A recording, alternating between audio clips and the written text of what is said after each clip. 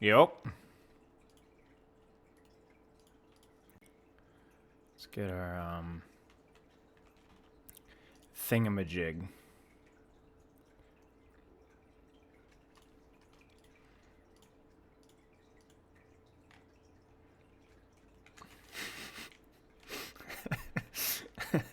The meme.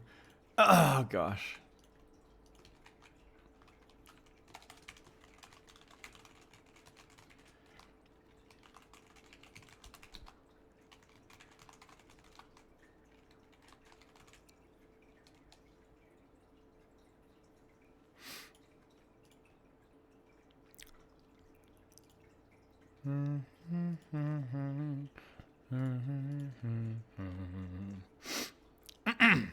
Hey, Terlens.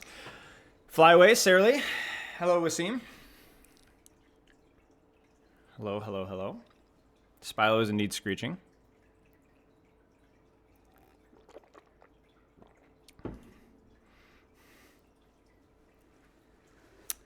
Because you guys are here early, you guys get to, not a big deal, but you guys get exclusive content. You guys ready for this one?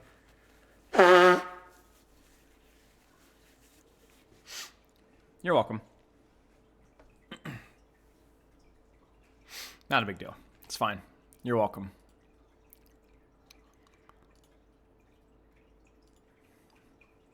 You're welcome.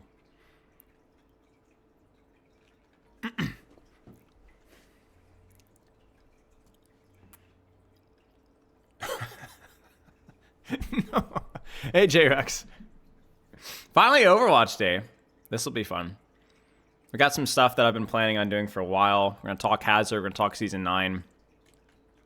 I think we got some Patreon PUGs later as well. Some random discussion. Why can I hear water? It's a cat feeder. Or cat watering hole. Hey, Vovo. Cats freaking love running water, man. My cats never drink water until we got them that. They freaking love it.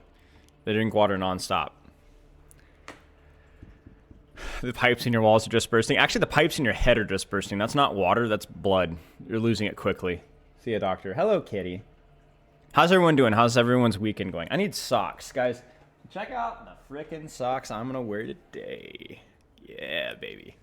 You gonna argue with people about his kit? What do you mean? It's a Hazard guide, so no. What are you referring to? Oh, Reddit? Give a frick what Reddit thinks. I do sometimes give a little bit of a frick.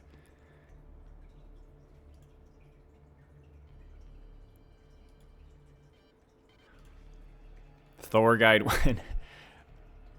Remind me later.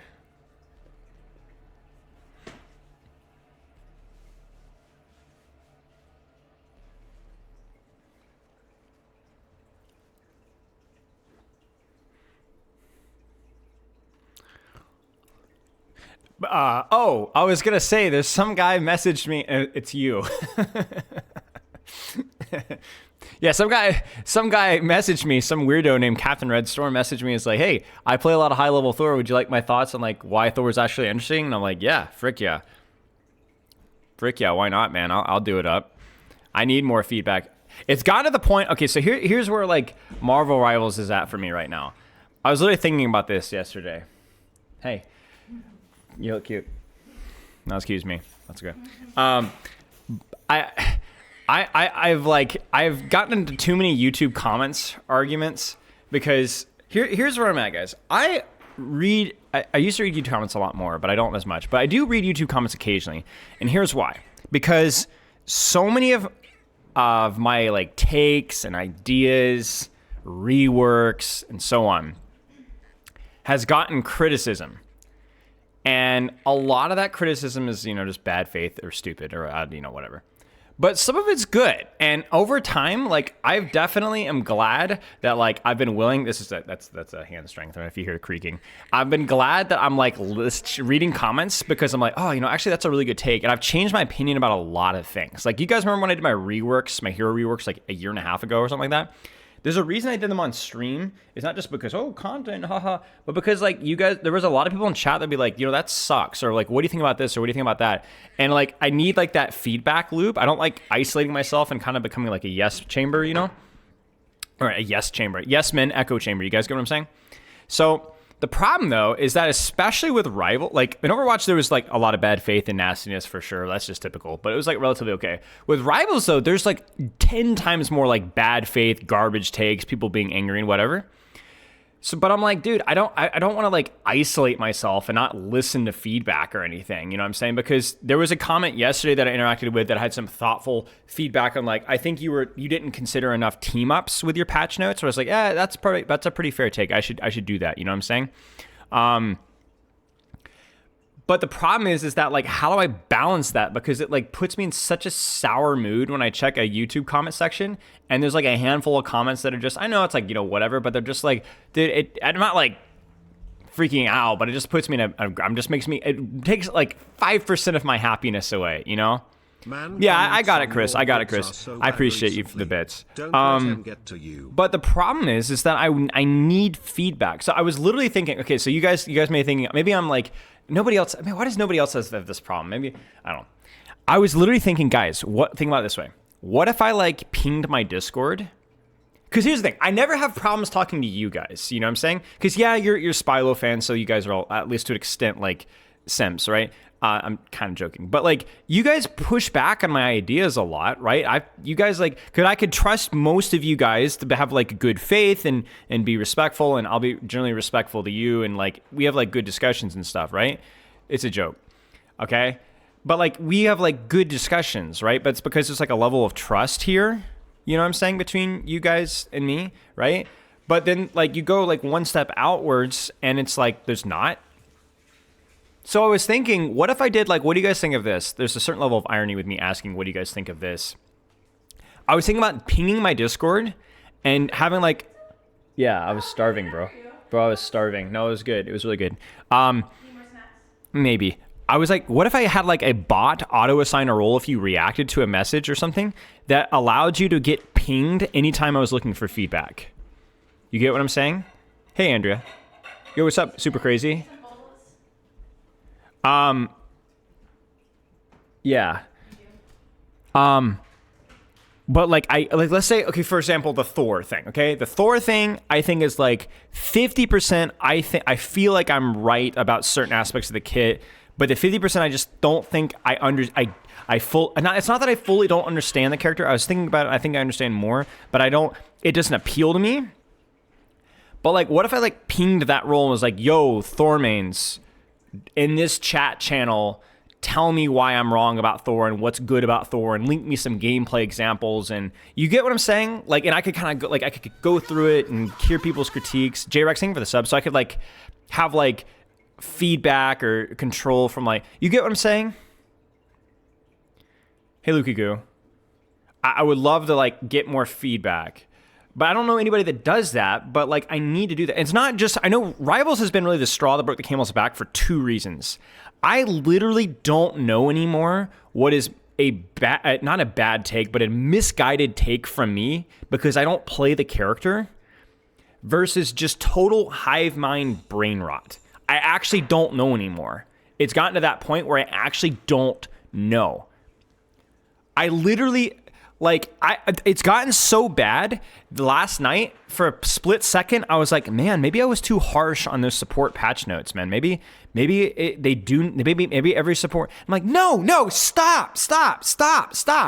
I've played so many other games with sustain, like MMOs and MOBAs and stuff. Like, sustain is, like, over sustain just makes everybody unhappy. Even, like... No, stop. Like, it's gotten so bad where I second guess myself on like the most generically low-hanging fruit. This probably is not good. But there's like, I don't know anymore, like whether to second guess myself because the game is different and versus like, no, this is just dumb. Because what happens is that you have situations where I legitimately don't understand, right? And then there's situations where people are so willing to like literally twist their brains to make Marvel Rivals make sense. I don't know. I actually don't know. Hey, Hottie. Yeah, Sustain got not giga buffed, but got buffed.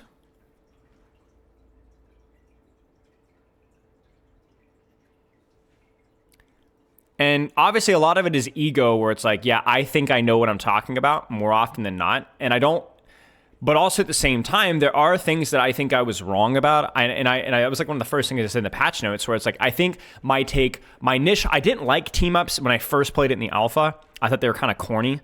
But then I'm like, yeah, they kind of encourage team play and they're generally pretty fun for the most part. So like, I think I was wrong, you know? But then there's some buffs and nerfs that just like, or some buffs specifically that just, they don't seem like they increase the fun of the character. They just make them more unfun to play versus, but then I'm like, man, I actually don't know. I know there are takes on Marvel Rivals that I think I'm wrong at. I just have to play the game more and shift my expectations. I think I'm wrong. I feel like I'm wrong about Thor. I really do. I feel like I'm mostly wrong about Thor. I think I'm partly right, but I think I'm mostly wrong about Thor. I think what else am I wrong with? I don't know. I didn't really criticize that much more, to be honest with you guys. That was surprised that, like, that's the other thing about those patch notes. I don't think I criticized that much. Just stick to Overwatch, more your speed. Yeah, I know who you are, Black Pope. I know who you are. See, you guys, I'm not stupid. I know who you are. I saw you during the Marvel Rivals debate. You're one of those people. You were simping for every single thing Marvel Rivals did, good or bad. I'm not saying that you're wrong with all of it, but I know who you are. I know from what perspective you're coming from. The Priest, thank you for the sub, thank you for the 18 months. I mean, my thing with Thor is I'm not saying that Thor is a perfectly designed character. I think it appeals to a certain niche, and if it gets you, it gets you. You get what I'm saying? You know? I just don't think I get it. Like, Hulk is another one for me. I played Hulk, you guys saw it. I like it. I didn't like it, but I got it. Like, I was like, all right, I understand. There's a lot of skill. The jump wasn't as bad as I thought it was because you can charge it and move at the same time. You get what I'm saying? So it's like, you know, that kind of stuff, fine. Team ups, fine. You know, I would say that I think one of the questions I have about team ups is how many of them are like more fun. Like, a lot of them just kind of feel like they're just there, and, you know, it doesn't really change a whole lot. Like, I remember playing Hulk and getting the Iron Man team up. I'm like, well, I don't get anything for that, to my knowledge. Like, you just kind of play the same character. So I think one thing that Marvel Rivals does with Tank that you have to shift your expectations for is that you do a lot more, but you do a lot less. Do you understand what I'm saying? Do you get what I'm saying? So I think that's where you have to be very careful about not overwatchifying tanks, where a lot of tanks are going to be propped up by heavier sustain, and you're going to have a lot more constant action, but you're not really going to get kills. You're not really going to force major CDs. You're just kind of applying pressure constantly. That seems to be a conscious design choice that I don't like, but I don't think that they're ever going to change it, and it does appeal to a lot of people, and so I can't put my opinions on top of that. It's a different game. But within that niche, you still have to ask, you kind of see what I'm saying? But the problem is that I think a lot of people will agree with me when I say that. But then when I say, hey, is buffing sustain more fun? Do we need more sustain to keep the tank health pools up right now? Oh no, you're criticizing Rivals. Stop shifting your Overwatch perspective on Rival. Bro. We're talking about the Rivals. Like, Rivals has so much more sustain than Overwatch. It's not even a comparison anymore. Okay, fine. But within Rivals, is that what you want?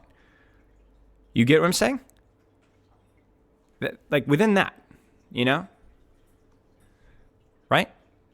Do we want to keep team ups? Let's love them. Keep them. Loves and kisses. Have my children. But okay. Well, like, could we pivot? I don't know. Okay, where this came from? Sorry. But like, could we have team ups that are like, there could be more team ups that like are more fun? Like, because you have all these Marvel Rivals kits that are super expansive and like complicated, and like I think that's like really cool. But like, then you get the team ups, and some of the team ups are just kind of there. Like, it's just free value. Like, you don't get to press. Like, I don't get to press any extra buttons. They just do more. You know. Whereas like a Rocket Raccoon team up, it's not my favorite as a Winter Soldier, but as a Rocket Raccoon, I kind of like it because I'm like, dude, I get to empower that guy. You know, you get to kind of choose. You know what I'm saying? So I feel like, within the team up niche, could we do more creative and like team ups that aren't just like this character does this more, Like would this team up change how you play the character a little bit? Or maybe like Namor's ice turrets just do more damage, but what if they were tankier but did less damage, or like they were they did the same amount of damage but were tankier, so you could put them on more aggressive. You guys get what I'm saying? Like, thank you very much.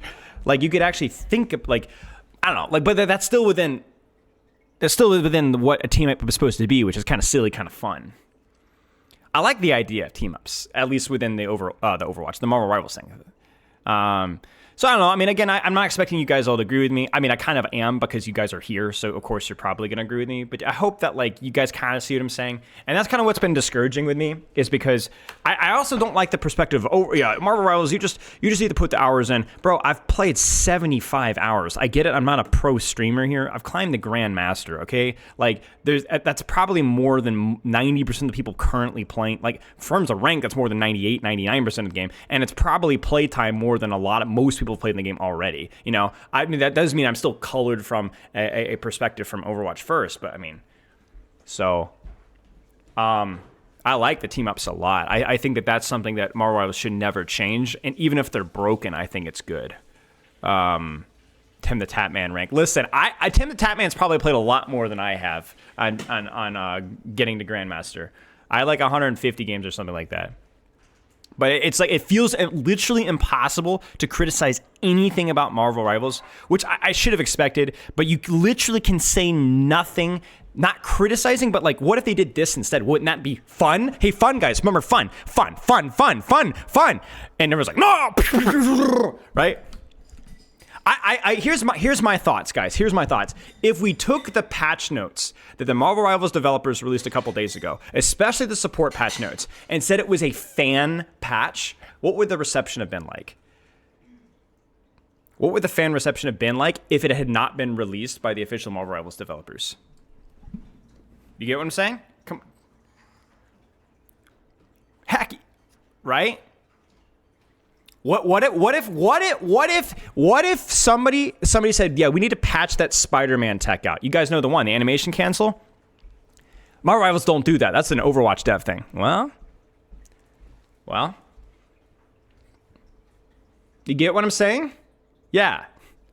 That's not a Marvel, and yet there they are. But it's fine because it's, so I don't think it matters that much right now, because right now there's new heroes, there's new content, and the game is still really fun. It's like, here's the way I look at it right now. It's like Marvel Rivals has a lot of good faith right now because the initial concept of the game is really cool, has a strong IP, has a lot of content, and there's a symbiotic, almost like there's like a symbiotic relationship between a good game and content. Content is good, so people play game. People enjoy game because they like game, but also because everybody else says game is fun, so it must be fun. So it's like, it keeps going. It's like how everyone says like Overwatch is like a garbage game because it's like the general impression, so they go into the game expecting it to be bad. You kind of get what I'm saying? Like that is a documented psychological phenomenon where everyone expects Marvel Rivals to be good, so they play it, right? But right now, like, we kind of have a situation where it's like it's such a social thing right now that literally Marvel Rivals will probably do no wrong for quite some time. But it's important for the long, because it physically cannot last forever. You cannot keep 300,000 people playing your game forever. Like it's just, at least not right now. Like, it's never been done before, right? You can't do it. At some point, a game slowly loses some of the hype. Gen Z attention span, insert here, but I think that's just generally true, Gen Z or not, right? So the question is as it starts to diminish, are we going to wish that we had made more fun things or patched less fun out early on? You get what I'm saying? The honeymoon phase is going to last for a long time, and the more content released, the longer the honeymoon phase is going to last. Like, the honeymoon phase is going to last a long time. I remember people saying, I mean, I wouldn't be surprised if a honeymoon phase lasts like a freaking year, guys. Like, it could last a long time. But that's not, but, at the same time, it's like,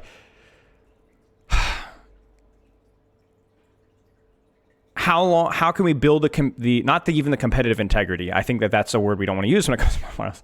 How can we keep the fun factor still at play that keeps people coming back over and over and over and over and over again, even when it isn't the hot new kid in the block? You get what I'm saying? Oh.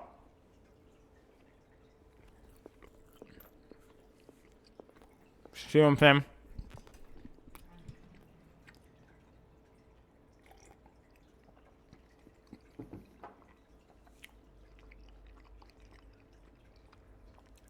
I'm not Spylo spinning. Special push-ups were like when I did like clapping push-ups and stuff a long time ago. I don't think they're a thing anymore.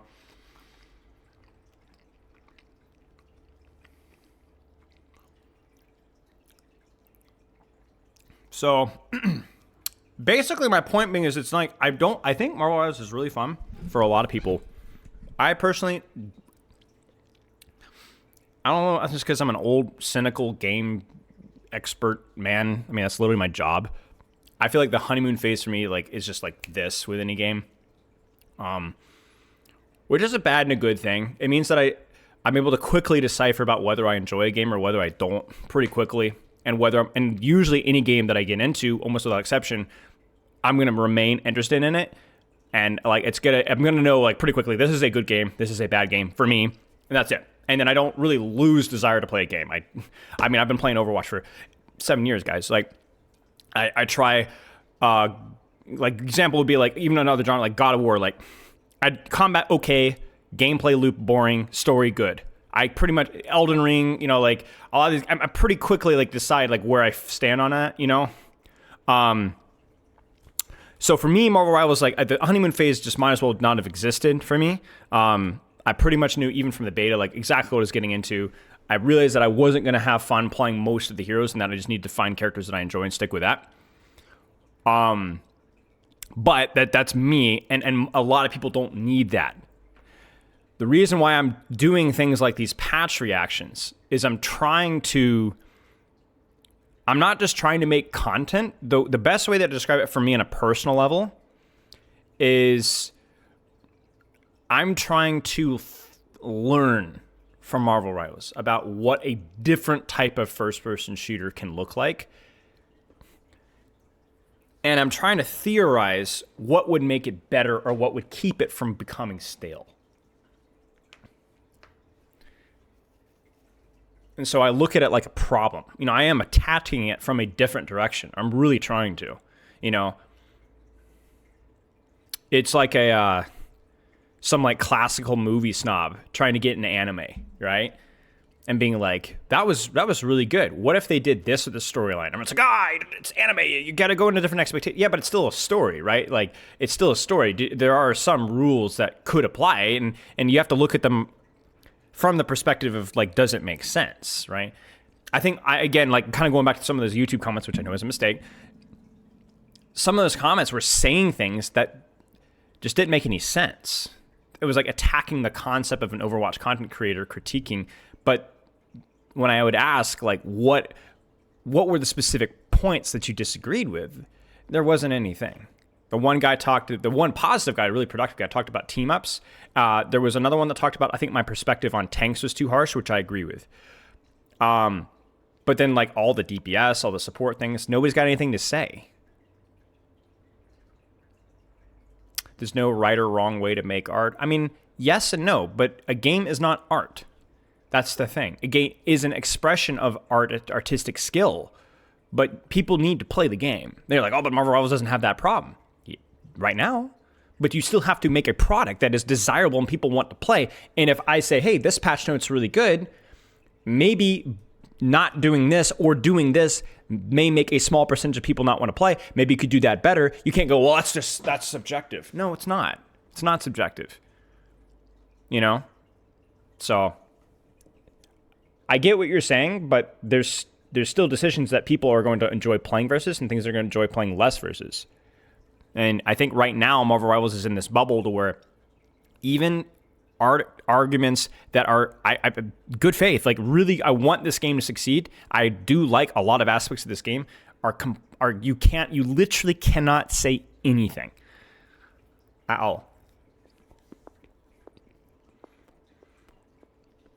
So it grows tiresome because it's not just about the criticisms for me. It's also because I genuinely want to learn more about this game. I want to understand this game better, and I can't even have an honest conversation about it. Sorry for chewing. The only conversation I actually had was with Samito and Avril and Frito. or Samito and Frito really love this game, and I could have like honest and like good faith discourse with them and like change my opinions, you know? Yeah, I enjoy playing Magic. Magic, good. I freaking love Winter Soldier. I mean, I've said it a million times. I just have so much fun playing Winter Soldier. I like Mantis. I think she's way OP, but I like the game. I think the gameplay loop is kind of interesting. I got her! River, thank you for the sub. But yeah, I mean, it's just like I'm being confronted with like a big psychological social phenomena, and I'm like trying to fight the tide, and I'm just getting beaten up.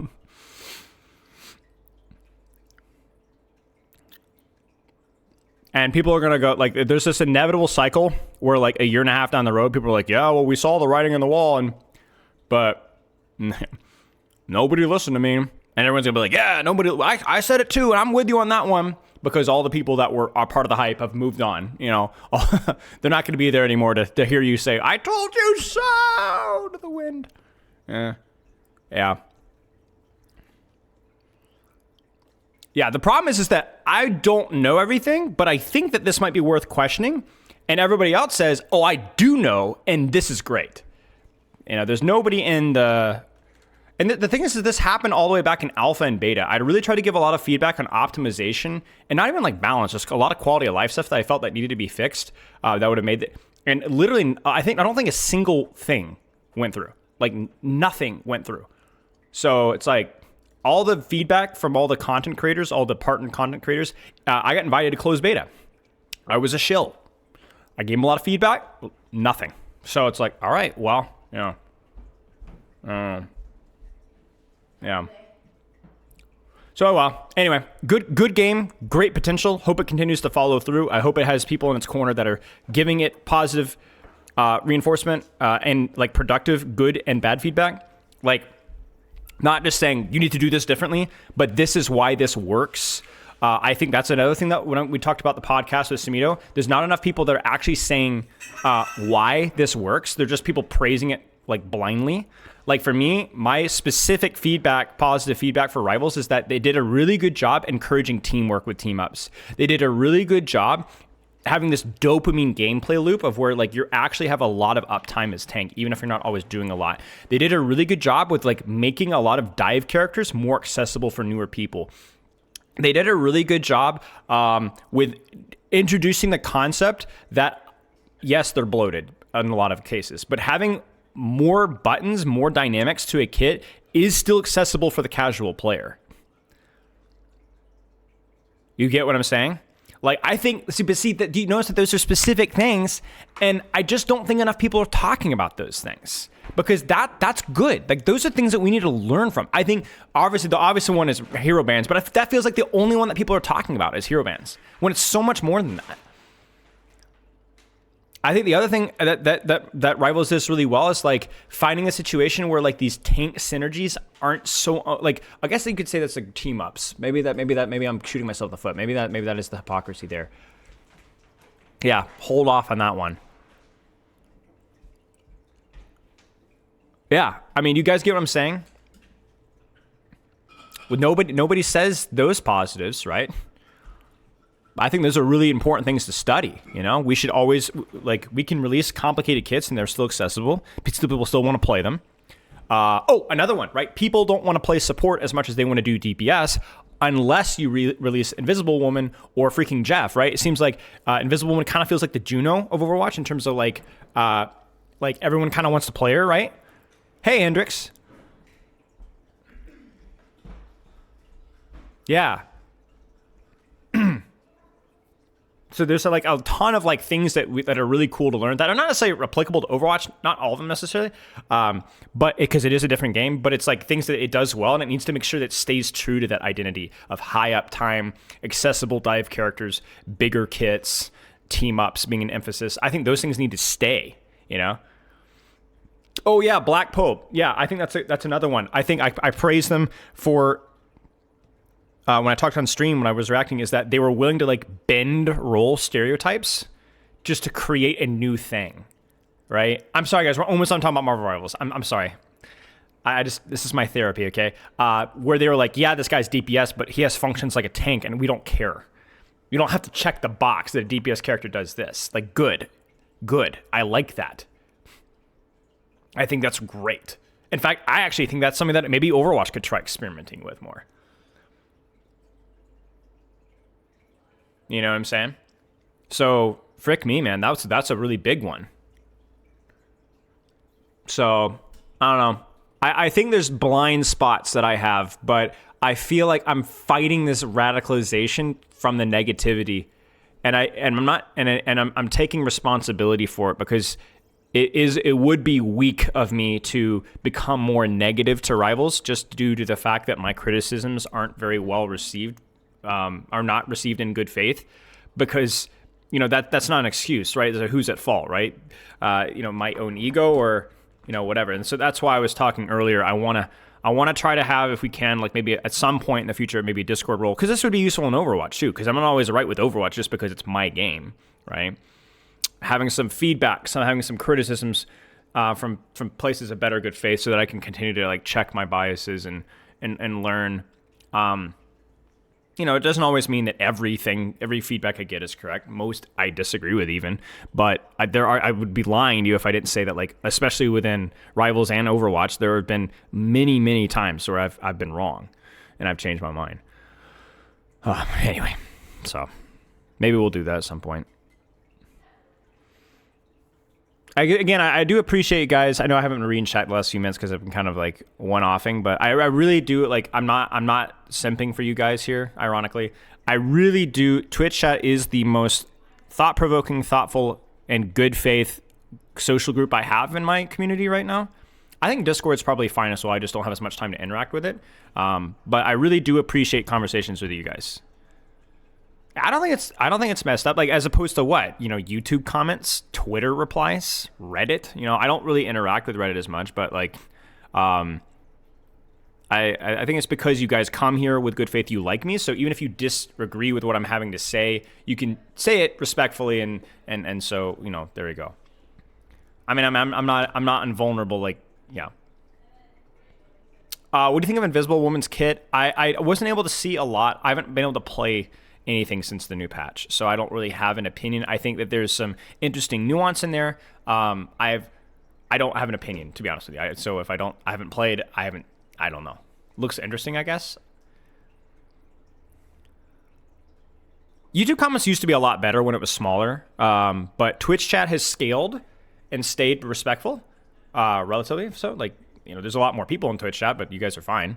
YouTube comments, not so much. Not so much. And even going back to Overwatch, I think, still a problem. Thanks, Black Pope. I appreciate it. I appreciate the kind words. Yeah. Is there any hope for them addressing the sustain? I don't think so. I really don't think so. I think the sustain part of it is also, to an extent, feels necessary because of the amounts of damage that they do have in the game. I'm curious to what extent it's necessary. But it definitely seems like a conscious vision. So I don't think that that's going to go anywhere. So maybe my question would be like, can we kind of keep sustain can we make sustain a little weaker and maybe buff certain aspects of the utility? I don't know. I actually don't know. But in terms of like, so it will never be Overwatch levels of sustain, which sounds crazy because Overwatch is like, oh, sustain. It's not, right? At least comparison to Rivals, it's not. Like, I mean, even like, think about like what was Jeff's solo target, like 120 healing per second, 130 healing per second. It's like double Mercy, right? Maybe they get enough criticism and they nerf it down a little bit, but it will still sustain. Will still, I think, will always be a aspect of Rivals.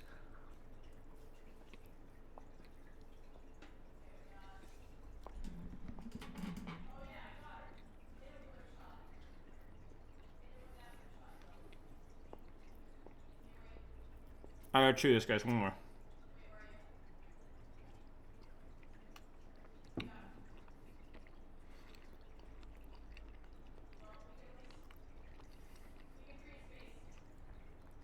What's a cauterize mechanic? What is that?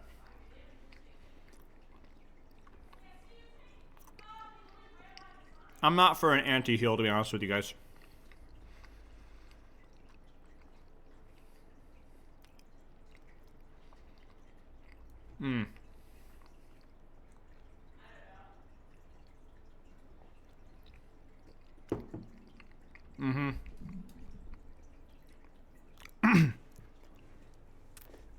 Yeah, I'm not for anti-heal. Always feels like a band-aid solution that introduces a hero as being a solution.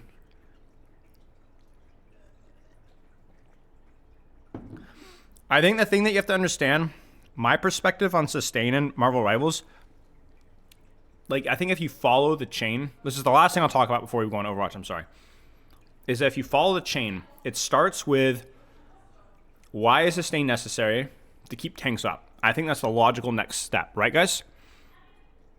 Right? Sustain on DPS or supports doesn't feel as necessary. I mean, it definitely feels useful, but like more like utility. They have mobility, they have defense. It feels like it has to keep tanks up. So then you ask yourself, okay, then why do tanks have to be kept up? And I actually think there's two reasons why.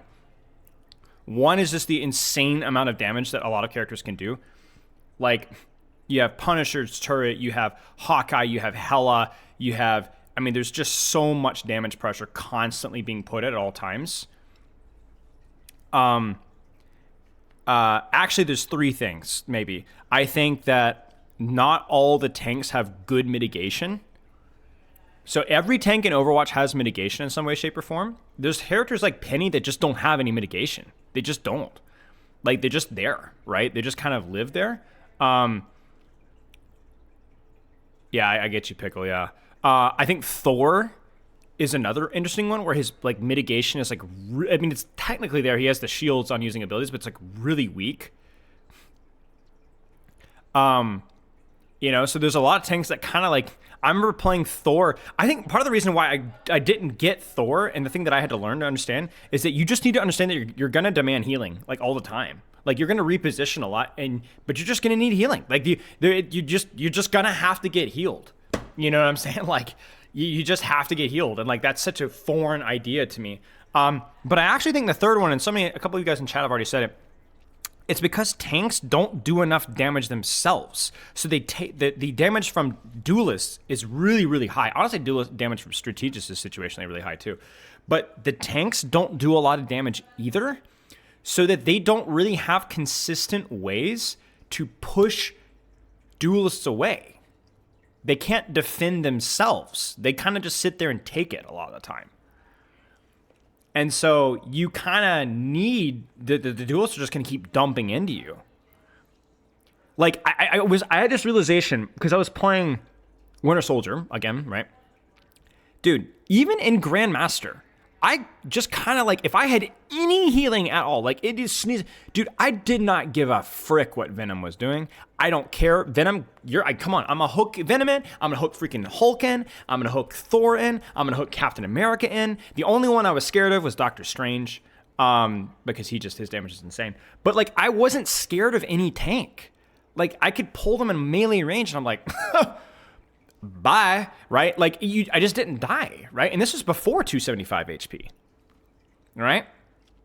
You just didn't die. You just could get in their grill and beat them up, you know?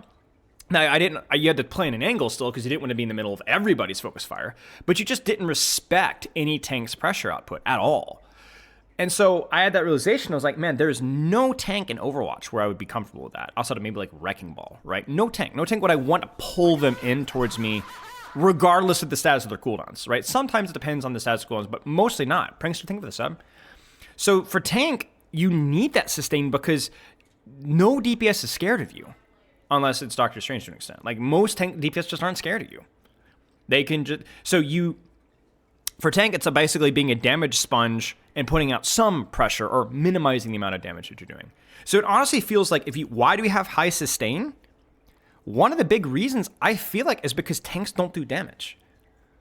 And so there isn't a lot of threat. There isn't a lot of respect. And so then the duelist dumps on them. And so, you know, it feels like because we have tankier or MMO style, like lower damage output tanks, you also need MMO style healers, if that makes sense. I don't think that's the only reason why. I do think a lot of duelist output of pressure is really high, even compared to their Overwatch comparisons. But, you know, and I don't think I know how that's going to age. I think that's being phrased right now as a criticism, but I don't know if it is. I honestly don't know. Because the good news is that, okay, so here's the thing. Do you want to know why tanks in Overwatch have so much lower downtime than tanks in Marvel Rivals?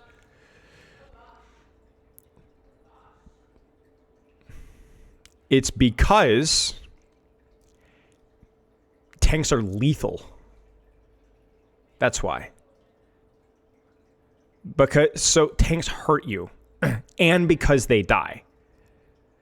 Whereas tanks in Marvel Rivals trade their lethality and their downtime for a lot more uptime, but they don't do as much during that uptime, right? So it really feels like a conscious decision of like you're constantly pressing buttons, and that's what makes tanks fun and Marvel Rivals. Whereas in Overwatch, you're not constantly. In fact, this is very relevant to what we're about to get to soon, which is the hazard guide, where you're not constantly pressing buttons, but when you do, it matters.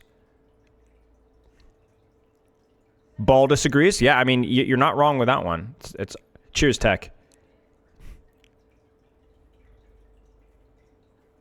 How is it that these bullet sponge tanks are generally more fun to play the tanks in Overwatch? And generally, Chris, I think it's just a question of uptime, right? Like, you do a lot of things constantly, right? Constantly. Yeah, a little bit like Orisa, yeah. You're just constantly doing things with Marvel Rivals tank. There's like a lot more uptime. I mean, honestly, that's why Roadhog is really popular. You guys are ready for the spicy take? The reason why Roadhog, whenever he's even remotely playable, is the default tank to swap to when you're mad or you just want to play the game for fun. For a lot of tanks anyway, is not necessarily because of Hook is being amazing. It's just because you can kind of constantly do things. Always, like you just shoot and you just kind of keep shooting and you keep shooting, and yeah, you're feeding ult charge, and if you don't hit your hooks, you can feel like you're doing a lot, but you're not actually doing a lot. But it feels good, right? And I think Marvel Rivals really taps into that. You're always doing something. I don't think comparing it to Orisa as a whole is really fair. Marvel Rivals even has high uptime dive tanks. You know, you look at like someone like a Captain America or Venom, and so on. You know, even Hulk to a lesser extent. There's a lot of doing things. I don't think that that's necessarily a bad or strategically inferior choice, you know? It's just different.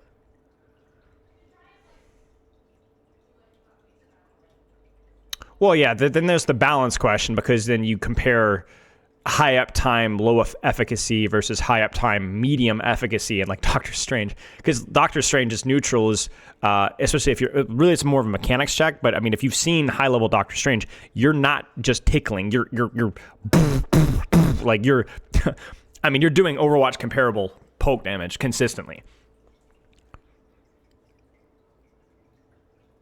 You know, so you can just burn people. Ads, all right. I'll wait. I'll wait.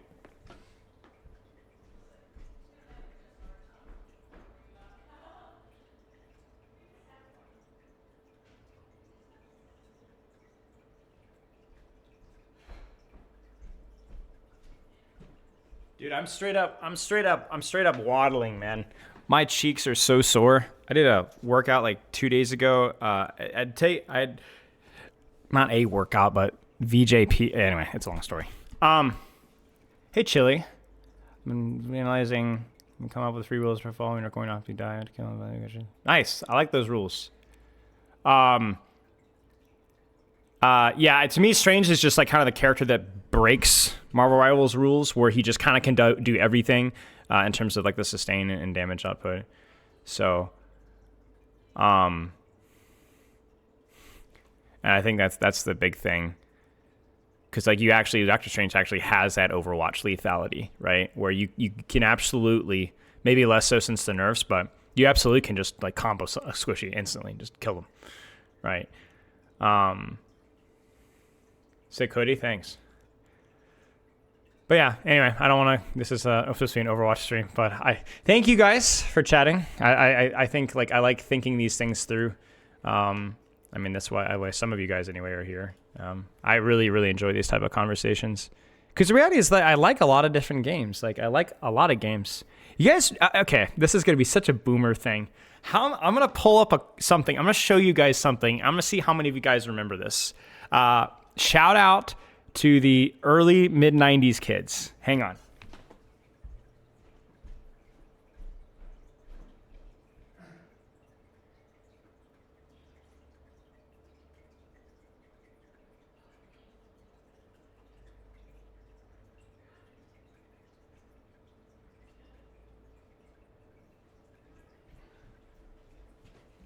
All right, I'm back.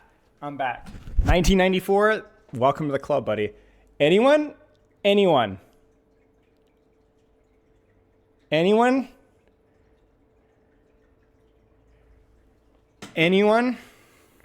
Did I unlock like any nostalgia from anybody in chat?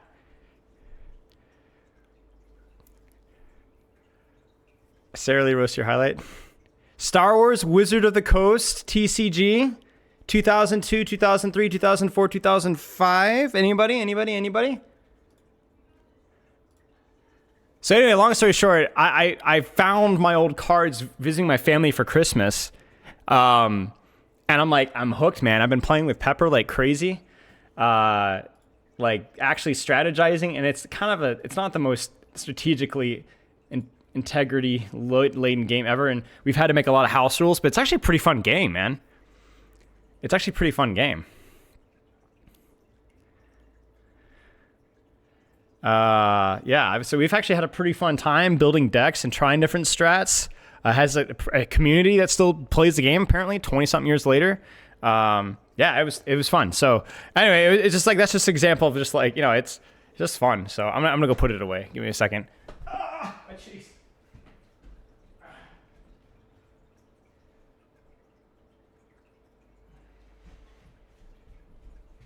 Okay, let's check out this Sarah Lee highlight and let's get into our hazard guide here. Did I play XCOM 1 or 2? I don't know. Yeah, I'm working on the sleeves, guys. Please be nice. I'm not. I was a kid, man. You know what I'm saying? Oh no, Sarah Lee, why did you do this to me? No, dude, I was so tired. I didn't sleep, dude. I was so tired. I'd been playing like and coaching all day. No, please. I have like I don't play Jeff, dude. I'm not even sure if the tech with the speed is worth it. I didn't even heal myself. I ran out of bubbles. Oh no. I started to heal you first. That pretty much tells you all you need to know. Look at this. I start to heal and I'm like, what am I doing? Oh no. Dude, come on. Dude, I mean, look, you gotta, I was trying to use what the kit gave me, you know, like I'm not gonna win the heal bot war there. And by the way, we won that game. I'll have you know, we did win that game.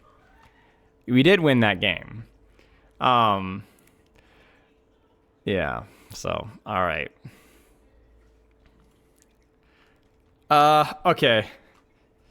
Yeah, it was not the best execution. You can hit Celestial? Probably. Good luck to you, mate. Let's talk hazard. I want to quickly scroll through my pinned replays to see if there's any good ones, because you guys know the routine. When I do a guide, I like to have a section at the end where I review myself. These are all pretty old. I did not do okay. I was so tired that day.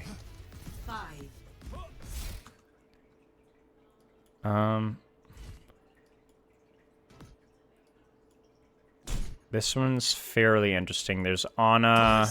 Oh, I think I did pretty well this one, and it's got some CC that we could probably talk about. I remember that one faintly, and then Dorado was a bit of a stomp. But let's see if. Why did I pin this one? No, there's not a whole lot to say about the nerfs. They're on the right topic, or the right. They definitely, I think, nerfed the right things. The anti-fun things. Or whatever. I hate using that term. So let's maybe just do Samoa. let's do Samoa, because it was a challenge, because they definitely had some CC for me. Yo, Ralph, thank you for the raid, mate. What's up? Did I do a guide with Cager? No. Cager reached out to me, and I just didn't have the time for it, to be honest with you.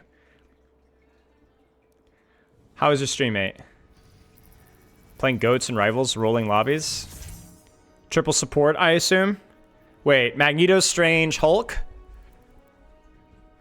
Would that be the play? Has to be, yeah. Magneto, Strange, Hulk. I don't know how Invisible Woman is, but it has to be a Mantis in there, yeah? Oh, Fantastic? Fantastic has broke the game? I don't even want to know. I don't care. What were the supports? Mantis? That's crazy. So it would be Mantis, Invisible Woman, frick, I don't know, Luna Snow, Adam.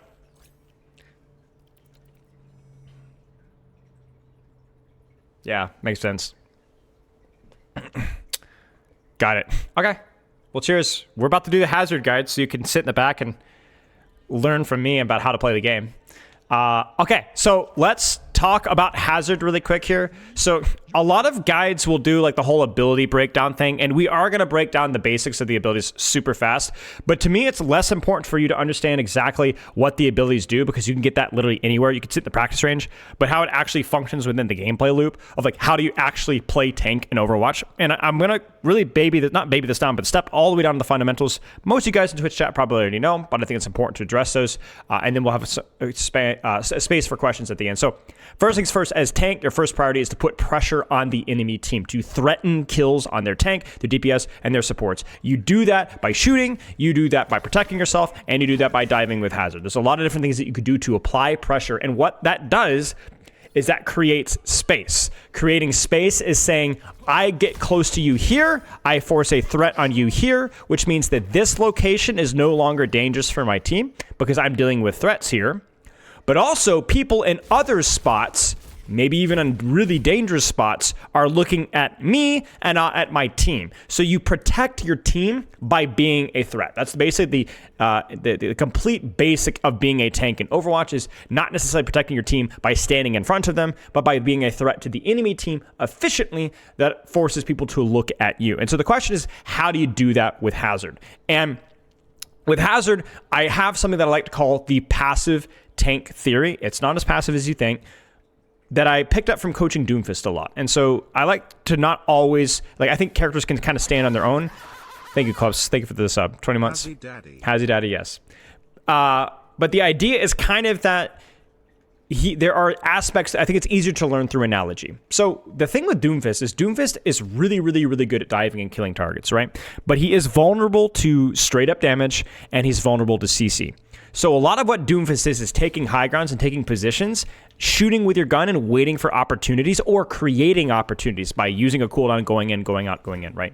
But you're always doing so from a really powerful position, not necessarily going all in every single dive, okay?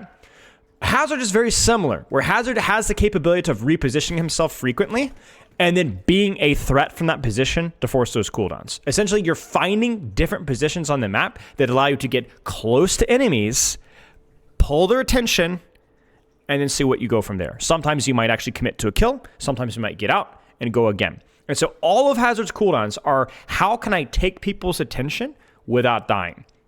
Let's start with the number one thing, which is going to be his passive wall climb. I mean, this one's pretty self-explanatory, but you could use it essentially to reposition in a lot of spaces that other tanks can't go, especially when you use it with conjunction with your jump. You can wall climb, you can jump, and then you reset your wall climb. So for example, I can't quite make this jump, but I jump, and not only does that actually make it to the top, but check this out. Let me actually do it here so I can show you guys. You could wall climb, jump, and then you could wall climb again. And that's something that other wall climb characters cannot do. So you actually use the jump to reset your wall climb and get crazy with it. You can even use your wall climb. You could throw your wall and climb off of your own wall, which gives you different angles and different positions. But essentially the wall climb is what allows you to take different positions around the map. And also, versus a lot of melee characters, it allows you to live off of dives. So what I'll do a lot of times is I'll go for a dive, like let's say I'm playing versus a Reinhardt. I dive backline. Reinhardt turns on to pin me. Nope, just kidding. I jumped and juked over the Reinhardt. Happens all the time. So wall climb can set up, disengage, take different positions, and use it in conjunction with your shift. Shift is the big one. I mean, really, shift is the everything when it comes to Hazard. Without his shift, the character just doesn't exist, which is your ability to lunge around the map in multiple different directions. Now, you can go straight up, you can go laterally. Unlike Winston's jump, there's no real reason to look high with it. You could pretty much just look straight forward, and that will send you at the full distance. But you can use it to take high ground, you can use it to dive people, and when you dive, you are put into a slash option animation where you can use your shift or your melee button, I don't know what for console that would be, and just do a damage slash onto a target. And it does pretty good damage. I don't know exact number of chat, maybe it's like 90, something like that. And you can also combo this with your weapons. So you can use all of your abilities while you're jumping. You can use your block, as in your wall, I should probably say, not your block. You can use 80 damage, gotcha. You can use your block. You can use your gun, so you can actually shoot while midair. And about the only thing you can't do is melee, because melee will do the normal slash thing. So you'll lose your slash if you melee there, and it will cut your jump forward. But you could use all your abilities. And this is really important because one of the downsides of using this to go in instead of just to reposition, and this is where we're going to transition to our next ability, is that during a dive, you might get shot, or you might get slept, or anti-nated, or booped, or hooked, or anything, right? So the concept of Hazard, the limitation of Hazard, like Doomfist, is how do I set up this dive without getting shot or CC'd?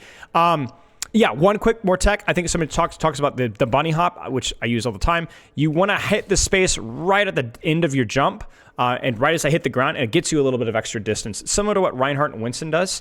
Now, initially, I thought that this tech wasn't very good because I thought it kept my jump on cooldown, but actually, the second that you press jump, it starts to recharge the next cooldown, so there's no reason not really to do it. And that's really important because it allows you to save your slash. Like say, I can't quite reach, bunny hop, bam.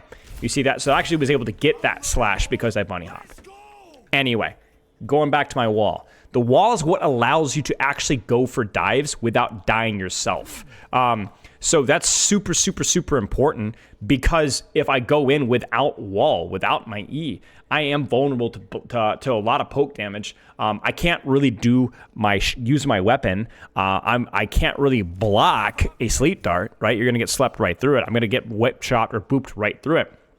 So how do I dive a target with CC? And this is where you could do things like this, right? You can use your weapon, and yeah, you might lose your slash, but at least you got the block off. And see, then now that I have the block, the wall up, I can actually use that wall to dance and juke and hide and climb up and over and shoot over their head. I can climb up and over and shoot. And yeah, if I get slept here, it's still problematic, but at least it's better. I have a little bit more cover, a little bit more safety. And so what wall is what enables you, more so than really any other part of your kit, to go in deep off of those slashes, to go in deep off of those dives. So everything about wall is like not just about doing wall like May wall, split tank and shoot tank. I see a lot of people using it that way. Sometimes it's okay. But if you ever want to go in, you really need wall to be able to do so. The other thing that wall can do in that aspect as well is it's what allows you to actually secure kills off of your dive. So maybe I go in for here. I could, assuming this isn't a 200 HP target, I could actually use that wall to cut off their escape. Does, what is it, chat? 40 damage, 50 damage? You would think I know these things. But it does that extra bit of damage while also cutting off from the direction that they normally want to run away. So if I'm engaging from here, they're probably going to want to back up. So I'm going to wall behind them. And heck, if you get the verticality, if you get high enough, you can actually wall, shoot, and slash. So you could get literally, you can have your cake and eat it too. Like I think if you get high enough with your jump, you can literally use like every ability in the game. You can shoot, you can do everything. Okay, so wall can be used for resource split. Like you can cut off people from escaping. You can cut off the tank. You can use yourself to go in for a dive. And there's one more really important use of wall. Now, if you're feeling a little bit overwhelmed, that's both a bad and a good thing. The bad side is that, you know, it's there's a lot to this character. There's a lot of exceptions and a lot of rules. The good news is that you don't have to understand all these things to understand the character. But from my perspective, the reason why it's good, more so than anything else, is that there's so many nuances. There's so many dynamics. There's so many, well, you use it like this, except, use it like this, except. And so there's a lot of choices. And we'll talk about how to make those choices later on. But one of the things that wall does, and this one is really, really important, very underrated, is it's what allows you to control a different angle or lane that you're being shot from. So like, let's say I am shooting these guys here, and there is a sniper that takes this sight line here and starts to shoot me from here. I'm not planning on going for a dive. So I don't need the wall to secure that dive. There's no tank pushing they need to split off. All this does is say, you're shooting me from here. No, you're not.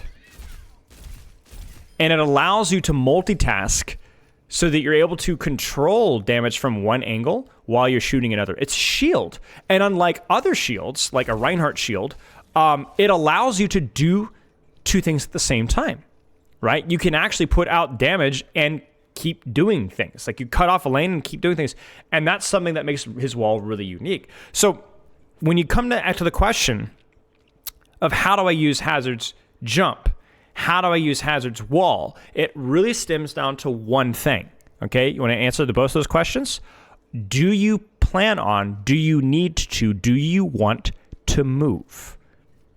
And if the answer is no, well, then you don't really need the dash to go in deep. You don't really need the wall to enable a dive. You can kind of just use it for a resource split or to shut down somebody shooting from a different lane. But if the answer is yes, well, then you're going to need that jump. Or you're going to need that wall to go in. And so that can really help your decision making. Final cooldown with Hazard, and it's generally one of the easier ones, but it is one of the ones that is very important to manage, is your block. Now, this has been recently nerfed. There will probably be some continual changes to this, but as of now, it does a decent amount of DPS. Think like Moira Suck level of damage. And it blocks, 60, 65%? This number will change, so I'd recommend checking the Wikipedia. And damage in a 180 cone. So it's not, you see the cone? That's just the cone for your damage. The cone for the blocking is 180 degrees. So even though I'm not doing damage to this bot, if he were to shoot me, I would be taking a reduced amount of damage, 65%, okay. Now, a lot of you guys are like, oh, it's easy. You can block on frontline trades. Yeah, situationally. You could do it to just block damage. Yeah, situationally. You could block it when you're low. And the answer to that one is no. No, you need to avoid blocking when you're low because you've already lost your armor. One of the things, my personal probably biggest error when I was learning Hazard on the way to Masters was waiting too long to use block. If you mess up your positioning and you're a little out of position, or you go, oh, I shouldn't have peeked that, just use your block. Just use your block. It is a way to preserve your HP to keep it close to full.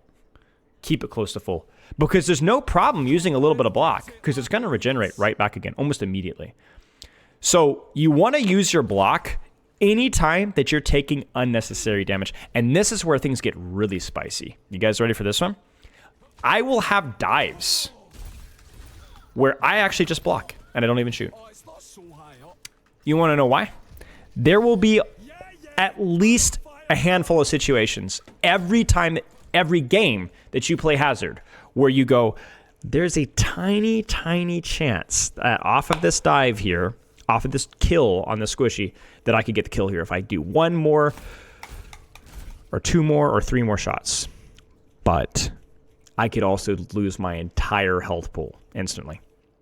So there are situations frequently where you're going to look at this and go, man, I could get this kill, but I could also take a lot of damage and I don't know if I'm going to. So instead, I'm just going to block.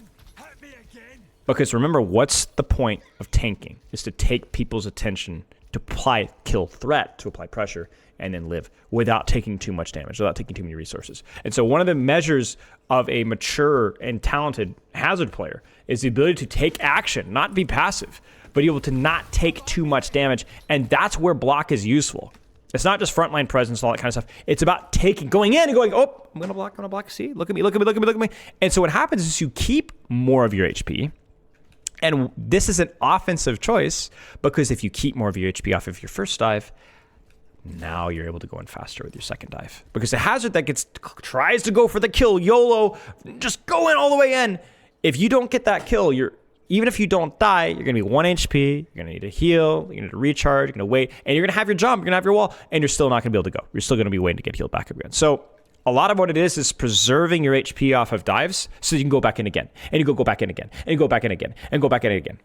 Over and over and over and over again. Right, jump on cooldown is really low. It ends up being effectively only around, it is only 5 seconds, but like once you get the bunny hop and the action of jumping, it's often only like 4 seconds.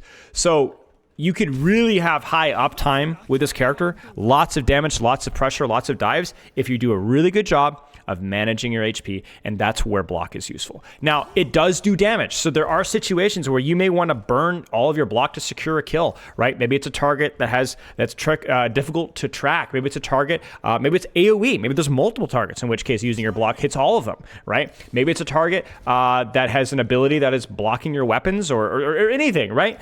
It also reloads your weapon. Maybe you don't want to reload, so that's another little tip there. You look at the reload in the bottom right. So there's a lot of ways you can manage it with your weapon. But the reality is that the most important thing with block is to manage the amount of damage that you're taking so that you can keep going. Keep going. Is Hazard not good at holding an angle? He's excellent at holding an angle. Excellent at holding an angle. That whole passive tank theory of taking whatever position and being patient, we're going to talk more about that in the replay code in a second. Last thing we're going to talk about with Hazard, we talked about a lot of his shift. I don't think I forgot anything, right, chat? Did I forget anything? I think we just got to talk about ultimate. It shouldn't go through deflect. That was a bug in beta, but it shouldn't go through deflect. I gave some feedback on that, but it shouldn't go through deflect.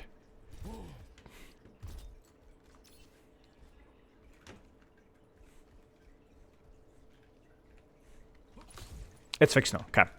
All right. Last thing is the ultimate, and this one is, I think a lot of people get this one a little bit wrong because it is very powerful. It is a root. It's awesome.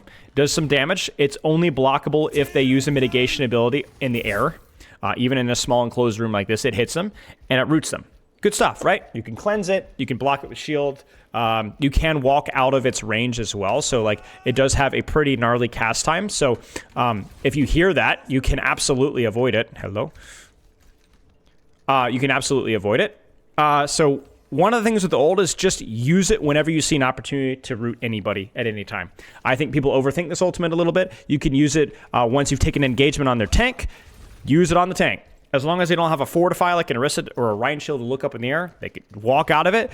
You could force a lot of cooldowns. Totally fine. Get an opportunity to go for a backline. Got an opportunity to catch a squishy with it. Go for it. Get an angle or a lane where you can hit a couple of people. Go for it. Don't overthink it. There's a lot of ways that you could use the ultimate. There's almost no wrong way to use the ultimate. The only thing I would say is that if there's anything like a Life Weaver grip or a Kiriko Suzu or like a Ryan shield that looks up straight in the air, it's generally not a good cooldown trade. So you kind of want to just play normally until you see an opportunity mid-fight. But if they don't have those cooldowns, so just cancel it. It's totally fine to just use it really whenever on whatever. Edog, thank you for the sub. 3 months. Tier 2 as well. Thank you, mate. Enjoy your badge. :D. His wall projectile does not go through shields. It's a bug. It only happens very rarely. I've only seen it happen in my games a handful of times. It does not go through shields. If it's a bug. It doesn't. It only happens very rarely. Yes, Sigma can absorb it. It can be matrixed, and yes, yes. So I guess that's one other point about the wall is that, yes, it can be matrix, it can be shielded, it can be deflected by Genji. It does everything. Also, you could do it, I guess we should point this out, you can wall climb on it, you can reset your wall climb on it, you can basically permanently hold verticality. These little niche things I don't generally go in as depth in my guides, but I will say one thing is you can apply it different locations like that. There's a couple of settings. I know there's a Crondop setting. I just don't care. Everyone's going to be, I know there's somebody in my YouTube comments going to be like, well, there's this tech that you forgot about. I just don't care. How do you play the character? What's going to actually make you play better and rank up? Last thing I'll say with Ultimate is really the thing that I think everyone gets wrong with this Ultimate, which is when you root somebody, don't just immediately think that you could do whatever you want. I mean, they still have their weapons and their abilities. Oftentimes, the rooting and the damage from the rooting and the follow-up from your team is good enough to force the CDs or to get the kills.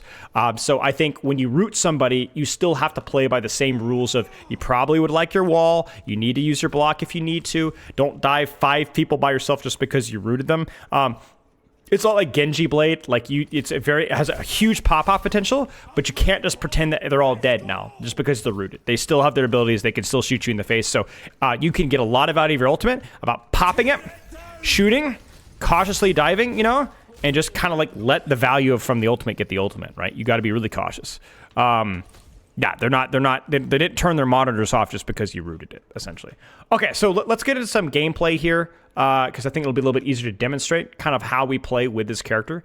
So it's all about short range, applying pressure, repositioning, short range pressure, repositioning, short range pressure, playing resource splits, threatening dives, and so on.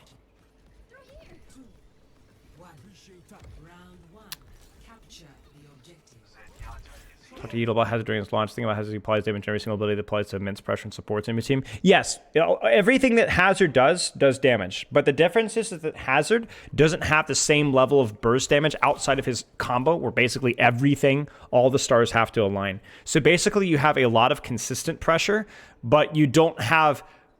he doesn't have the same primary fire, like obliteration, like a high charge Zarya would have, or like a Reinhardt swinging into your backline, or something like a Roadhog hitting a hook. So the combo is just a little bit less consistent. I wouldn't say he's a Juno of tanks. I do think he's spikier than Juno, pun intended, actually. But yeah. I think if you nerfed his burst, you would have to do a lot of other things with the character. I'm against nerfing his burst, frankly. I think the lethality of the burst has to remain.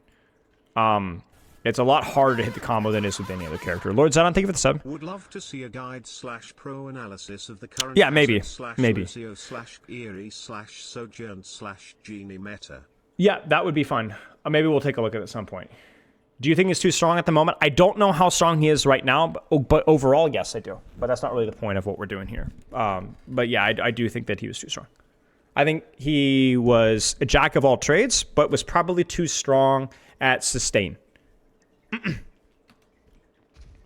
So my initial rotation here is I know this will get me close to frontline. I know this will get me close to backline. Now, oh shoot, I should definitely look at a composition where they have a tank that quote unquote counters me. But yeah, this is a good example of a frontline that is not really going to interact with me. So it's going to be which backline can trade the enemy backline, or frontline can trade out the enemy backline. I want to get close to their backline. So how do I do it? How do I do it? You got to be thinking, how do I actually close the distance here safely? That's dynamite. That's nade. I'm thinking, frick, I'm low. What can I do? I have to wait. I have to wait until I get healed up. And they're probably close to nade again already. But I have my jump. I have my block. And I have my wall. And that's all I really need. So even if they all put attention on me here, I go in for my dive. Please ignore the mechanics. And now I go, oh frick, I messed up. I messed up my combo. But you know what? Look at this. Look at where the enemy team was positioned in terms of shooting, and now look at where they're positioned now. So I've basically taken them from this position and said, no, you guys go out. And then I don't need to pursue, because now I don't want to overextend. I want to hide back, go back, find my cover, and hold that space. So even if I get slept here, they're not really in a position to punish me. From here, I'm going to shoot tank, because I can shoot tank, right? I'm still holding that back line. Now, I can't dive now. I don't have wall. Yeah, Tracer and Genji, help me out. I don't have wall, so I can't really commit anything yet. I know they have nade. I know they have sleep dart still. I go for the Sombra here first. Now, I'm going to be honest with you guys. This was probably a very risky move here, because I do open myself up to CC. So I need to quickly go for this combo and then respect what the Ana can do to me and maybe use my wall. So I go for my shot. I get my melee. I hit the follow-up shot and I get the kill. And I notice I immediately look at the Ana. I'm like, oh no, is she going to get me? Is she going to get me? Now I see the ball goes in and I say, okay, I need to shut this Ana off so that there's no follow-up there. And that's where the resource split becomes important. I could have gone for the dive there, but I think the more important thing for me there immediately was to prevent the Ana from contributing so that then I can go for the ball. So here's a question, chat. When should you shut off a sightline with a wall versus when should you dive the sightline? I'm going to kind of let you guys cook on that one for a second. When should you wall off a sightline versus when should you dive the sightline? And this is more, I'm looking for more of a general answer. For me, the solution is how easy is that character to dive right now? For me, I have my cooldowns, I have my HP, so in theory I should be able to go for the Ana here, but I've not heard Sleep Dart. And I've not heard Anti-Nade either. Now she uses it there. I actually think I timed it pretty well here. Let's see, maybe she beefed it. Let's find out. Yeah, so I timed it pretty well there. But I'm not confident going in there with both of the cooldowns. So I'm going to remove her from the battlefield indirectly. Now, if she had used both Sleep Dart and Nade, I probably would have gone for the kill. I'd probably gone for the kill. But there's no reason for me to go for the kill now if she has those threats, because I could just remove those threats from even being part of the battlefield. So you could absolutely dive a character that can CC you, but the question is, do you need to sometimes? If the Ana was a bit closer, maybe I'd still dive her even if she had CC. Like, let's say the Ana walked forward to, I don't know, here. Probably would have dove her, right? But everything with Hazard is a risk analysis. How much do I want to, because I can do a lot of things, but I'm not the best at doing a lot of those things. So from here, I'm just going to shoot ball. I can win this HP trade. I have to be careful about getting shot by the Ashe. I hear Sleep Dart. That's all I need to know. I don't even have wall here. And so I go, I'm going to get her out. Block her out, block her out, block her out. You notice that I'm blocking and not shooting? I'm expecting the Ashe to start shooting me here. Probably could have shot a couple more times there, but I'm like, I'm not going to really kill this on her right now. I don't want to take a lot of damage. Let's just get her out. I go for the slash on Mercy. I have to immediately wall this to force the split. Now, the funny thing about this wall is this was actually not meant to cut off the Mercy's escape. That was an accident. It was to stop me from taking damage. There's your resource split there. Actually, I'm going to turn that up just a little bit. Feels a little quiet in mine. I don't know about y'all. So play her on short side. Stuff him out. Stuff him out. Can't take damage. Can't take damage. I dive here because a Sombra dive this close is pretty safe. She's pretty easy to force out. I almost got the kill, and this is one of those moments where it's like, oh, frick, I got a wall and get out now. This song's about to ruin my whole career because I can't block Sleep Dart and nade. So I get the nade off, or get the wall off right before she's, not right before she's, but right as she sleeps. So what that does is that means that my HP doesn't get smoked. That was really scary there. That could have been really bad. Now I know no sleep. She has no translocator. She's gonna die. Yes, won that one. Retake that angle. Look for a bit of scouting. This is a bit far. I don't have my jump yet. I gotta be careful. Force a split. A little bit of damage. I don't care if I get slept here. I'm totally safe. Come here, yeah. Hey, group up, will you? Keep going. I'm just gonna kind of let it play because I want to make sure that I catch all the moments. I hear ball. I'm not gonna chase ball. He's too fast, right? So I'm gonna shoot him when I can, but make sure that there's no follow-up to the ball. I hear Sombra right. I hear Ashe right. Can I dive anything? There's nothing to shoot, so I shoot ball. Bob's on point. We're down 1. Can't do anything about Bob. I gotta make sure that these guys stay in this small room. If I go away from them, they're gonna walk out and take space. But more importantly, if I go away from them, I will be unable to dive them. The only reason I can dive them is because I'm really close to them in my setup. Your dives with Hazard are not Winston Ball Doomfist dives, guys. You have to stage and set up close. Otherwise, you're gonna be unable to do that. I tried a bunny hop there. Didn't quite get it. It's hard to get the bunny hop up a staircase. I wall off on a support. I'm going to shoot Ashe. I get naded. Yeah, I messed up the wall there. There's like an inch that it could sneak out. And so I'm really losing this HP trade. Trance is forced. I get hacked out of my block again. I jump. This is annoying with the jump. I jump up the stairs, and so it cuts the jump short, and then I'm going to die. So my mistake here was we were down 1. So let's be very clear. This was always going to be difficult. But my mistake here was I needed to fully split off the Ana. Because I can shoot this Ashe and force her out, but me getting slept and naded, this exposed, it doesn't matter how much block you have. Even with Trance, DPS passive, I'm hacked, Sombra's murking me, I get smoked. You gotta be so careful. Yeah, Bunny Hop is really good. I used it right there on rollout. And now we're just gonna wait for my team. So, here's a question, chat, and this is gonna be your most challenging question with Hazard. How can I get closer to the targets that I want to shoot and pressure without taking damage? It's not really a one-step process, right? You got to start thinking. So I'm already thinking, okay, I see where Ashe Honor are going. That's too far. I need to get to cover. I'm going to block. And see, even there, that wasn't great for me. I think the idea of how I rotated was fine. But like, I probably should have sat here and shot ball a little bit and hit. And then maybe go from here to here. So it's got to be very sequential, right? I think right side, I think high ground is fine, but I got to be a lot more patient about it, right? I'd be really, this is where Hazard dies. This is where like my personal problem, but I think a lot of lower rank and mid rank Hazards will make the same mistake. Where this is where you die. Like you can't take unnecessary damage here. And I'm not even blocking because I'm scared of getting slapped. So this is a really bad HP trade for me. So again, just use it. You see an opportunity, just use it. Ult for ult. I know there's nothing that can cleanse the Wrecking Ball. I know that if he's rooted, he can't do any damage. Nano Wrecking Ball needs to hit his abilities to do damage. So I'm more than willing to just kind of sit here and be patient. I go towards my team. A bit of a risk there. I wall off the Wrecking Ball to stop him from shooting me. I'm just waiting. They're popping a lot of ultimates. We just need to wait. That's... whatever. Sombra at that range can't really contest me anyway. Come on. And now I got to make a decision. How can I get close? Again, I can't just dive. They're too far away. So how do I do?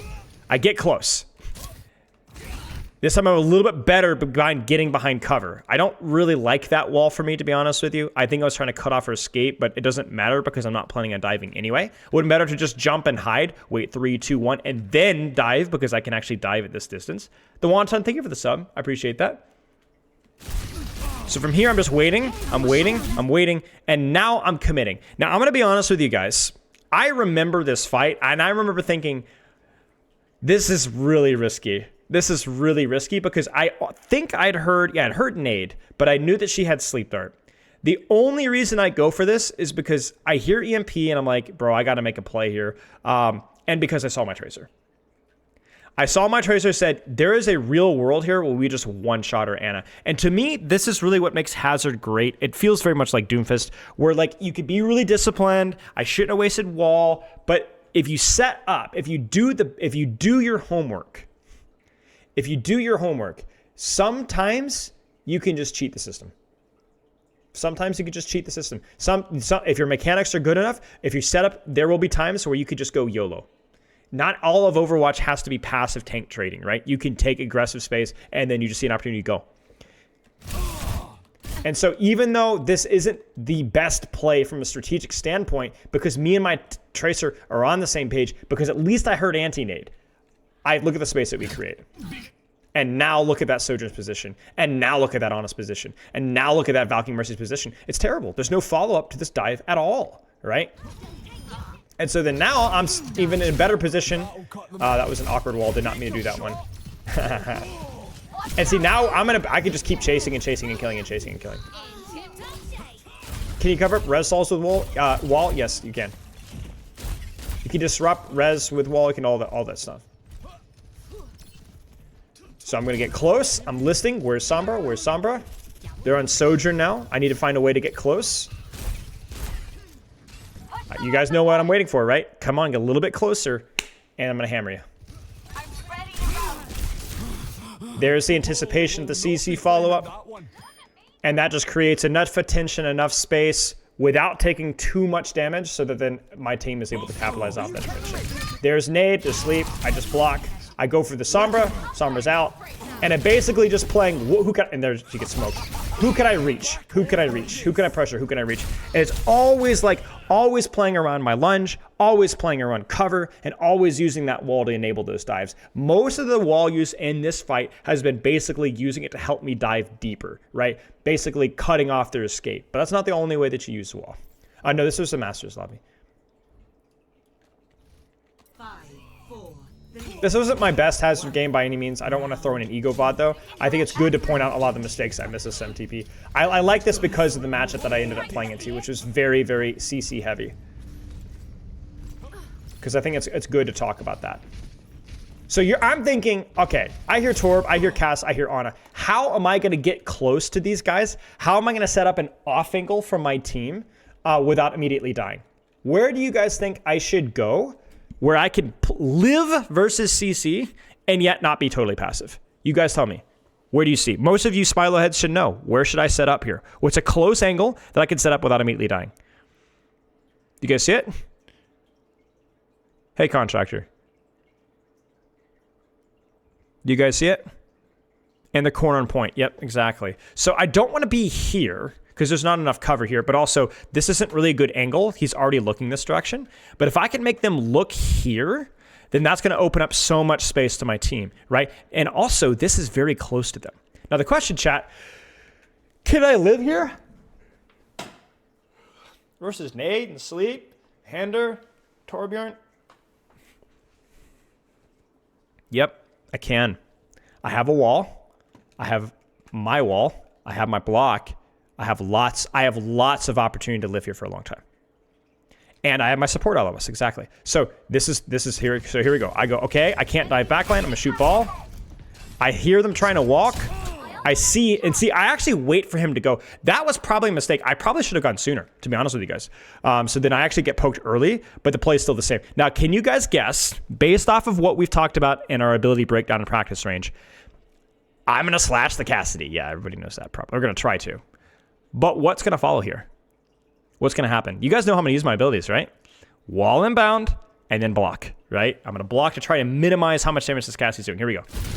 So get the slash, or go for the slash anyway. Don't quite get it. It is tricky to do both with wall. But I force his attention, then I block.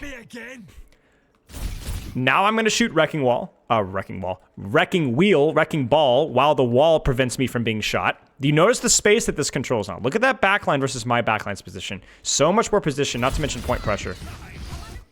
And now, why am I not shooting the Cassidy, chat? Why am I not shooting the Cassidy? This is really important. Why not shoot the Cassidy? Come on, why not? Why not? Why am I blocking instead of shooting? Keep armor, yep. Who wins the HP trade here right now? Well, it's 1 for 1. It's tricky, right? But he's pocketed. He's got Mercy Pocket. Right, this is a 2v1. So you guys got to remember, Mercy Pocket's a 2v1. Live. Mercy Pocket's 2v1. So if this was Cassie by himself, I'd probably shoot him. But with the Mercy Pocket, I'm not going to kill him. So I'm going to block. I'm going to keep his attention. Keep his attention. He stops. I shoot. I shoot. I shoot. I shoot. I shoot. Point pressure. Point pressure.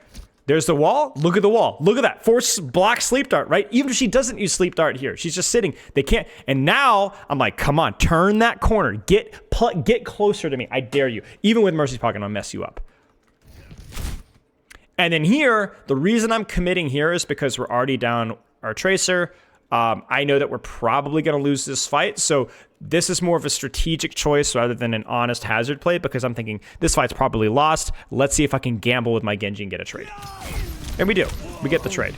And actually, it almost works out. We actually almost win this fight from Mercury. Same kind of thing. I don't have my wall anymore, so this is probably lost. If I get anti-nated here, I'm probably dead. She doesn't have it. I don't know where she used it there. I'm actually curious. Why did she not use it? Oh, she missed it off of my jump. That's hilarious. Okay, but whatever. I'll punish her mistake. Even in Masters, they're going to make mistakes. Win the HP trade. Look at my HP, right? Look at my HP versus the Wrecking Ball's HP. And guess which one of us is missing. Like, I'm barely losing this tank trade, even though we're down 1. I block off follow-up. Now I can win the HP trade on ball. And then a lot of this is just, okay, you know, we were down 1. But the fact that this is even remotely close is insane. Okay, and then we get the trade. So that was honestly like, ignore the mechanics side of things.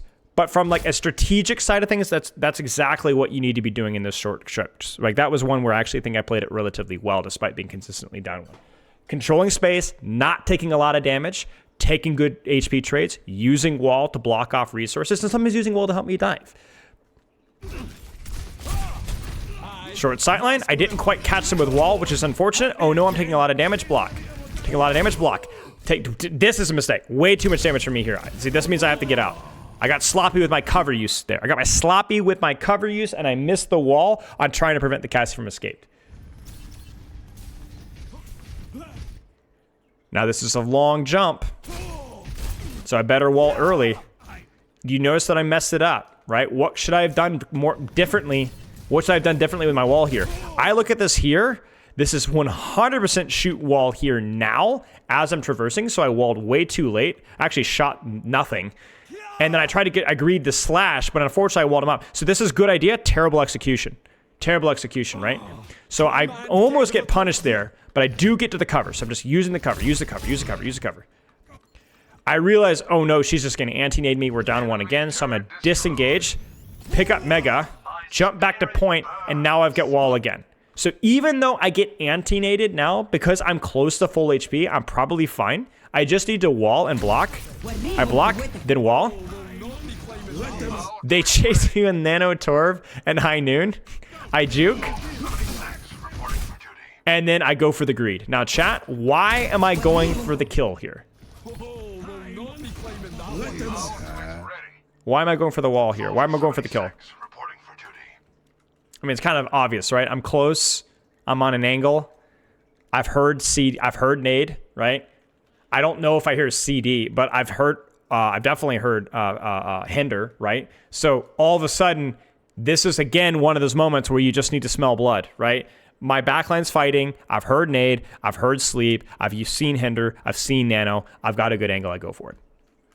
I go for it. So sometimes you just pivot. You go Joker mode. And not only that, but that even boops him out of position. I do the shot follow-up. So check out the mechanical execution here. Not the aim. With his shot melee. And then if I was a little bit better there, I'd also shoot into this block. Oh, I did. I shoot into the block there. So that was good. So shoot melee, shoot block. So that's a good, decent amount of damage. Block to preserve my HP. Look at that HP. Still in my armor. I'm the greatest. Wall off, cast, shoot ball. Chase ball because he's low, and get the kill. Now, why is this good? Let's list the reasons. I'm on an angle. Even a tank being on an angle, very important, right? Split from my backline, but they can still see me. I'm close. For them to push me here or to push me here, they have to get close to me. I have a good wall spot, and my team can see me. Right, be the reason people complain about Hazard and Reddit, exactly. But I also know that I really don't want them to poke me out. I don't want to, because the thing is, if you make a mistake with Hazard, you lose so much HP so quickly. If I don't pay attention and Cass flanks me and fans me, I'm going to die or I'm going to have to leave, right? If Cass swings wide with damage boost and hits a headshot or two, I might need to leave, right? I'm going to lose my HP. I'm going to lose so much of my health. So I'm being super disciplined. I want them to walk close to me here, just like the previous round, but I have to be super disciplined with it. I cannot peek unnecessarily. So here, the only reason I'm peeking is res, which I cancel, and then, oh man, that's just beautiful. That's the greatest of all time. Now, I did risk there. Like, I'm not going to sit here and lie to you and be like, oh, this is perfect. Because I could have gotten slapped and naded. You know, I figured it was worth the risk, considering that we were up one and I had the HP to play with. But there was a risk there. Same thing. Even here. Okay, they're down one. Do you see me? I'm like, okay, we're down one. They're going to push. They're going to push. I'm going to hide. Break turret. Look at the attention I'm getting. Look, if you guys want to see something funny, watch this. I actually think I remember this. Check this out. Look at this Ana. Look at this Torb. They do not want to walk. And see, this is from a tank perspective. This is worth it. This is worth it, right? Like, my team is taking, in theory, a 4v3 soon enough here. I'm controlling 2 people by myself while demanding no healing at the same time. So I'm more than welcome to wait. Come on. And I'm listening. How close? Okay, so now Ana's walking forward. So then when they commit, they get impatient and they go, okay, this guy is just going to sit here and hide and wait for us to walk forward. So can you guys guess what I'm about to do now? Right? This has been a 2-for-1 for ages, but these guys are actually now fighting. And here it comes. Right, it's the Q. So this is the best part about your ultimate. It's not just, like, the fun part about Hazard's kit is it's not just all the abilities that randomly mash together, okay? It's the fact that your abilities allow you to do things. So for example here, I'm gonna ult. I want you guys to read my mind here, okay? I honestly don't remember if I executed on this well. This has been a while, all right? I want you to read my mind here. Hang on one second, chat.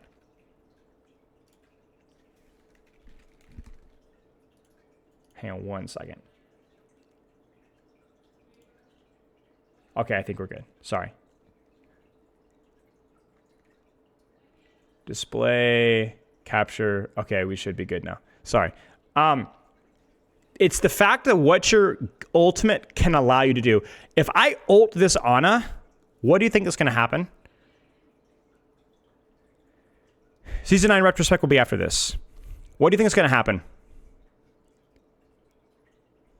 Right, she's going to panic, nade, sleep, whatever, right? So then I'm going to leverage that panic against her, right? I'm going to ult her and be like, all right, let's see what you do. Oh, I didn't even ult, chat. All that time wasted for nothing. In theory, you could ult there, hide, basically let them panic, wet themselves a little bit, and then go in with your wall and do whatever you want. But yeah, again, the wall is the same thing. The wall is just the neutral thing. Panic. There's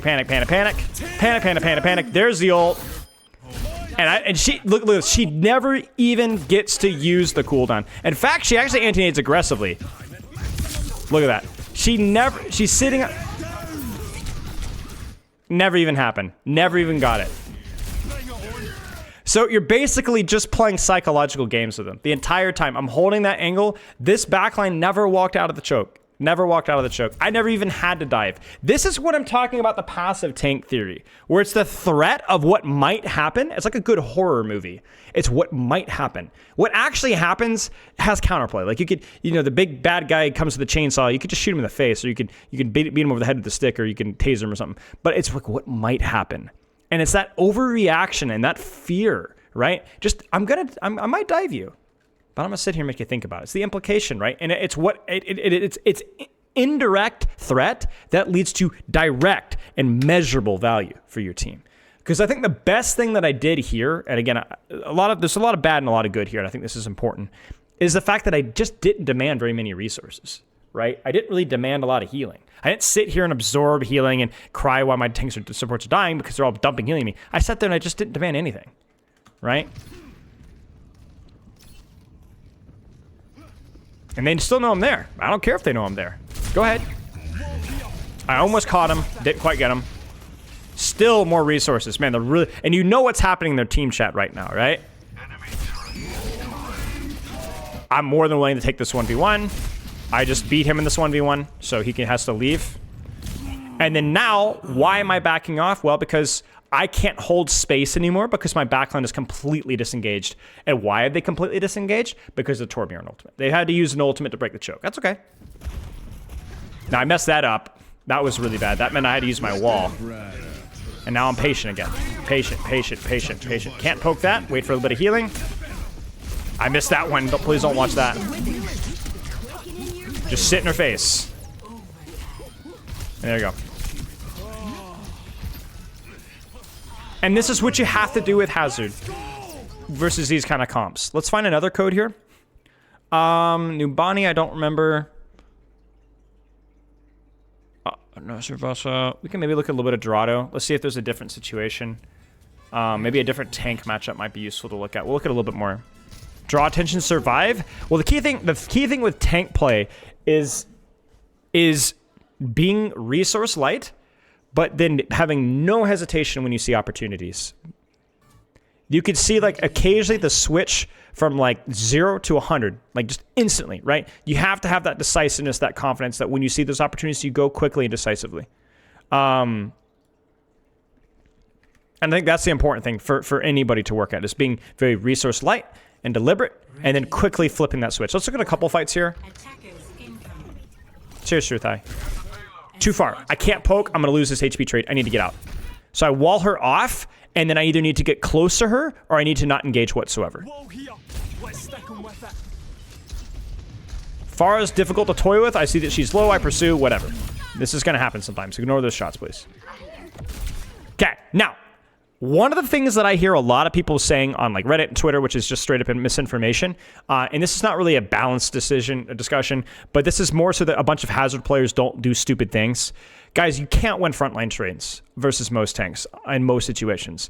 I don't beat Rhine in a frontline trade unless the Rhine is already low or is missing CDs.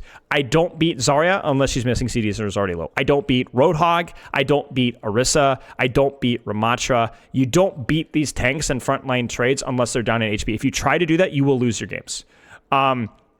Your advantage is your ability to reposition and resource split.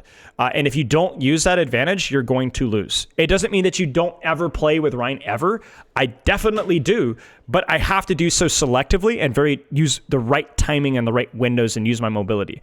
For example, right now, you might go, well, then how am I... See, this is the problem with a lot of Hazard players. You go, how am I supposed to dive back on this so far away? You don't. You got to think 2 steps ahead of it. Hey, what's up, Calix? You got to think 2 steps ahead. Chat, where's backline? So where should my first step to getting closer to getting on an angle be right now? There's a couple of choices. Where could I go? Not right now, or where should I go right now so that in 10 seconds I could be on them? You could go stairs. I could jump here, pull the Reinhardt towards me, walk away, right? Make him move to chase me, or compress the Sojourner. Where else could I go? Where's another angle or another setup that I could go here? In fact, I think it's the one I do here. I honestly don't remember.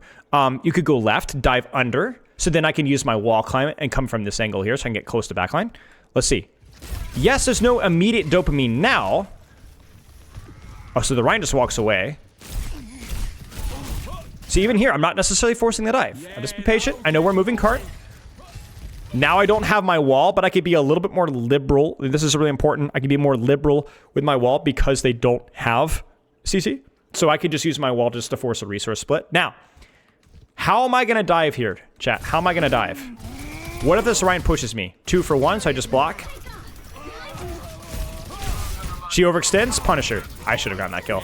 That's a mechanic diff right there. I should have killed her. Ryan's looking at me. I'm thinking about wall climbing away. Yep, look at this. Look at that. Up and over the Ryan. And not just to kill the Mercy here, but even if the Mercy wasn't here, I can then use this to hide and to avoid the Ryan. So I'm going to make that Reinhardt turn around and chase me. And then, look at that. Block the Ryan off. And he pins right into the wall, right? So that's how you beat a Ryan. You dance around him, you harass and compress his backline, and then you make him screw up. And then now I'll kill him. I don't care. He's low now, so I'll just beat on him. The Ryan, I created space there actually by following up off of my DPS. So the reason the Ryan fell back there is because my DPS took the angle. You see this? So what would happen if my DPS didn't take the angle? Well, then I would have been there instead. So I followed up off of him, but instead of him following up off of me. Okay, we'll look at a little bit more here.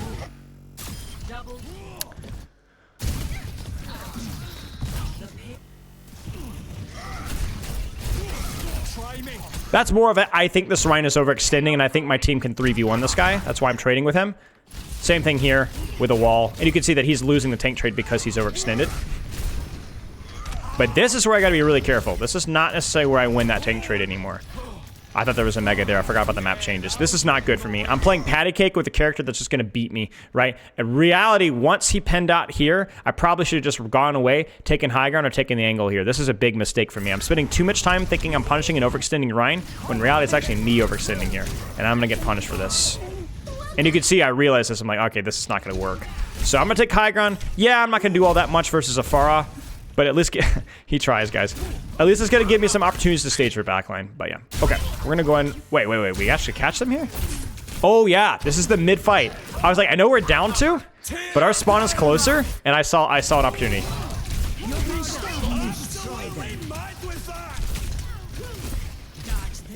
Yeah. Okay.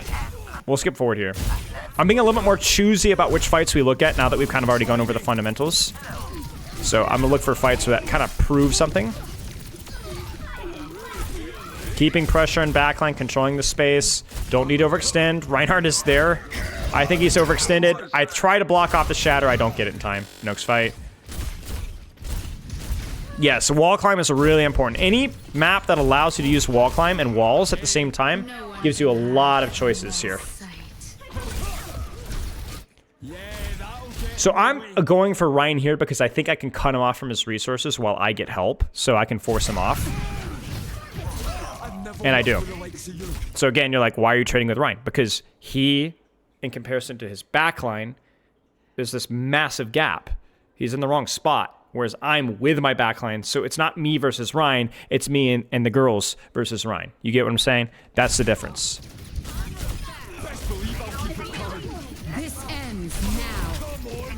Just shove her out. Shove her into the locker. Shove her into the locker. No, see, notice how sloppy I'm getting with my frontline pressure here on those guys, because there is no sleep dart, there is no anti-nade. So it's more about the amount of damage I'm taking and nothing really else. Girly pop spiral, exactly. Now, can you guys guess what's about to happen? Here we have a push. We have no Suzu. Right? It's coming. Right? Now, I don't even know if I'm going to get a kill with this, but I don't care. I'm going to hold them in that choke. I'm going to counter their ult with my ult, and then maybe get a headshot off of that. Right? Bring it down. And sometimes you'll even notice, like, not as much in this fight, but I'll even swing to an angle, because oftentimes you'll catch them, like, kind of clumped. Right? They'll try to, like, oh no, they're ulting, let's spread out, and they'll actually just walk right into the ultimate. And that's it. Bam. So you can kind of see the angle adjustment that you make. So watch this. Watch the sightline. And do you see how I flick it? Do you guys know Junker Queen ult? How you can press Q and make a last second adjustment of where you're going with the Junker Queen ultimate? You could do the same thing with Hazard's ult. So that slight flick to the right is the only reason I caught Sojourn here. It's actually I would have missed the Juno as well. So it's really important you can press Q and then see where they're strafing and make a last second adjustment. Yeah, you could do it with Hanzo Dragon as well. Yep. So I to be honest with you, I should not have got Sojourn. Sojourn kind of got scammed, but it doesn't matter. Juno's dead. Juno's dead. And look at this resource split as well. Like, look at this forest positioning. So this Juno's dead. I go for the Juno. I can commit on Juno. There's no reason not to. I have the HP for it.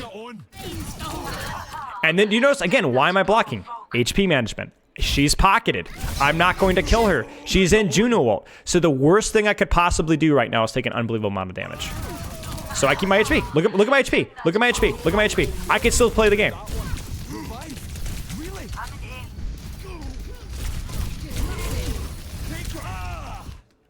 They popped a lot of ults. GG's.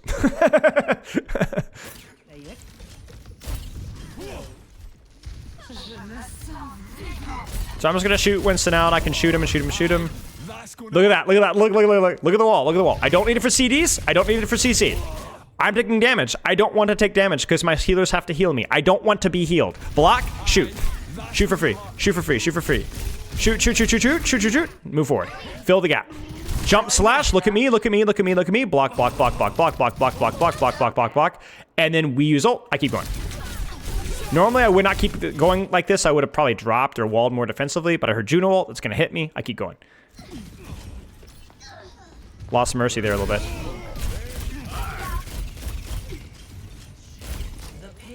Playing one of the things that I see is playing Hazard into no counters is not necessarily easier. Realistically, it's easier on the surface, but you have more responsibility to do more, right? There's more pressure on my Widow and my Ana because they are on Winston and Pharmacy. So I have to be, I can't just take damage for the sake of taking damage, right? Yeah. Better Marvel Rival stats. Yeah, that's true.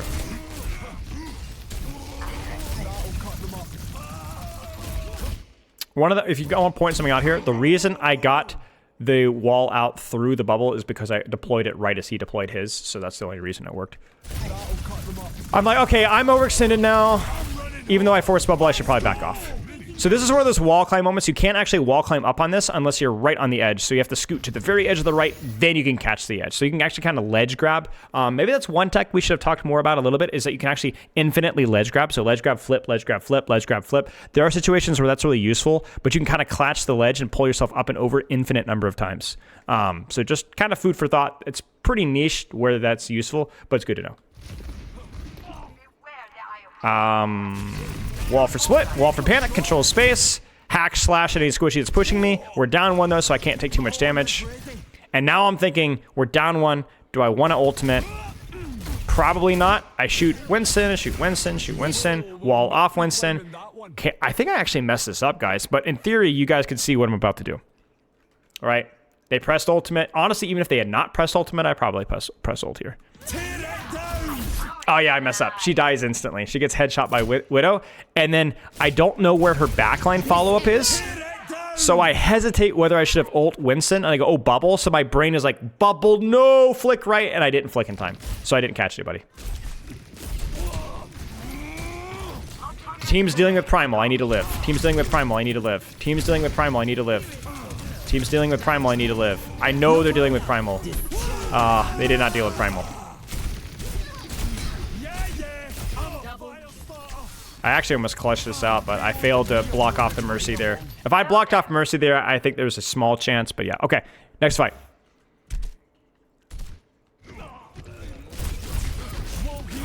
Oh, I did not quite get him. What's up, Mova? Thank you for the sub, mate. Congrats on the 10 months. Force her out. I know I'm not going to even get the kill, so I'm just blocking. Just get her out. Get her out. Get her out. Get her out. Get her out. Get her out. Get her out. She egos there. You can't ego versus me at that range. If you don't have some form of CC, you just need to leave. You need to leave. She doesn't leave, she dies. But I was taking less damage than she was taking. So that's the goal. That's why block's important there, right? I could have just shot and killed her in the face, but I didn't need to. I could just hold block. I'm gonna greed here. I'm gonna greed. And I'm going to agree because if we get that stagger kill, then they don't even get a proper recontest. Last fight. Hold the short angle. I got to be careful. I don't have wall, but they're down a few. I peel back because there's no threat of follow-up, and then we'll call it there, I think.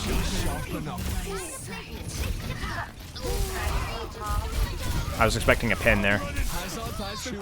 Yeah, I mean, really, really dynamic. There's like a lot of things that you could do with it. Maybe I'll play a little bit of Hazard and Pugs today and kind of do a little bit more narration. But the key thing is to take the most powerful short-range off angle or high ground that you could possibly take. Think not just one step ahead, but 2 steps ahead with how can I get close to enemies without using too many cooldowns, without taking too much damage. And then when you are playing versus a diver or you're playing versus something with CC or even just something with a lot of damage, being very thoughtful about where do I place my wall to prevent myself from taking damage, to prevent myself from getting slapped, to prevent myself from getting CC'd. And if the answer is none of those things are irrelevant or are relevant, then just go aggressive with it. Very dynamic Pharaoh, very complicated ceiling. Definitely a bit overtuned, at least at the time of the recording of this, but a lot of fun to play, a lot of choices. And actually, the more time that you spend with him, the less bloat you feel with the kit. A lot of it just flows very naturally. Fits like an old glove, which feels great. So any questions here? Because I know that went on for some time. We'll probably have to trim that down for YouTube, but any questions? I'm going to tab over here and check something.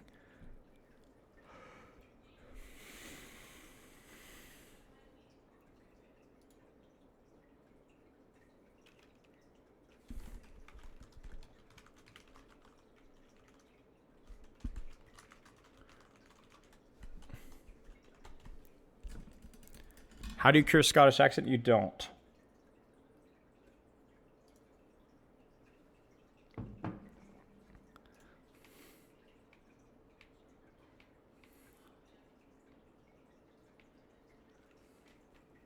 Which maps are best for him? Any map with a tiny bit of verticality and more like shorter sightlines. So if I were to like go through the map pool here and just quickly give my thoughts. I think Clash is really good. A lot of verticality, a lot of shorter range sightlines. I think Clash is really quite strong. I think most control maps are quite good. Busan's kind of an exception. It's too open. Like Lijiang, there's some aspects of Lijiang that are good, some that are bad. I actually think Lijiang is kind of mid because you just kind of lose to brawlier tanks because there isn't really any verticality with Lijiang. So I think Lijiang is a great example of a short-range map that feels good until you play versus a Rein or an Orisa or a Zarya. It's just going to kind of burn you down. Let's see here. So a lot of maps, like Oasis, right, is going to have a little bit more verticality that's going to feel nicely. Escort can be problematic. Definitely some verticality in second points, which is really helpful, but because your dive isn't quite as fast and you aren't quite as self-sufficient as like a Reinhardt or a Doomfist, then you're going to feel some pain points. Flashpoint's pretty good. Not as much verticality, but being able to reposition a lot, and a little bit of verticality is nice. I really like him a lot in Flashpoint and Clash, and a lot of Push and King of the Hill maps. How do you know you should be running Hazard, not other heroes? I think Hazard, like anything else, like really any other tank, like the most important question with tank is a question of what does the map provide to me? Like if I go back to that Dorado example, right? I think I played okay, right, for the ELO that I was at, but definitely not the best map. I think Winston's on that map because of how big it is, having a much faster jumper like a Doomfist or a Winston, would probably feel a little bit better. So I think for Hazard, it's more of a question of like, does this map have a lot of little jumps, little verticalities, compressed areas where I can wall, and in which case, even if they do counter you, Hazard's still going to function pretty well. How much heal did you have to drop in order to get a replay of your character? Shut up, Willoob. How do you feel like he's similar to Doomfist? Yes, I think that he's similar to Doomfist where he can function pretty well. The difference between Hazard and Doomfist is that he does demand more healing than Doomfist. So there's a little bit less flexibility than Doomfist. When do you prioritize not taking damage versus shooting what is close? That is Hazard right there. If you're able to answer that question, that's it. I would say realistically, what are the chances of you getting that kill? If the chances aren't very high, you should block.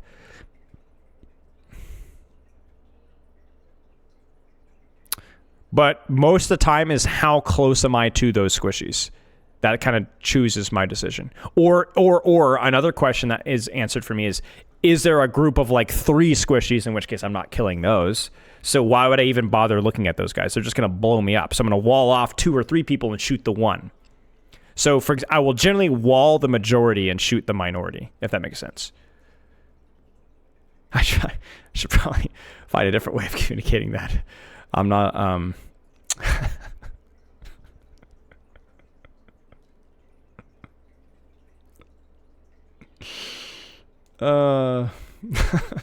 America.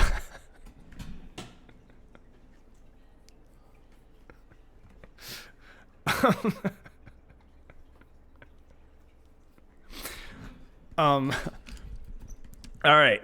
We may have covered this earlier, but do you have these particular segments in the settings options? No, I don't. I do know that people like crawling up have found out some nice little wall settings, but I've not really had a particular problem with just shooting the wall. But yeah, I think there's some like min-maxing you could do with wall. I think crawling up has a YouTube short on it, but not really. But he's pretty flexible. Oh gosh. I'm not a cop, guys. Trust me.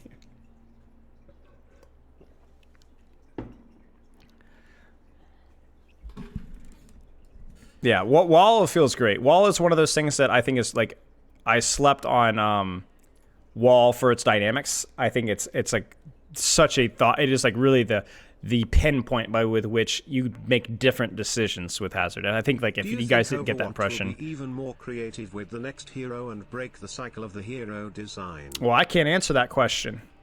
I told you guys I've play tested the next few heroes a little bit.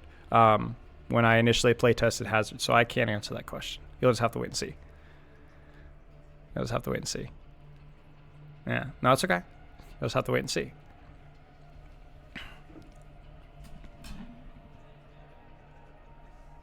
How do I insta-kill people with wall through the map? I've only killed myself with that accident, actually, on Esperanza. I walled myself on a wall climb, and I killed myself, so...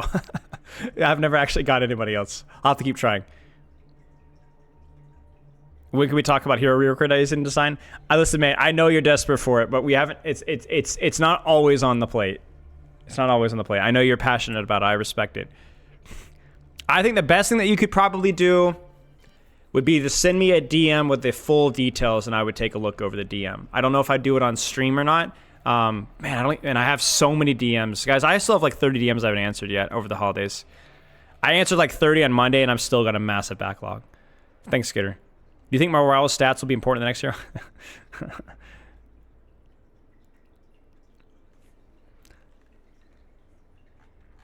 Do you guys want to talk about Season 9? What time are the PUGs here? Make sure I'm not too late for these. Okay, I got an hour and a half. I got time. Okay, Zelly, what did you send me? Your entire existence is wrong. You have done nothing. Your existence hair is awful. Is not only... Oh, it looks just like it now. No. It's not even a waste. It's just so forgettable that it might as well not even existed. Like, you contribute This nothing. got pulled so hard out of nothing. context, man. You don't say anything that is worth anything to anybody at any point in time. You might as well not even exist. And I'm not even saying this to be rude. You're just pointless. There is no meaning to anything that you have ever done. In this game has been so incredibly wrong. What did Ellie send to me?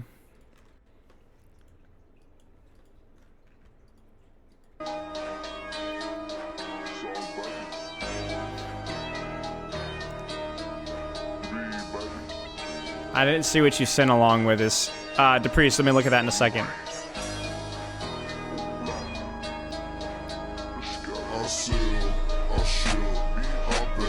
I guess that's just the meme. Yeah. Right.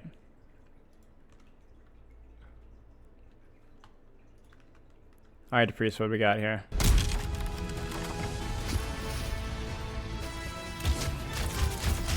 Nice. Nothing crazy there. Oh! Oh! Oh! Okay. That was nice. That first shot was especially good. Is the next hero Batman? I can't answer that question. That's like a pretty heavy crosshair flick there. Dude, what the frick, dude? What the flick? Look at that. So first off, I want to commend the crosshair placement, which was right at head height. And then whammo.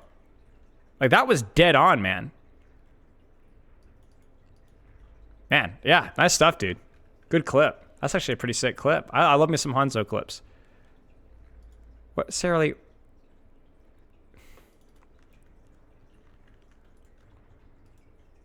everything that you have done today in this game has been so incredibly wrong. It's better that you have done. Is this nothing. Undertale? Your existence is not only.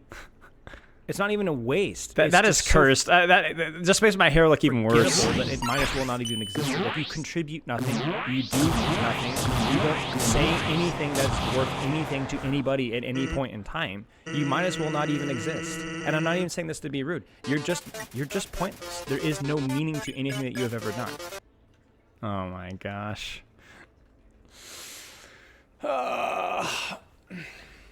It was me talking about, like, I don't remember what it was. It was like making an example of, like, how I don't even remember. I don't remember what it was. We were talking about something. I think we were talking about support, and it was like making an analogy for something.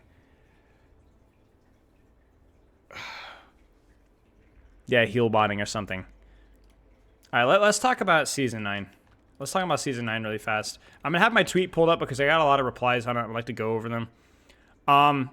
So let's start the fact checking right from the get-go here, guys. What did Season 9 do?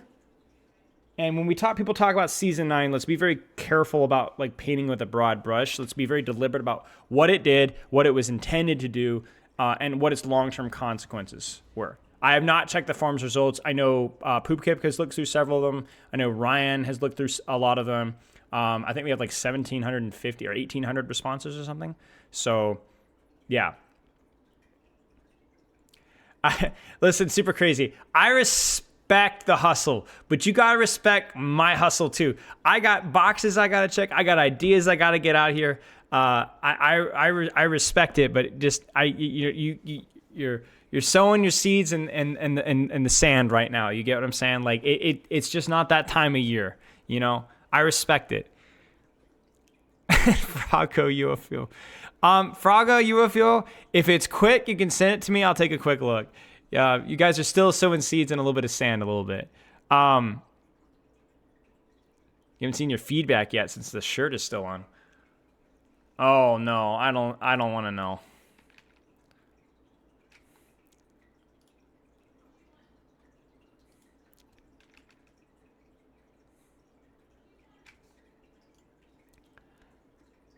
Oh, I got a Smito in bed video. Okay, so this will be good. Okay, let's take a look at the thing here. So, let me change my thing here. Marvel Rivals stats, so it doesn't say Marvel Rivals stats. Wait, is it said Marvel Rivals stats the whole time? Is that what you guys were talking about? Bro, I'm so stupid. Oh my gosh. I was sitting there like, you guys are so weird. Like, what are you guys even talking about? Bro, what? The headline was there the whole time? Oh my gosh. All right, Froggo, what do you got? The whole time, man. 1. Just pulling tanks out of position into javelin.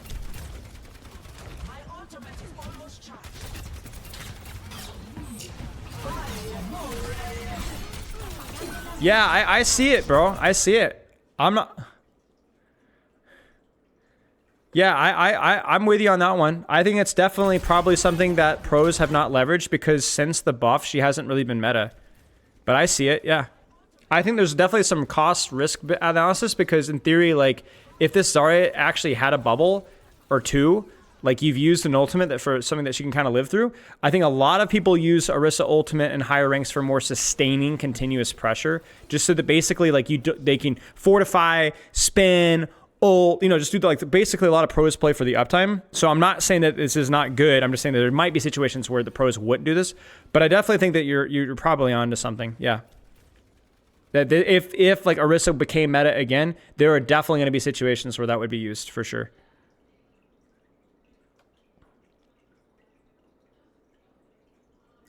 Yeah. All right, guys. Listen, I need a drink. I need a drink.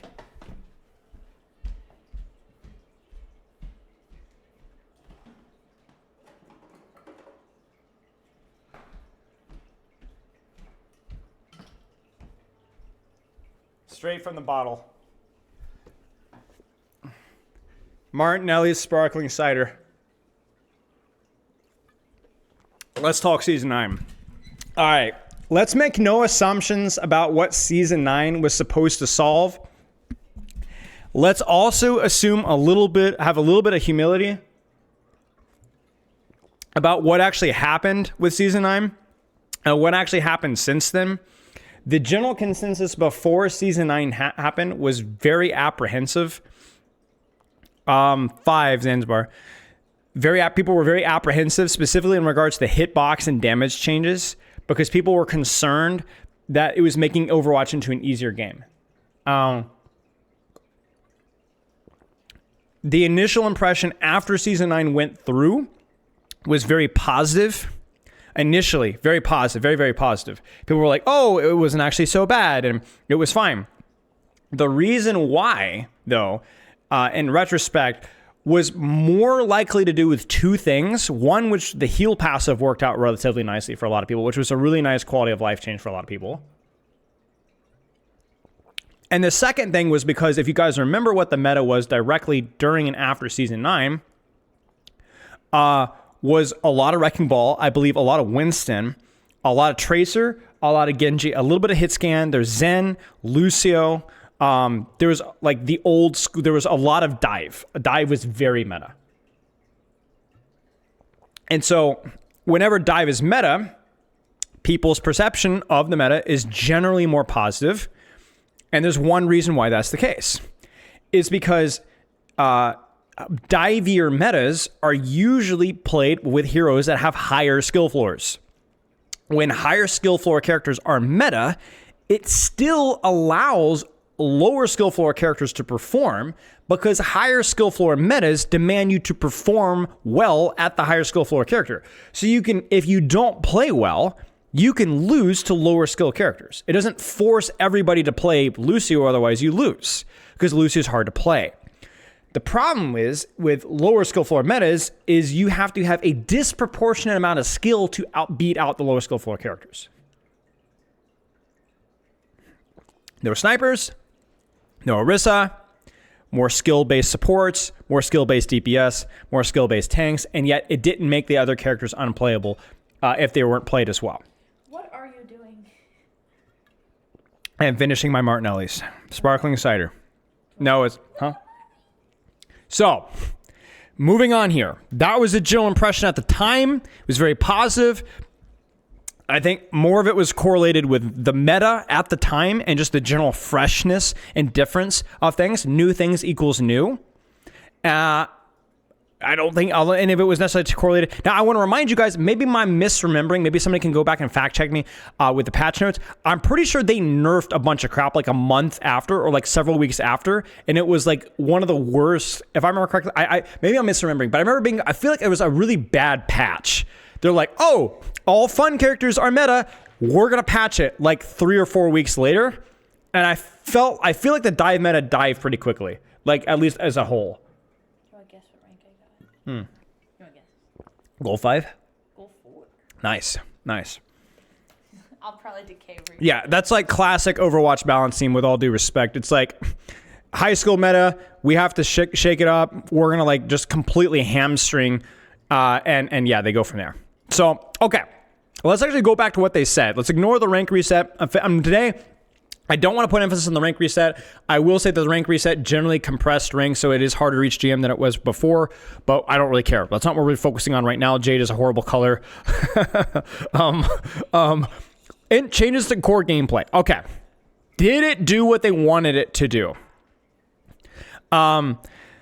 Introducing changes to core gameplay, deliver more consistent field of firing and landing your shots than opponents. So do you hit more shots more consistently? It was less significant than I thought it was. I think there was a lot of concern about making the game a lot easier to play. It didn't quite do that. You do hit more shots now than you used to. So objectively, the answer is yes, it did this. But I don't think it did so disproportionately that it was like significantly easier, right? And then we've seen some stuff since then that have changed the projectile sizes of things to compensate as well, and so on.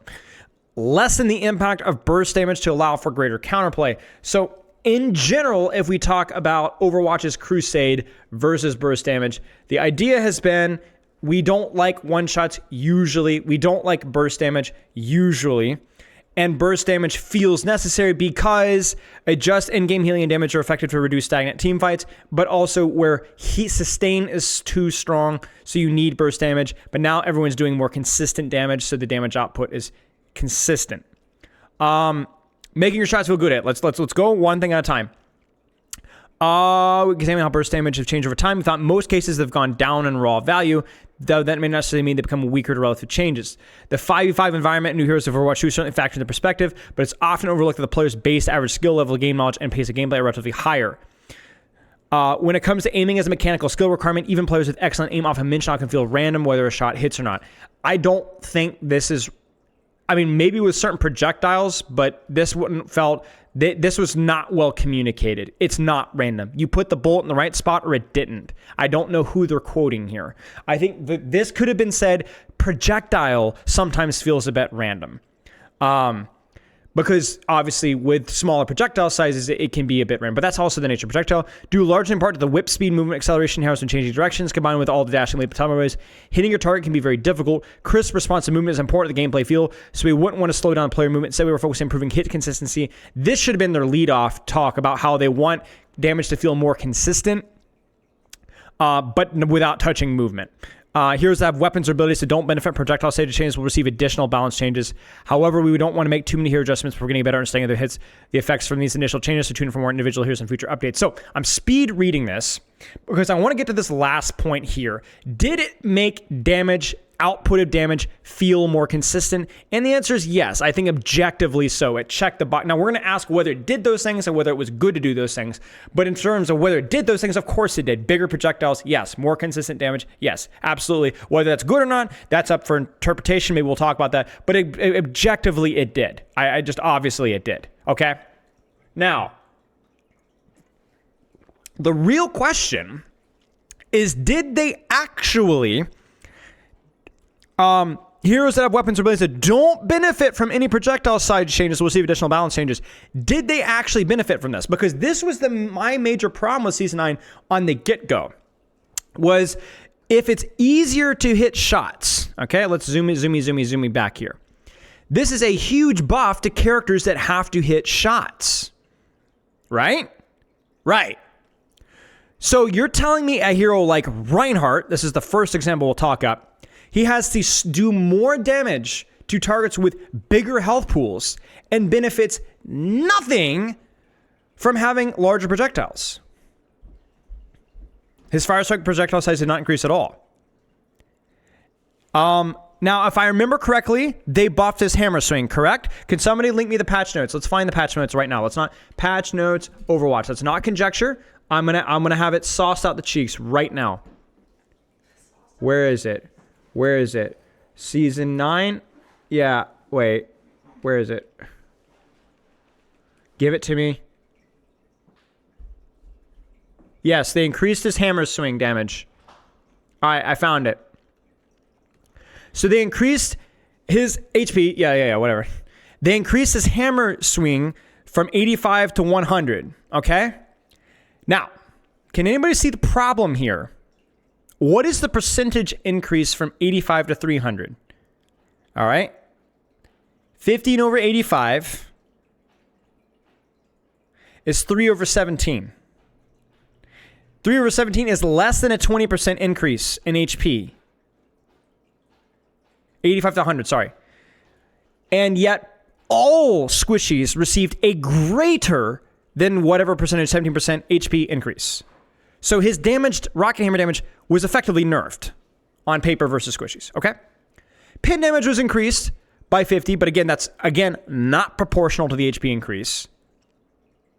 All right? Well, it's because they like round numbers, Trop. They like round numbers, which I understand. But this is the real crime. Does anybody notice something that's missing? We all know it. We've talked about it a million times on stream, right? What's wrong with these patch notes? The real problem.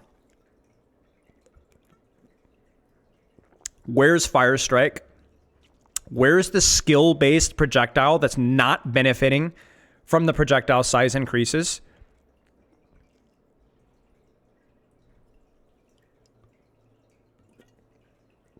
and you're going to notice a pattern here, chat. We can go through every single character almost without exception, and they forgot something. They forgot something. For almost literally every character, they forgot to buff a non-projectile damage source to compensate. Now, before some of you guys say, but my burst damage, situationally important, but when you selectively apply when and where you're allowed to have burst damage, you're screwing yourself over. Don't tell me that at least buffing Fire Strike to 120 so that it doesn't one-shot with a BAP window, because everybody knows if you get one shot with a Fire Strike through an ultimate, you're going to quit the game, right? Why did it not receive any buffs?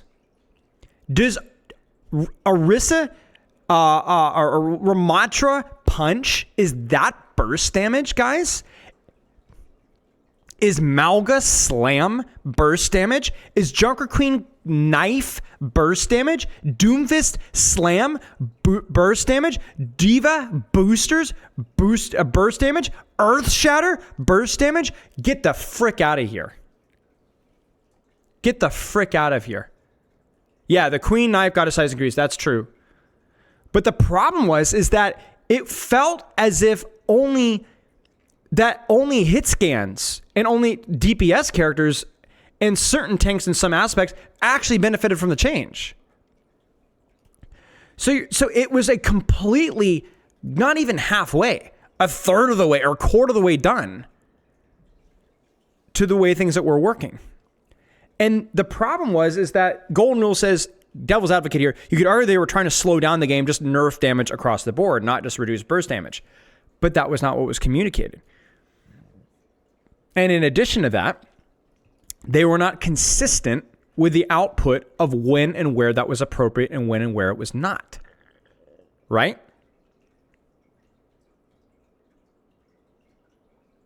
So they were selective and honestly, often randomly selective about what characters were able to maintain their lethality and what characters were not. It was a completely half-baked crapshoot where a lot of abilities just kind of got left behind. And in fact, I'm not just critiquing Season 9 due to our perspective and our expectations then, because a lot of these things have been buffed since then. Which then raises the question, why did we even do it in the first place? We'll get to that one later. But some stuff still hasn't been buffed. Guys, we just this most recent or patch before last got Winston's landing damage buffed. It has been almost a year and Winston's landing damage finally got buffed to compensate for Season 9. Now you might say, oh, well, Season 9, trying to nerf, landing on top of somebody with Winston equals burst damage in some contrivance, whatever. But why? Why was Winston the one that got punished for that? Why? He didn't benefit from Season 9 at all. So why was Winston the slow kid? Why? Cheers, Lord Zedon. And you can go through this list and I mean, no, there's no booster thing. Doomfist Slam, they buffed his punch, which don't even get me started on that from a balance choice. There's no ult buff. There's no slam buff. There's no Junker Queen Carnage. There's no Junker Queen ult buff. Because remember, Junker Queen ult is not burst damage. It's a non-projectile source of damage. Malga Slam, nothing. Orisa Javelin. Now, that one you could argue is... I did that one... I don't know if the Javelin one benefited. Yeah, we made a list. So I remember after Season 9, we made a list, guys. I don't even know. It was like a mile long of abilities that were ultimates or utility they just forgot. Either they forgot or they just chose not to say anything about. No boop buff for ball, right? No slam, no mine, slam, and boop. We're all left. Oh, by the way, all three of those have been buffed since then. All three of those have been buffed since then. Wrecking Ball... Brigitte still does not have her damage buffed on her shield bash or whip shot, if I remember correctly. Sim still cannot 2-tap. Now, that's more burst damage, right? And so on. Sojourn Disruptor Shot, Helix, Virus. I don't remember if this was the Sombra. Actually, that might have been, I don't remember, honestly. I think it was Virus. I mean, we can literally go on here, right? We can literally go on. So the problem is that it was a broad brush thing that had inconsistent application onto an innumerable amount of abilities that did not benefit from the projectile size increases. The way it was communicated is to make damage feel more consistent while dealing with burst damage. And the reality is all that it did is it hurt a couple of one-shot characters, which was like, okay, that's all right. People don't like those one-shot characters. But then they realized that, okay, these one-shot characters actually kind of need those one-shots to function. Hanzo being a great example. Zenyatta 2-tap being another good example of a character that really needed the actual lethality to function. But then they just forgot. Like, what was Season 9 supposed to address in terms of burst damage? Maybe Ashe, right? Maybe Ashe. Is Ashe even really a problem? Hanzo, he has his one-shot back again. He has his one-shot. Junkrat basically has his 2-tap back again in a large part. He can hit 2 projectiles or can kill 225 HP targets with 2-tap, right? Let's keep going. Mei, 2-tap, has it back again. Pharah, I don't know if she has a 2-tap. I would be cautious of that, but her fire rate's faster. Roadhog has this one-shot back again. I don't think Sigma has his combo anymore. Maybe I'm correct or incorrect. Sojourn, I mean, has had her rail increased. It's basically the same. It's very similar to where it was before. Sombra with Opportunist and Hack basically has her one-shot on Hack Virus now. Not one-shot, but basically to that point. Sigma can combo with melee, okay. Zenyatta has his breakpoints restored. What you ended up having is you basically had a pretty large chunk. Like the majority, if you think burst characters, almost all of them got the burst back. And the people that kind of got left behind just kind of never really caught up again, right? Symmetra is one of them, sure. And that's just kind of where it is. And that's kind of where we are today, right? Did it deal with burst damage as a whole outside of one-shots? That's one where I honestly, I'm like, I'm kind of on my soapbox here, but I am going to step back and say I honestly don't know. I think that how it feels, it doesn't feel drastically different. But it doesn't feel drastically different, maybe is not really a strict scientific metric. So I don't really know. But I will say that it was certainly even if you give them the best benefit of the doubt and if they know something that we don't know, from an optics perspective, it was really poor. Really, really poor. To at least have all this crap that just is very, very easy to point out that something stinks. Something's wrong, and that we need clarification on like why and what exactly are the goals and what's the point here. Let's keep going. Shots feel good to hit. Shots definitely feel more consistent since then. You draw from that as you will, but it was an ill-advised execution of something and from that front. Adjusting health pools to balance gameplay. This goes consistently with we're trying to not increase or decrease time to kill by making it easy to hit shots. This is in comparison to projectile characters. There's not really a whole lot to say there. That's not really reiterating what we already talked about.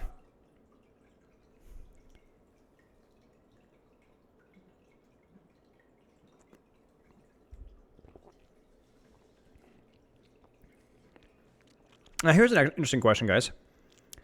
Do you think increasing health pools tones down the relative strength of healing?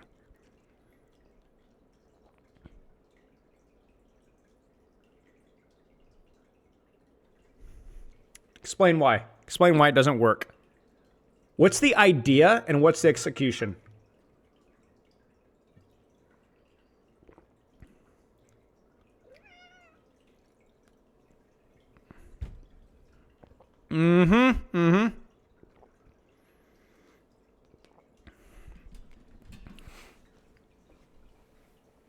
The idea is that if you have a larger health pool, you're more reliant off of your health pool and less off of the consistent and constant sustain to keep you alive. But the reality is that a larger health pool just gives more time for the support to react to keep you up.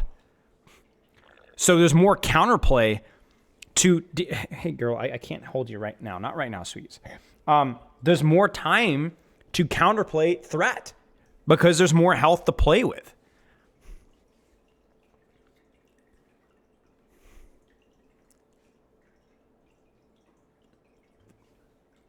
So no, it didn't do that.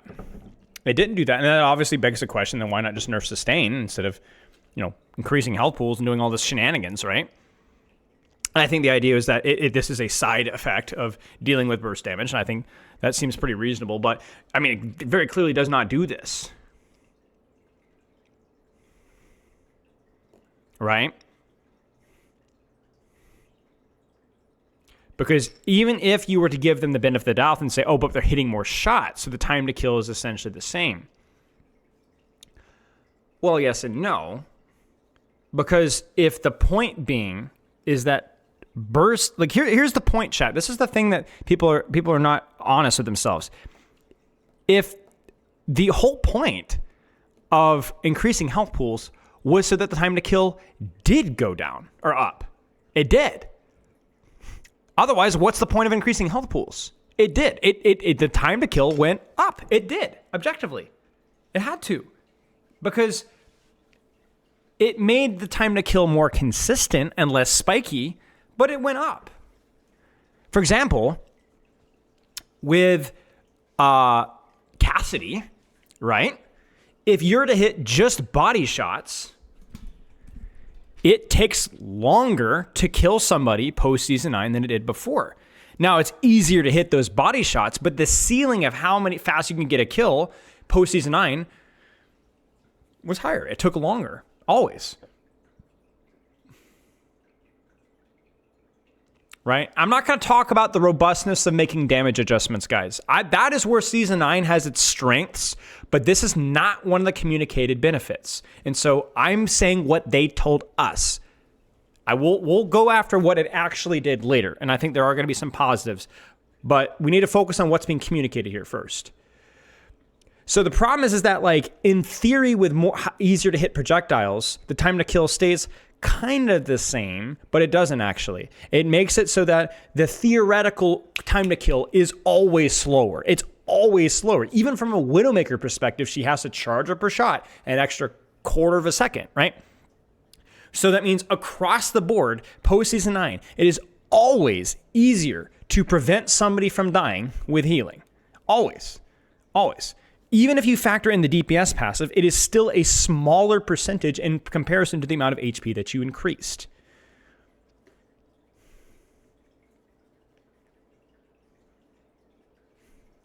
So it didn't do what they said it would in terms of, it reduces the relative strength of healing, because the strength of healing is often in your time to react to the person taking damage. And the problem is that even though this isn't Marvel Rivals, there are still enough sources of burst healing to prevent somebody from dying. You get what I'm saying? So this would have been more true if we didn't have things like Suzu, didn't have things like burst heal and armor pack, and so on. Because a lot of those things are what keeps people alive. Right? But ultimately, the strength of the number of times you have to shoot somebody basically stayed the same or took a little bit longer across the board. The heal passive is fine. No real significant problem with that. Mean that heroes live longer and team fights will take longer to conclude. Obviously, yeah. So,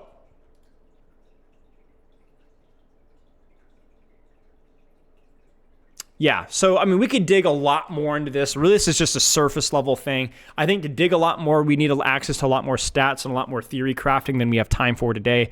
But ultimately, kind of what Season 9 did, if we go to its combat goals, deliver more consistent feel, it did that. It kind of lessened the impact of burst damage, but it's like a monkey paw thing where it does in some aspects, but it actually didn't reduce the impact of burst damage for the worst aspects of Overwatch, the least popular.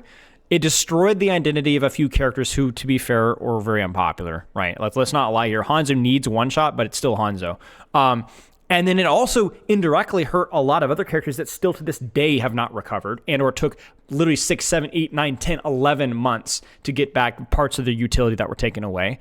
And it did not nerf in-game healing to a significant part. In fact, the only nerf to in-game healing that we had that's significant was the passive, not the actual health and increase. And yeah.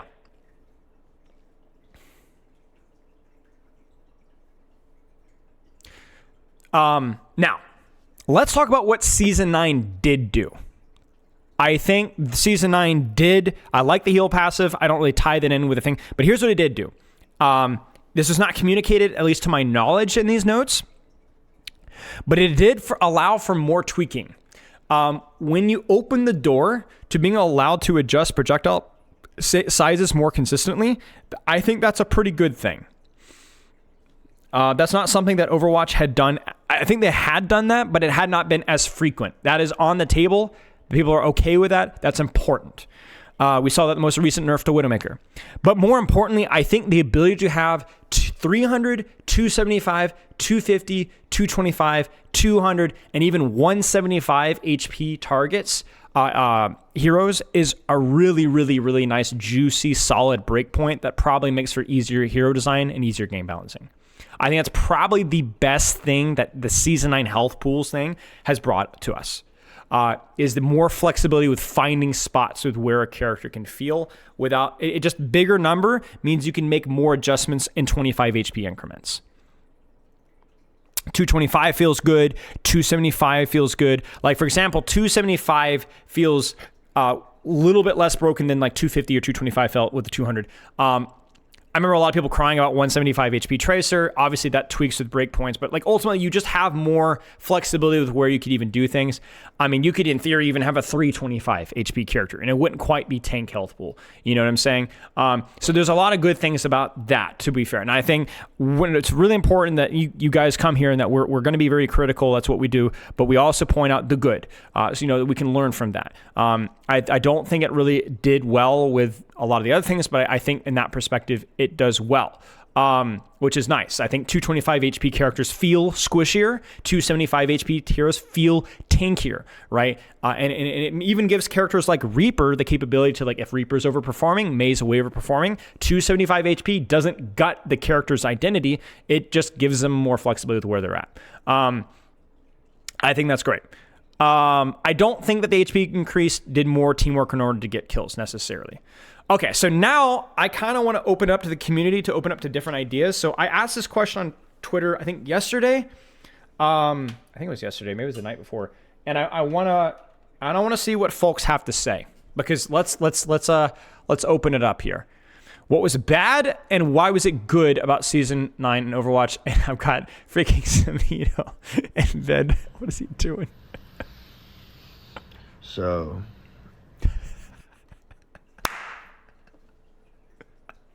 what is he doing? I think the bad thing was the breakpoint changes. There were so many interactions. Okay, so one thing that Samito has brought up that I always forget, and I need to because seeing his stupid face on my screen reminded me, ammo conservation. Like, it takes more bullets to kill people, which means more reloading. Really hurt characters like Tracer, who just need to reload a lot more frequently. So you'll find yourself like 2 clips was usually enough pre-Season 9, 1 or 2. Now it's like 2 or 3, and that's a big deal, right? So like but for some characters they don't really care as much. Like, right, like Zen, it's just the clip management, you're just gonna keep shooting, right? Not a big problem. So like that's another balance factor that you have to consider. It's like, now these characters are just reloading a lot more frequently, but you can't like really balance for that because you can't give Tracer 4 or 5 more bullets necessarily without completely throwing off muscle memory and so on. Yeah. That made like at high level play like niche characters. And breakpoints, yes, breakpoints huge. So many interactions that made like at high level play like niche characters like have something they were good at. Like Mei one-shot and Tracer was a staple in the game. It had made Mei like a Tracer counter, and like now it's just you don't have the threat of the one-shot. Yeah. Like her freeze didn't. Now the question is this: do they want that? Do they want Mei to be able to one-shot Tracer? Right? I don't mind if there is a specific change intended for that purpose. I agree that I think that kind of sucks, but like if they intended it that way, it's okay. For me, Season 9 was all about the unintended consequences, right? Get damage amped. There were breakpoints across the cast that still haven't been amped, where the characters are subjectively worse, and they with how good healing is, you're just having to chew through more HP from a casual perspective. Like for example, if you go up against a 275 target and your character didn't get damage boost or damage buffs, even if you have bigger hitboxes, like you know, there are times where you would have hit your shots anyway, probably a lot of the time, and would have gotten a kill. But it's just more Echo. base sustain that the players aren't doing. I think Season 9 also hurt Echo Beam a great deal. I think Echo breakpoints are a lot more awkward.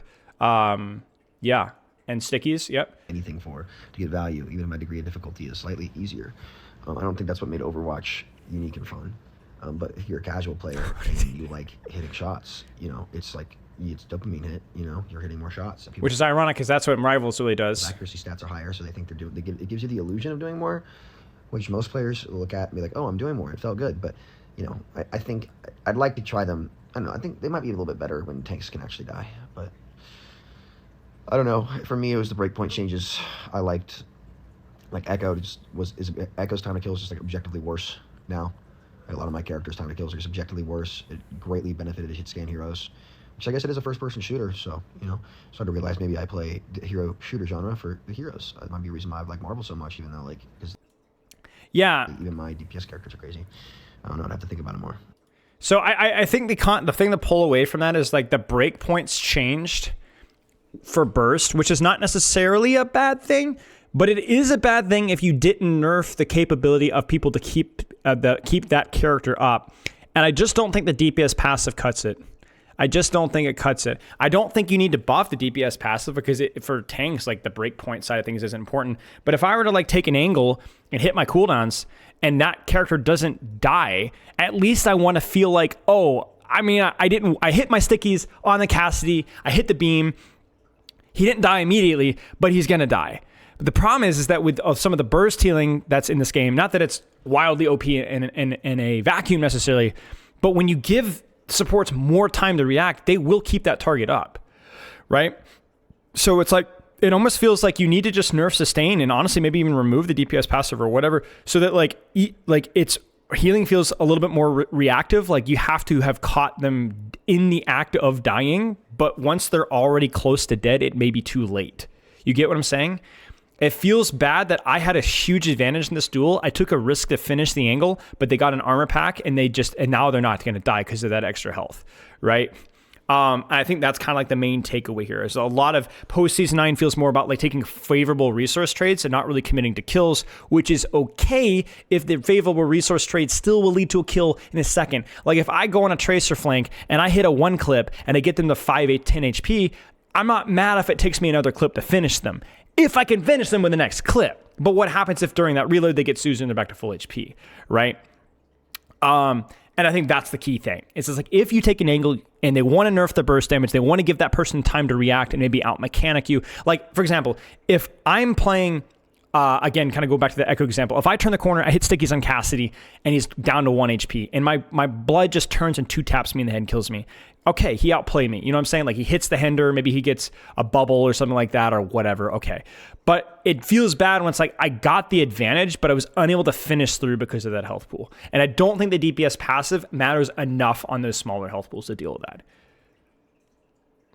So anyway, it's tricky. I don't think you can always say everything is objectively bad in a vacuum. Maybe it is within like what Overwatch's identity is, because the irony is that post Season 9 feels a lot more Marvel Rivalsy, where it's a lot of just damage training without necessarily the larger health pools and so on, but I'm not really sure. S-Guy says, I think the best part of Season 9 is that it shook things up and gave people a reason to grind again. True. Nobody knew what was going on for a bit, and that period of discovering the best characters, the way to play the game is a blast, with the addition of Champion gave people a reason to grind and stacks that you play with your friends.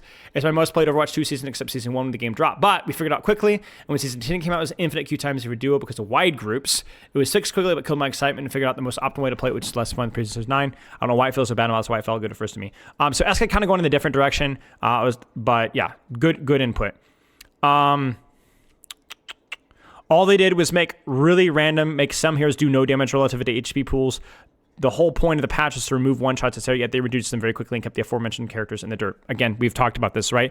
They said some characters get your breakpoints back, some characters you don't, and that's it, right? And it just, you know, even if it's done from a balanced perspective, which is not like they're not factoring in win rates and stuff like that, but it doesn't make the character feel better to play. Okay.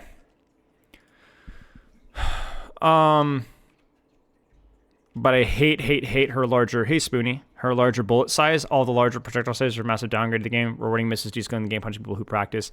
I don't know if I'd go that far, but yeah, I always appreciate Spoon's perspective. Man,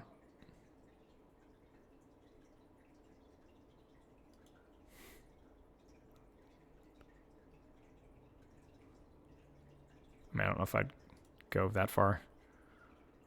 I'm trying to assign that something that's more like specific to the hitboxes, the health. Let me know if you guys see anything that stands out to you.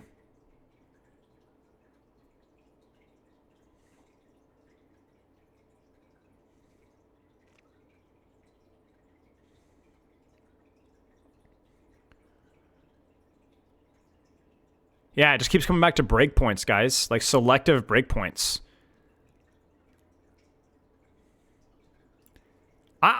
Okay, here's my hot take, guys. This is not really a hot take, I feel like, but I just still feel like we should need a DPS passive. I understand the concept, but the value of focus fire, first off, I think is overrated within the structure of like a competitive macro. Like you don't need it. You just need people maximizing their value even in different directions, in synergy, like playing to their strengths. But also, why do we need a DPS passive? Like why can we just not nerf the amount of healing? Like the value of DPS passive that was communicated was to reward focus fire, but I'm not so sure that I'm a fan of that. I think, okay. You guys ready for this? Are you guys ready for the sauce? I'm going to say it. Here, read my lips. Okay, I don't know what I'm saying. DPS passive rewards bad gameplay, rewards low skill. You heard me, right? The DPS passive rewards low skill play. You want to know why? What should your Tracer be doing? What should your Ana be doing? What should your Winston be doing? What should your Cassidy be doing? Everyone has different responsibilities and different applications and implications for what their skill needs to be doing. DPS passive says if you turn your brain off and you shoot the big fat guy, you're going to kill it. And even things like spam tickle pressure, right? Which I don't think is that relevant. But yeah, it rewards you to not play to the fundamentals of the game, but just to turn your brain off. And it is a band-aid solution to something that should have been nerfed organically. Because you can think of an infinite number of reasons, hyperbole, for when it's not the fact that it's like introducing an anti-nade and being like, oh, just get an anti-nade character. Well, what if I don't have an anti-nade character? What if I'm trying to kill their tank, but my DPS isn't shooting their tank? So then am I just incapable of killing their tank because sustain is too strong? What DPS passive does is it gives them an excuse to bring heal creep back in the game. Because now all the support, you know what I'm saying?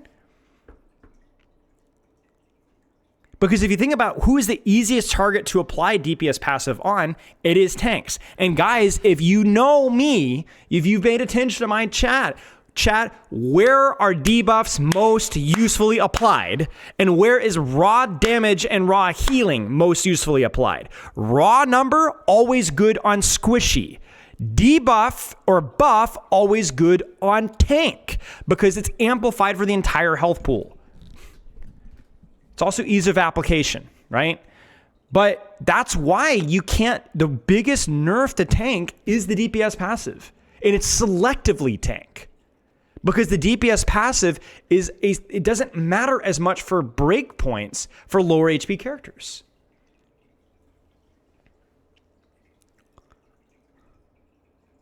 I really totally disagree in the DPS passive. I think people like the DPS passive because it feels like Overwatch extending the laurel to the DPS community. Like, here, we're going to give you something. But really, all it is it's like some 1984-ish, we're going to like take your identity away and throw, like, give you something for free and hope that you forget what we took away from you. It's like, see, we gave you the DPS passive. Yeah, but what did you take away?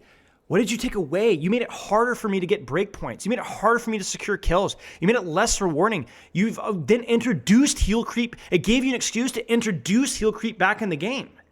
It's also incredibly unintuitive. And you guys, it's also not visually clear. Like, it took them forever to figure out that little check mark in the bottom left. And give credit to the UI team. They did a great job with it. But it is led as an excuse for so many crappy things that have been reintroduced quietly in the game. It's just not necessary. It has never been necessary. It has always been a consequence of because of this, you know? And I'm not here to sit here in the DPS as a cosmetic role or it's useless.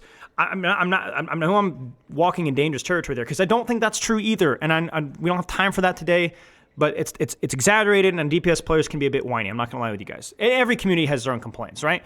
But I'm with the DPS community in this one where you shouldn't need the passive. You should just shoot and that's it. And that should be it. It shouldn't be a requirement.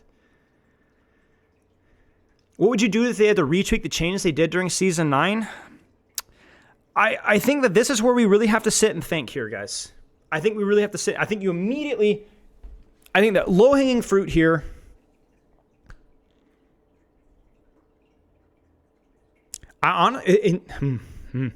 I think you have to go back. I think you got to remove DPS passive. I think you have to adjust healing. Oh, man. I think you have to remove the DPS passive and adjust healing accordingly. I think those are the things that you start with. And then you got to have a real important conversation. I'm not smart enough to know the answer to the last part of this conversation because the easy answer is just reintroduce breakpoints, but keep the HP at the same point that it is now. Buff everybody back to the original breakpoints and just, have larger health pools so that it's easier for them to make tweaks. I think that's a nice thing, right? But the problem with that is we still have bigger projectiles, guys. We still have bigger projectiles. Boy, how do you do that? What do you do with that? That's a tough one. That feels a bit like Pandora's box, right? I don't know. I honestly don't know.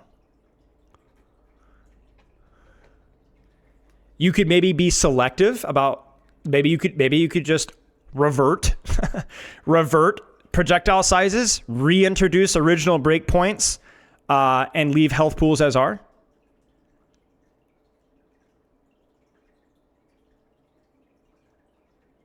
So I don't know.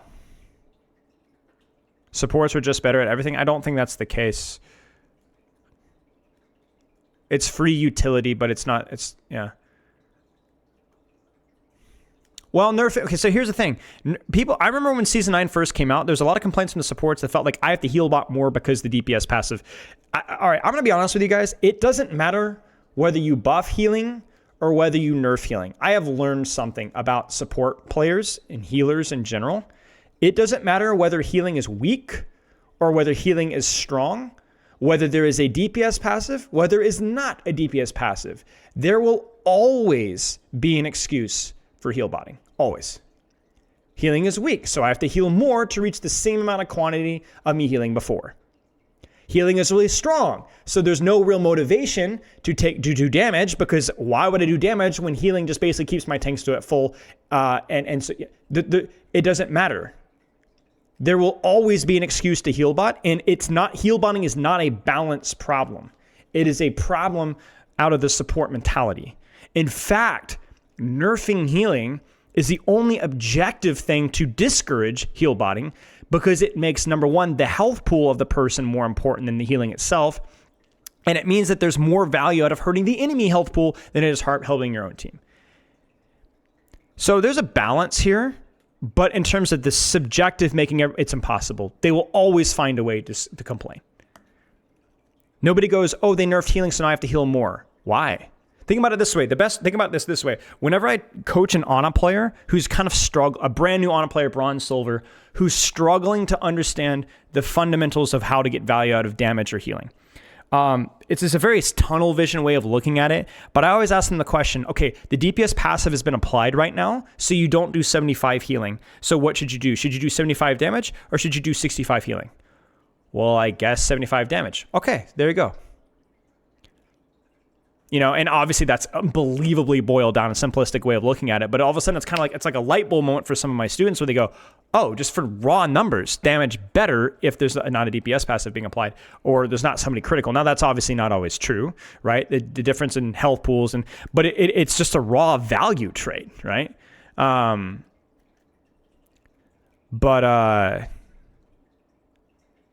Anyway. People will always find an excuse to do healing and do nothing but heal. And so you can't really balance around those people. You have to create opportunities for people that are willing to experiment.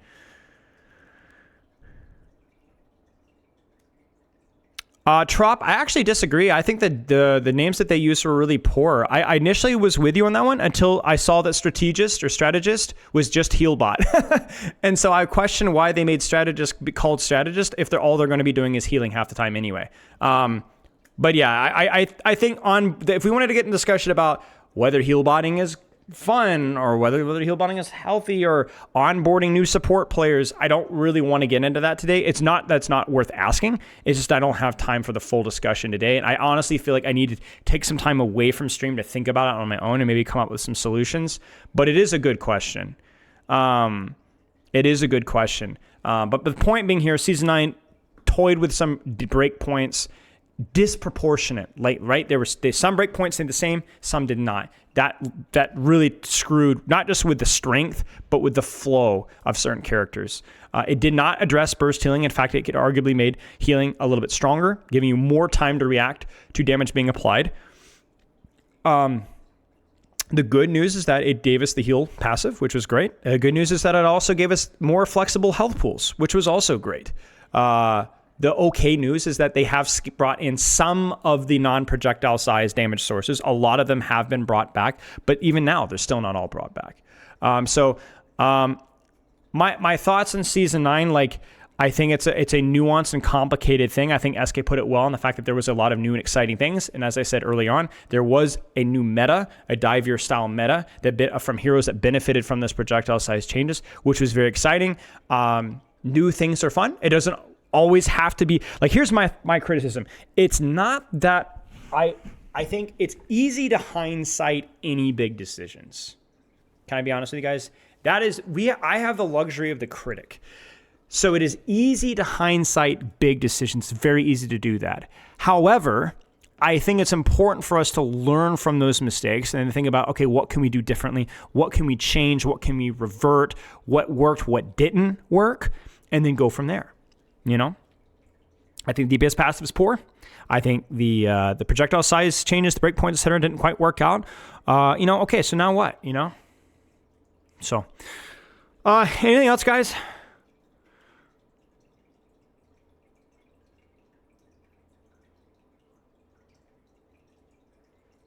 And I think it's the last thing I'll say is that, like, I more of my criticisms have to do with the execution of the non-damage sources with Season 9. This really was my main criticism. And then inconsistency / slowly trickling back the breakpoints. That is my criticism. It's not the initial proactivity to go out and try something new. I think that would be insulting and egotistical of me to say. So I will not. I don't think that's fair. What problems do you think Season 9 solved?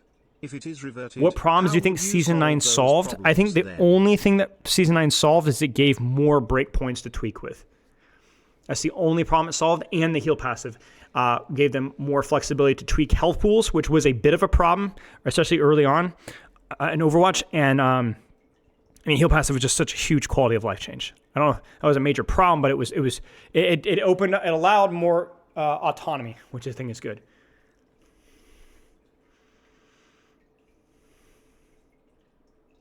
Lukagu says, I like how Season 9 showed the Junkrat community there was a healthier route outside of his one shot, and it's something I value aside from my other thoughts in Season 9. Fair point. I'm trying to think if there's any chat. Are there any other characters that had interesting side benefits of Season 9 or maybe introduced some more depth or interest to their hero? I'm trying to look here. Nothing super. Kiriko lost her 2-tap, so it was more about sustained pressure on an angle. I guess Kiriko in a way, because I don't know if it was a result of Season 9, but they basically kind of whittled down upped her body shot damage and nerfed her headshot damage. So, Sojourn, but yeah, Sojourn didn't really.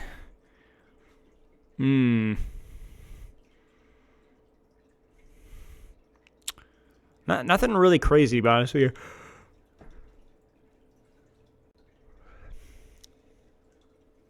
Yeah, it's an interesting question though.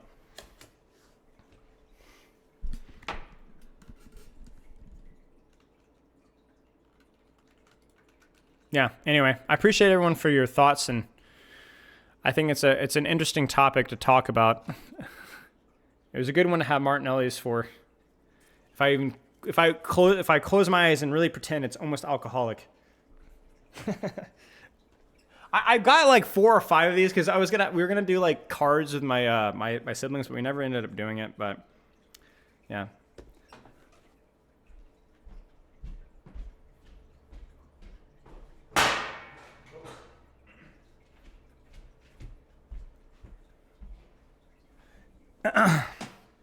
Yeah, Hanzo's a tricky one. I think like he's the first example of a character that got his one shot back, but I don't know what you do without his one shot. I think that there's a lot of ideas, but nothing is that super obvious. So just do this.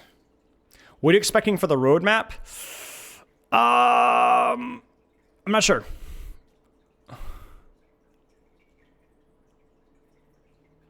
I have a couple of I've play tested a couple of things which I can't obviously talk about, and I'm sure there's a lot of other things that I don't know about. So I actually don't really know. So what I do know I can't talk about. What I don't know I just don't know. So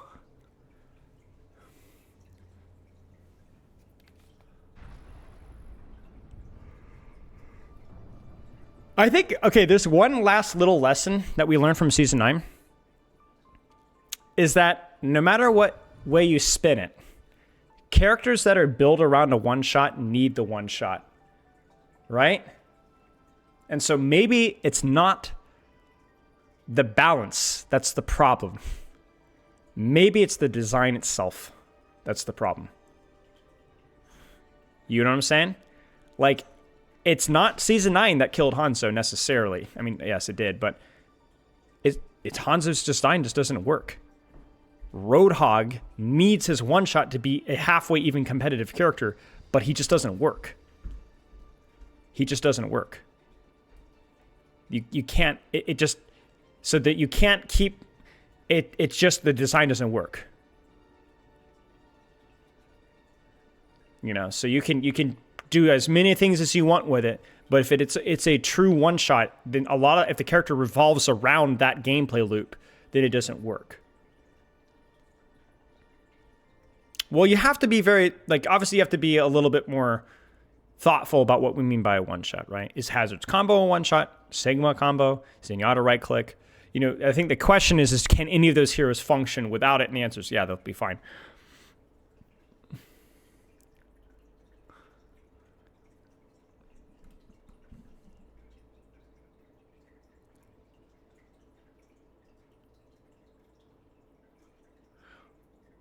What about rivals track to charge your shot? I mean, it's definitely an interesting idea. I respect them for doing that. It's a different approach, but I think even they recognize a character with a bow. I think part of the problem with Hanzo is that I don't know if you can make a character with a bow that doesn't do a lot of damage, because the whole nature of an induction is just hard to balance.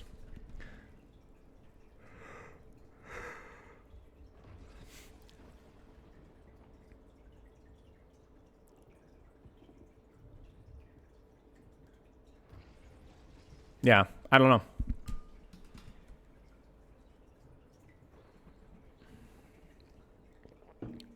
Because the problem is you look at a lot of these characters, if they don't have those breakpoints, they can't work.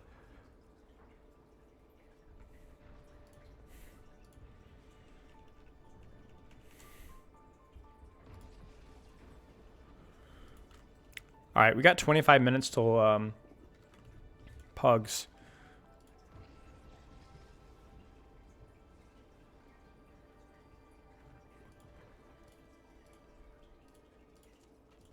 I'll let you guys pick the character I go for. No, we have 30 minutes, Sarah. On the schedule, it's 30 minutes. I don't know why it's 30 minutes, but it's 30 minutes. It says 5. They're usually 5:30, but for whatever reason, it says 5, so it's 5. It's longer than 25, it's 5:30. It freaking, in the event, says freaking, unless Ice-T pinged you guys and said 5:30. Yes, he said 5:30. Well, frick me, then we have an hour. All right. That's fine, that's fine, that's fine. We could do a stack if you guys want. We could maybe do I would say viewer pugs, but we could do like viewer stat quick play just for an hour if you guys want. I'm down. We'll do a giveaway. And you don't have to be a sub or anything. Let me just get Nightbot pulled up so I can do the giveaway after this. 6v6? Actually based. Okay, we're still in queue, so I'm not screwing that game over. Actually based. Good choice. Actually, I'm just solo queuing 6v6. 6v6 solo queue to top 500. I'm just gonna gamble your views. Here, let's do a poll. Wait, no, not poll. Gamble. How do you do gamble? How do you gamble? How do I gamble, chat? How do I spend channel? How do I do it? What's the command? Points? Frick, how do I do it? What's the command? Predictions. Oh yeah, prediction. Prediction. Start prediction. Does he win? There. Predictions live. What should I play? What should I play? What should I play? Will I get top 500 guys in arcade?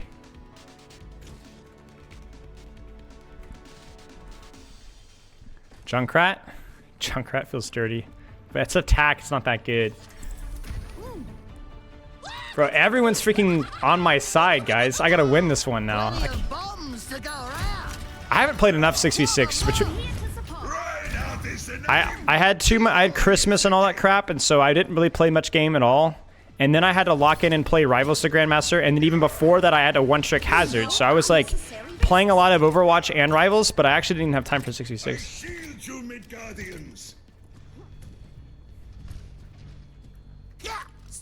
But also at the same time, I didn't really feel like I needed to. Like, because I know how this game works. I played this game for years. I coached this game for years. I even did the play test for like 25 hours.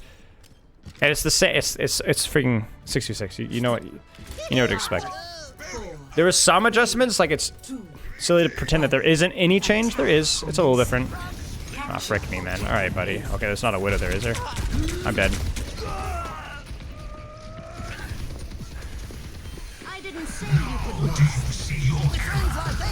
Double shield, really, buddy? I'm dead again. I'm dead again. Why did I do that? Why did I front lane that? I don't know why I did that. I don't know what was going through my brain. I'm gonna win you guys your channel points. I cannot let my haters win. I cannot let my haters win, guys. No. Trust. I'm a little washed right now. It's been a while. Oh, frick. Frick.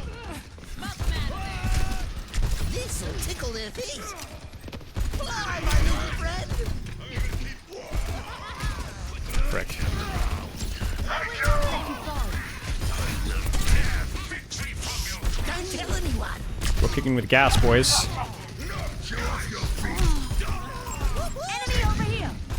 Bro, it's so weird because I'm like, the Ana? I'm like, oh, I'm always like counting down one, you know what I'm saying? Watch this, guys, watch this. Oh, frick, never mind. Don't look me, don't look me. See? I told you I'm sweating.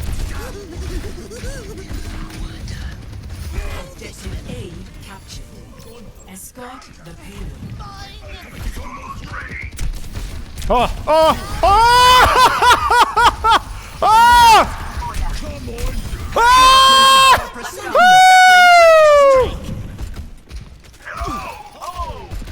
Better? No, is this bad? Frick. Okay. No, come on, dude. I was like, why am I not getting... Dude.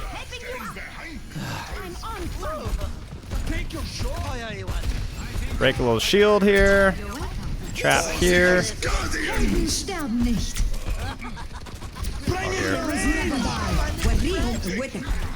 It's actually pretty good ult trade here. Okay, we're blading him. Keep shooting tank. Suffering? Wait, guys. No, I didn't mean to do that there. Can go tanks now. Even with res, we're good. Can you scream louder? My neighbors want to hear it.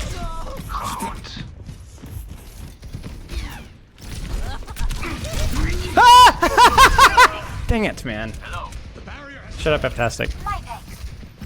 My bad, my bad. I need to be more decisive there. Oi, oi.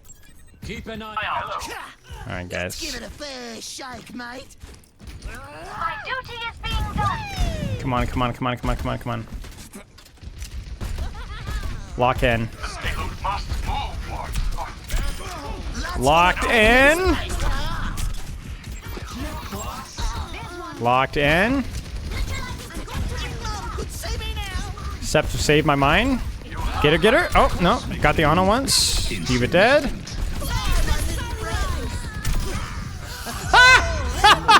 I did it! Don't tell anyone. The barrier appears. Greetings. I feel like we need to spam this here because they're gonna touch. Gotcha. Barrier has been opened. I was gonna hide, but I think we can. Oh no, we're not. They're not gonna touch. Oh, they are gonna touch. Dang it. That's a pretty nasty choke there. I haven't got many. You got cap though. Oh wait, what? Oh, I didn't deploy it in time. Frick. Dude, you guys remember there was a while ago people asked me to play a Junkrat game and just like giggle evilly the whole game? It's pretty cringy. Never mind. Don't remember that. Please don't. Oh, I'm like, do you guys remember this horrible thing they did that wasn't funny or interesting at all? What is that melody? Oh, fear. Overflick.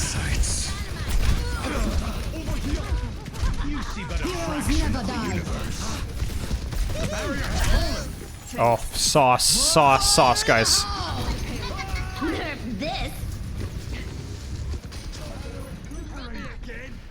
Dude, I was trying to like... I was trying to maneuver around the D.Va bomb.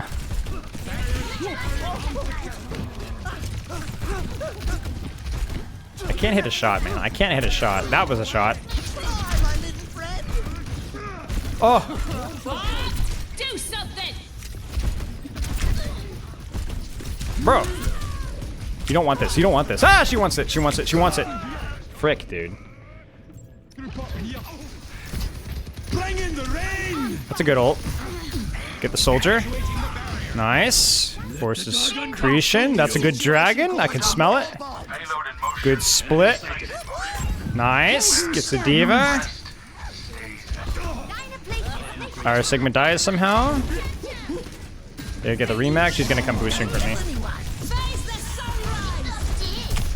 Bro, can I hit a shot? Where'd the frick she go? She just fly right past me? How did I lose her? How did she get there? Frick, come on. I did it, Mum. I'm on fire. Over there. Over there. Attend to that. Prioritize the payload. The pleasure is mine. Oh! Heroes never die. Oh, you don't want this. Fire in the hole. Enemy Let me sit and think about it for a second. No! No! My days, please! I can't. He's just gonna shield. I'm going in. Wait, what? Oh, she got bubbled. No! Yes! Worth it. I think we can still win this. I'll see Ash. Thank you for the sub. Flux it, flux it, flux it, flux it. Press the flux. Flux it. Press the flux. That's secretion. Flux it. Flux it. Pedro. Pedro, do it. Pedro. Pedro. Use it. Use it, Pops. That's a bubble. That's a bubble. Am I going crazy, chat? Am I insane? Am I clinically insane?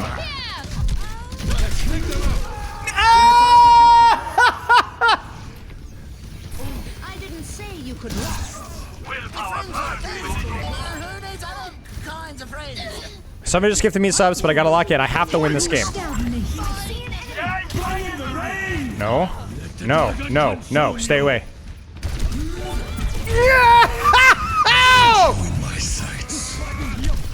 I can't hit a shot. I can't hit a shot. I can't hit a shot. I can't hit a shot. I can't hit a shot. Thank you for the 3 gifted subs, dude. I appreciate it. Thank you so much. I'm sorry, guys. We have to win this, man. One more death? All right, fine. No more deaths, Sin. No more deaths. No more deaths. Just for you. Thank you for the gifted subs, man. No more deaths. No more deaths. I will will myself to not die. I'm like Walt Disney.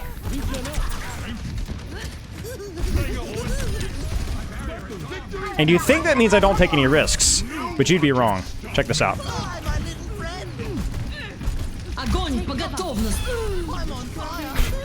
See?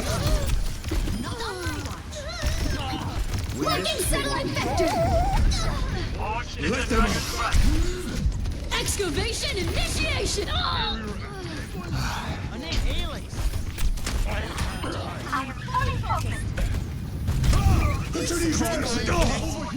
Wait, how did I not? I can fire in the hole! Bring in the rain! I didn't do anything. I didn't do anything. At all. Thank you for the bits, guys. I literally didn't do anything. At all. I didn't do anything. Oh my gosh.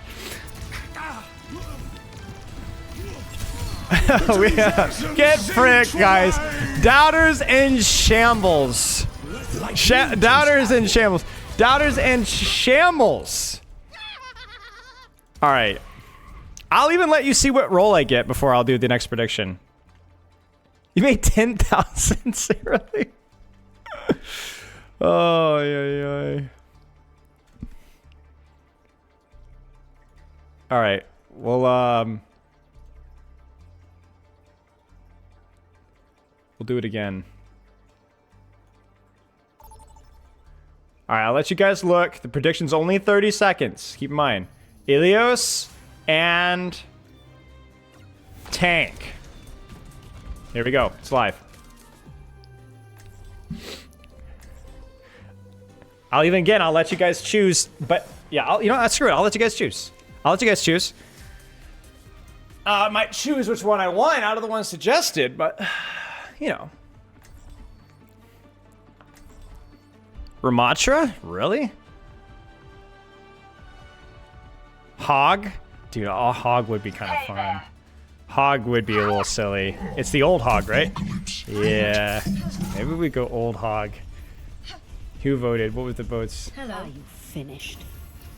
Wait, why is the poll taking so long? Oh no, it's already done. Greetings. 5, 4, 3, 2. This got moved to the arcade section because they're extending the playtest. See you at the finish line. So hard angling with this hog is better because you have more range pressure with alt fire.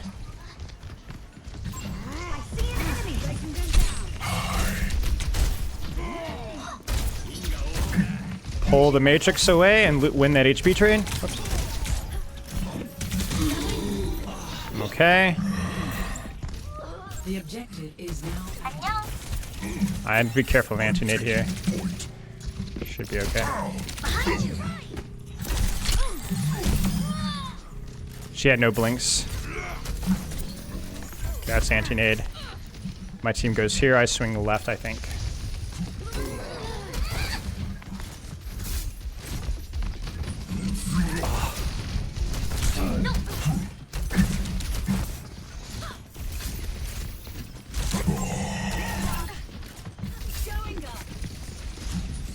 Oh, that was dumb.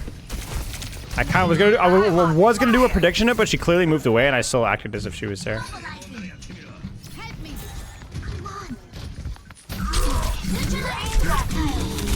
Too close. I'm too close. Shoot, I'm too close. My teammate backed off, and I did not.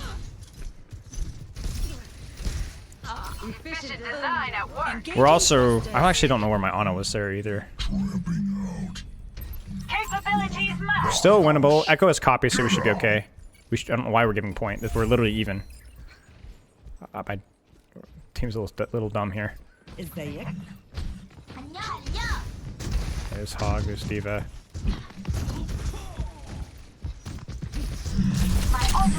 Oh no, I intended. Good anti-nade. Swing left as my team goes right. We have ults here. Heroes no power out. Get in there.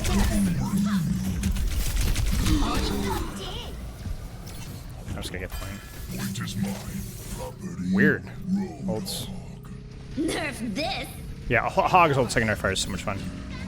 The Eye of Horus watches over you. Engaging thrusters. Eyes on a target. وريهم قوتك. Oh, I thought for sure. Oh. Watch yourself. No. Frick. I'm not hitting good neutral pressure with my weapon. Hey there. Okay.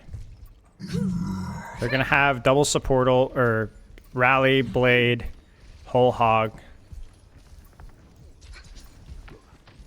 We only have 2 August left side. Excuse me. So I have, in theory, Healing fortified. I can force point here, I think. At least a little bit. Enemy over here. Oh, dude. I went so far. Did they remove it? They removed the tank passive, right? I forgot about that. Shoot. Shoot. That's my bad. I forgot that the tank passive's gone. It was still the right play. I just needed to be more cautious with it. We have time here. Oh, frick. My bad. Frick, chat. I'm trolling. Fire. What else is next? Charge this. I don't think we're going to touch either. First All right. We got to lock in. Hello. Hiya. Complete. Hello. Score 0. Well, I got hooked, and my first response was to hook him back instead of heal first. I don't think either way. Hey, Orb. Billow is throwing so he can finally be on time for PUGs chat. Let's I mean, sneak in yeah. a trip to the beach after this. I won't tell if you don't. Okay. I think the play is to angle left here. 5, 4, Because we're probably going to lean right. Widow controls main. 1. Queen's definitely going to go... Capture. Well, is it angle left? Yeah. I'm not giving up. Anyways, this is mode, or just needs to be shot. I freaking... this has to be one of the cringiest things ever.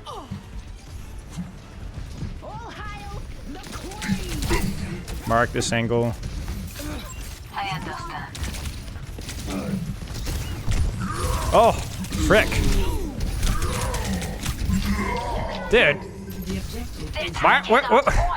Alright, chat. We didn't have any space at all. That's 4-man focus, and we got nothing for it. I wasn't ending, I was taking space on left angle, and then I get 4 people on me, and I'm looking at my sniper on the floor. Aw, scammed. Stop saying ah.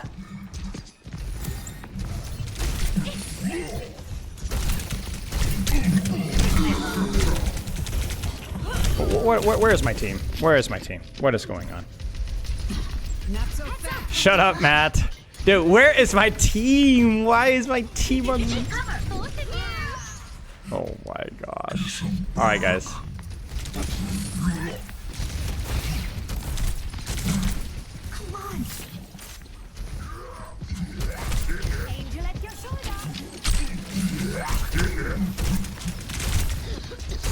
Be purified. This. No way we don't kill that. Heroes never die. Oh, I thought for sure she'd go for that. She's looking for pulse, I think.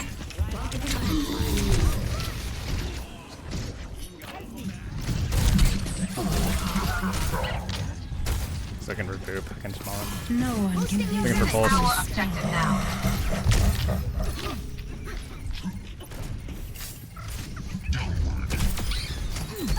I'm on my game now. Thought he'd peek. There's one. They're coming. Shut up. Shut up, guys. Shut up. Probably didn't need that. I'm gonna definitely going for pulse.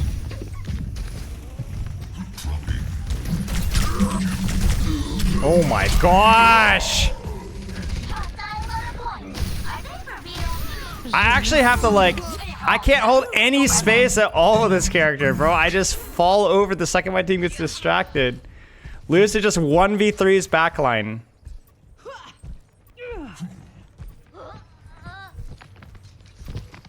Boosting your damage.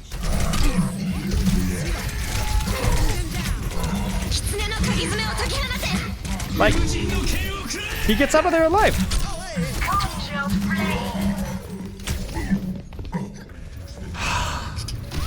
Dude, what is my team doing? Dude, what was that? That was like atrocious mechanical performance, and I've got a team that legitimately can't get out of spawn. Frick you guys. Yeah, sure, why not? Useless. Wait. Everybody was useless in that game. Not so fast. Prediction. Alright, we'll do another one. We'll do another one. This one surely is a lock. All of you guys that lost channel points now, you guys know how it works, right? Regression to the mean. Regression to the mean. That's all I'm going to say. Regression to the mean. Regression to the mean. Here we go. We were 6 stack? Yeah, well, frick you guys. I was the greatest. My team trolled me. Oh, it's you, Carter? Man, frick you guys. I'm getting vengeance on these randoms. Predictions live.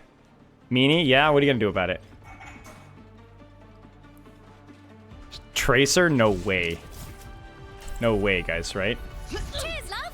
It's time to Oh man, I just all of a sudden I see a bunch of points go into the loss vote as soon as I lock Tracer.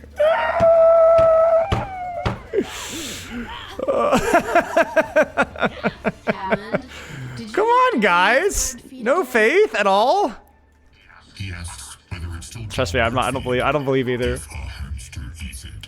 I'm gonna sweat, guys. I'm really sweating. Cookies and meat to teammates who deserve them. Oh, thanks, man. I could probably cover this or move this because it's like I've got crap all over my desk. I said I got crap all over my desk. 5. No, I'm not gonna crap all over my desk. I said I've got crap all over my desk. Attack commencing. Capture objective A. Salutations. Enemy here. All right, balls and. The barrier's weakened. Sombra's on the left. Barrier unsuccessful. Neutralizing projectile. Oh yeah, I shouldn't have stood there. There's one here. Engaging threat. Shut up! I'm locked in. My last 847 points. I don't know what I did there. I thought I had. Dude, I'm seriously, I'm locked in, man. I'm gonna win this. I'm gonna win this.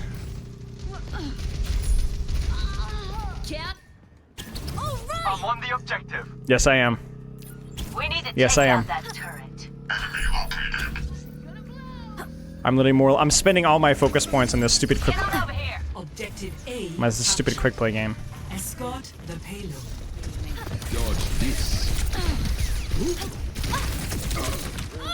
Enemy here. The payload advances. One here. Cheer up, sunshine. Can't handle the heat. Stay out of my way. Okay, just checking. I'm like scared I'm gonna get flanked by like every single angle because my awareness is so bad with this character. I'm not used to moving this fast. Enemy spotted. Can't stop. Won't stop. So jerky. Dynamite. Double blink there, an accident. Awesome. Get in there, Bob. Over there. I feel time to drop the bomb. Heldenstein deserve this. Dude, I keep double blinking. Pushing the payload. How about a second chance? I'm dead. He's got pocket. He's gonna come for me. She's gonna come for me. Oh, there's every freaking. At this point. Initiating defense matrix. Gotta go. Life protects life. Should we get an EMP? No. Nicht getan. We've been here before. Hey. Actuating the barrier. Take cover. The tree's Let's gone. get our payload. Hello. Let them up. The payload advances. One here. Adore. Enemy over here. Enemy spotted. Who's on fire? Red. I am. I'm locked in, chat. There's one here. What is that synergy? Neutralizing projectile. There's one here. Oh, Just in time. I'm like pressing the buttons, but it's at the wrong time.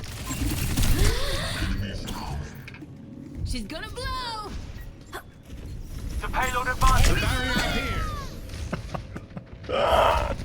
here. That's unfortunate. The barrier. Bro did the 180 before the blink. Yeah, that was. Oh, help here. As they say, try again. Just in time. As usual. Strats. Perfect. Lock in.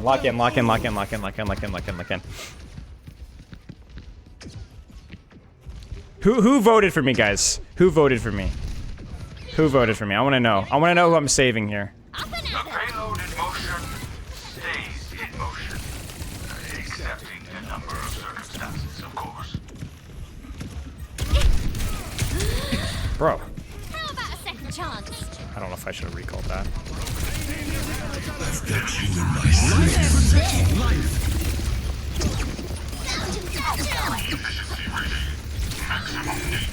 Enemy turret ahead. Yeah, I should have stayed on the angle. What do? I should have run to the angle. Sure. Frick. You voted for me? All right, Skitter. I'm locking in, bro. I got 5.5 minutes, surely. Enemy turret ahead.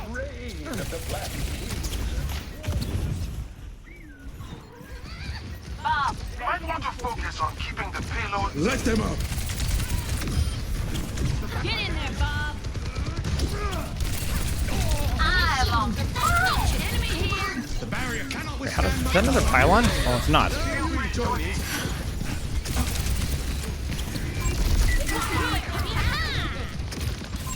Enemy spotted.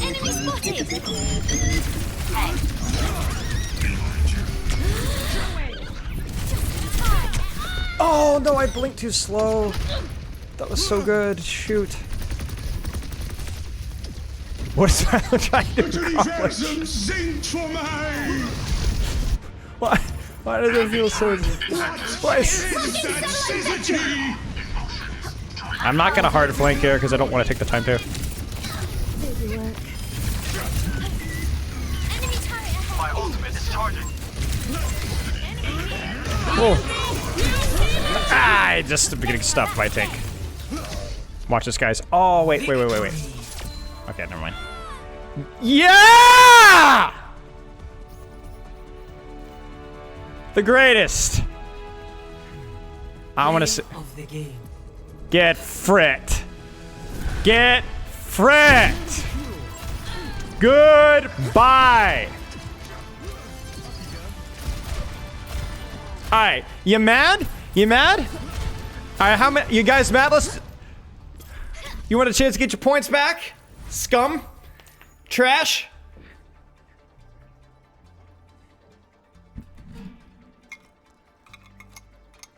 Thank you for the gifted sub. Congratulations, Zero Steel. Thank you for the gifted subs to me today. Ah, this tea is freaking hot. Holy cow.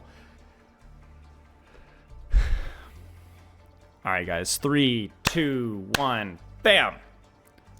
No, wait, here we go. 5, 4, 3, 2. Okay, never mind. 8,000 points. I will not leave a broken world behind. What orb? I'm not late. IST said 5. Actually doing 5:30. Ignore event. I know the event says 5, but IST said 5:30, so. What kind of tea we're working with? Chamomile, I think? What is going on over here?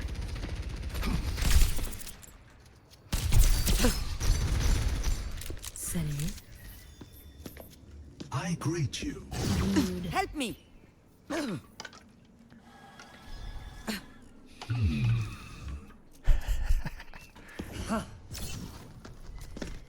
Are you finished? Okay, I don't like these lobbies. I Hello want to there. kill somebody. I offer something more. Hush now. I like killing people, man. I always disrupt those lobbies because like, bro, just like freaking kill me or something. All right, prediction is gonna go live now. Support. I have a feeling gonna know how this one's gonna go.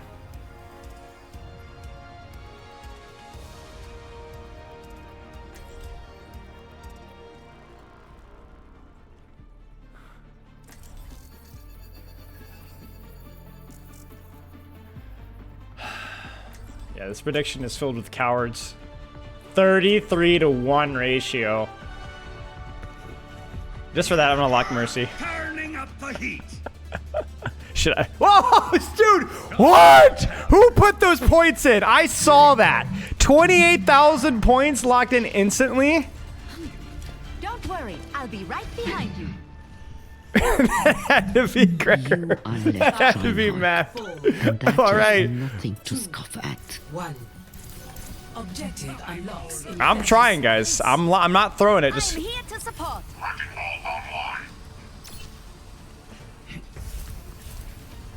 Hi. Continuing damage increase. Improving your vitals. I need to get out here. Go help this angle out here. Everyone's heal up to get my hands dirty. Objective unlocked. I'm overloading. Whoops, I didn't mean to do that. Moving the barricade. Damage intensified. Frick me, man. This will just take a moment. No, no, no, Under no, attack. no, no, no, no, no, no, no, frick, frick, frick! Ha, ha, ha! Wow! We must catch up with the enemy. Feel stronger? Good. Turret in position. Bro, there's no way this guy can't kill this guy. Always knew you're foolish. This would be the end of you. Taking the robot. My movement's really bad with Mercy. I don't play this character at all. But I'm trying. Moving along now. Supplying damage increase. I don't like this position here. Remember the And speed. ready to go.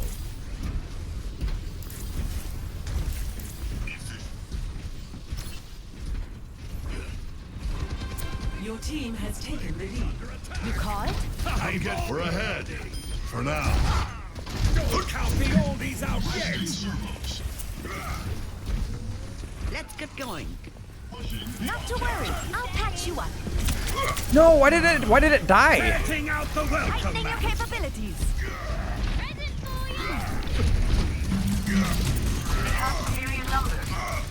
Fide mal suyo! Forward spawn. Heroes never die. The ultimate is You'll be fine now. There's an enemy here. Angel at your shoulder. Frick. The enemy has him. No, Chad, I fumbled it. I fumbled it. Alright, you. Dude, no, I fumbled it. Escape has been needed. I'm Dinah Zeiter. Frick.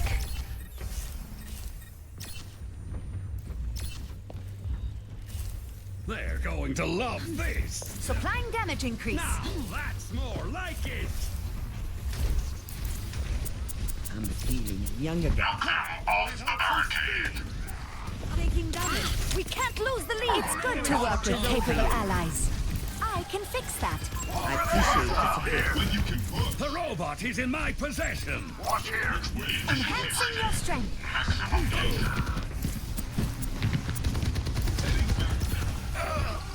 Turret in position. Here to assist. I know how to shit. Got her. Damage intensified. Time to hit my hands. Setting out the welcome mat. Here to help. Огонь по готовности. Not to worry. 5 minutes. I just need to keep him up. Because I can't keep, my tank is probably fine, but I just pick one squish and I try to keep him alive when they're in grab. Because you're not going to be able to keep everybody alive. High hopes for But my Ana heal him up. I'll get this. There's an enemy here. Bombs taking. Boosting your damage. This will just take a moment. Heroes never die. Wait till we stabilize, then go for the res. Or not. I did not mean to do that! I didn't mean to do that! No! Okay, well, they did pop a level up there. Stay sharp. I didn't mean to do that! I keep accidentally moving in places I don't want to go. Ah, come on guys, we're doing good, we're doing good, we're doing good, we're doing good. Wait, why am I... What happened to my MS there? That was weird. Did you guys see that? Minefield deployed. You call it amplifying your power. It was like skating. Ouch. Okay, this is bad. Get it back. There you go. Good choice. That's good.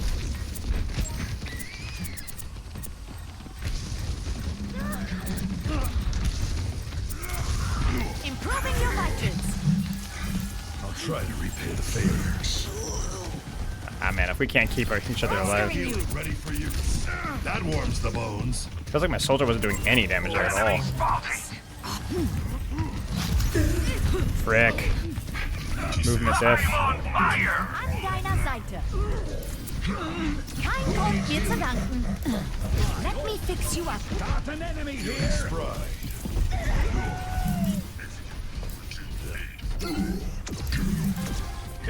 Forward spawn activated.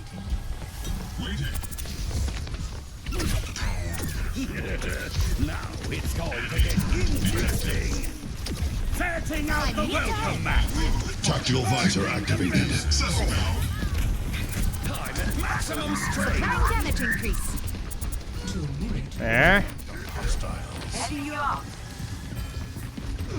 I think it's okay. You had a close Approaching the final Oscar Mike, enemy territory. Angel at your shoulder. Oh shit. Keep him up. Can't keep him up. Break beam so he doesn't know where I'm at. Pop you now. Heroes never die. Oh no, I lost him.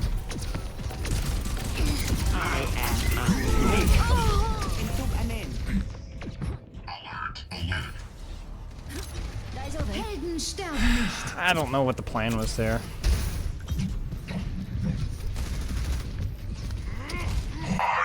I needed to commit to something, and I committed to nothing. Enemy spotted. Behold the hamster. Behold the champion. I am here to support. Maximum power. Now that's more like it.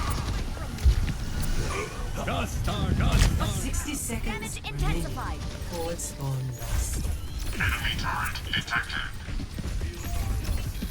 I'm on. I could use some assistance. What have I done?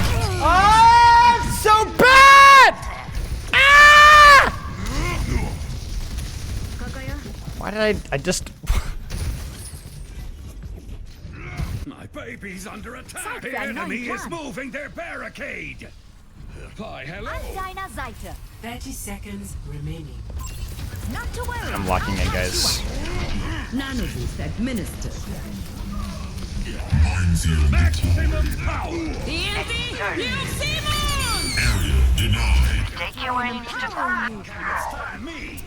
I think this is the play still. 10 seconds enemy has him. remaining. I'll have you in tough condition. Setting out the welcome mat. Overtime. Checking in. Be uplifted. Unloading scrap. Almost there. Stay with the robot. Fire in the hole! Ah! Get fricked!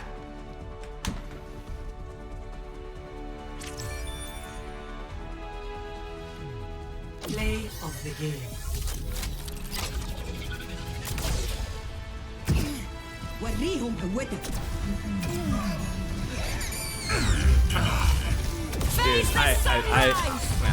I earned it at the end there. Like I'm not gonna.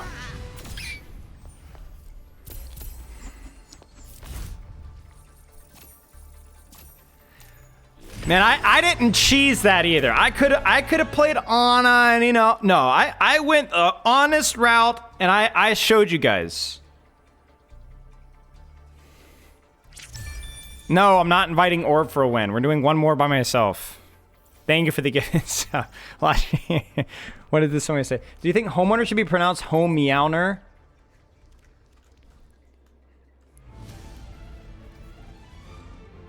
Prepare for battle. Select your hero.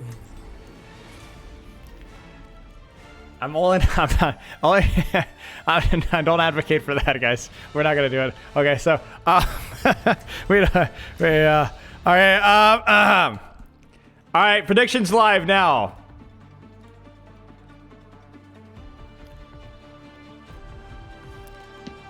Ball? Oh, dude, Ball's not great in this. Ball's not great in this, bro.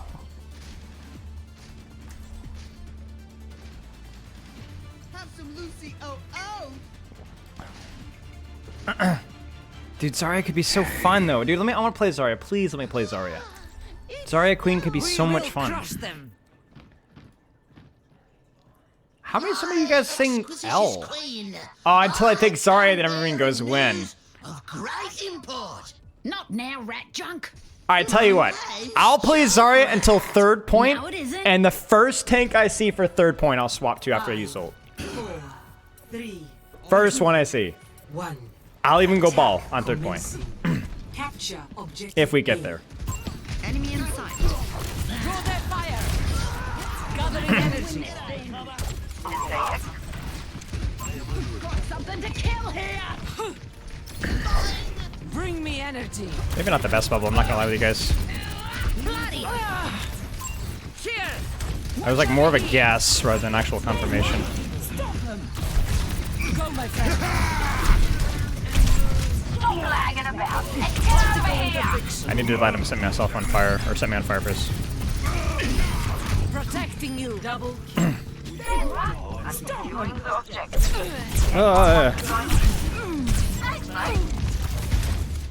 I'm so messy with my mechanics of this character, holy crap. Payload's moving. I'll just burn a bubble there for charge. Do I dare take space here? I think I do. I think they're so far back. I've got a little bit of charge. Watch here. Thanks, mate. You're welcome. Over there. Wait, they're just fighting in there. What the frick? Already dead. You were already. I think I can hold this angle. Oh, no! I don't know if I can. I have made a huge error. I was not thinking through. Shoot. My bad. We are in harm. Dude, I'm so shaky mechanically. My ultimate is charging.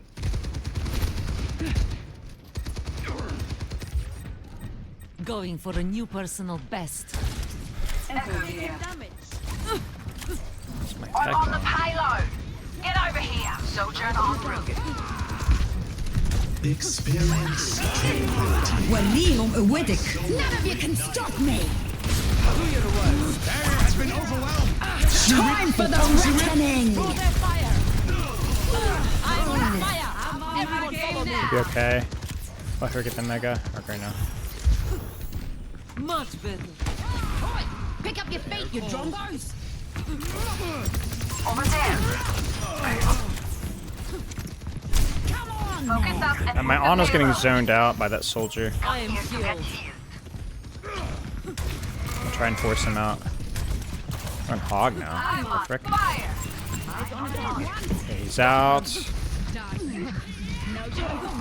Let's take him to the wasteland. Nice. Try harder. The barrier has Where's that soldier? Shoot.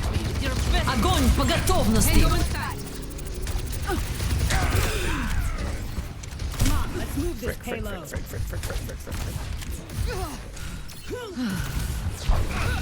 Bitte die Versen singt für mich!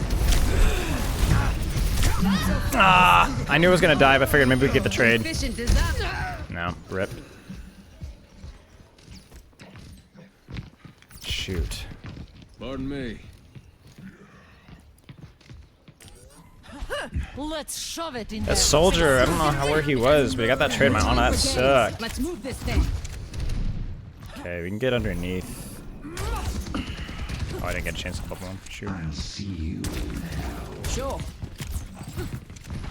Let's clear top here. This one. Oh, I didn't see. Shoot. Maybe worth? I'm on fire. Pick up your feet, you drunkos! I've got you in my sights. Oh my gosh, that is a deep angle. Energy. Where's my Ana? I am injured. I'm not sure what's going on. Soldier flanks are killing us. This map is too broad for my tank pool to stop him. You call that a fart? Enemy. The payload is moving with me. Looking for a hook up the map. No! I thought I was outside of range! No!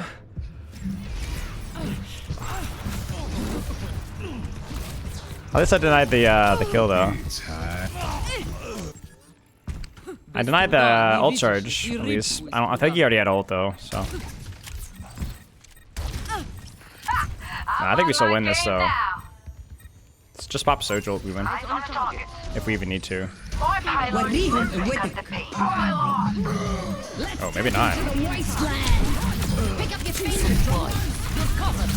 Barrier in place. I have your back. No way. No way. Press Q!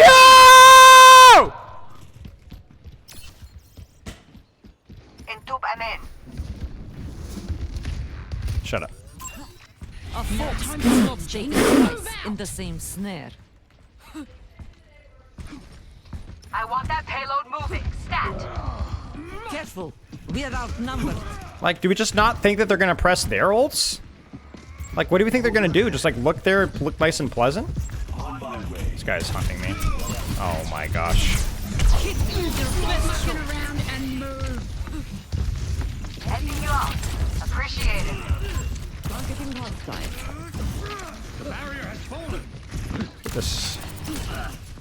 It's go time. There we go. Nanodose administered. Oh no. Over there. That's not good. I actually think we could just focus main here. Enemy in sight.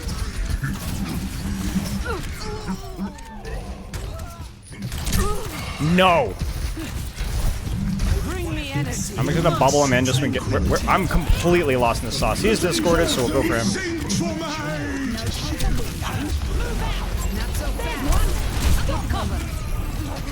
Огонь по готовности. No! Okay, we're good. No! No! We're good.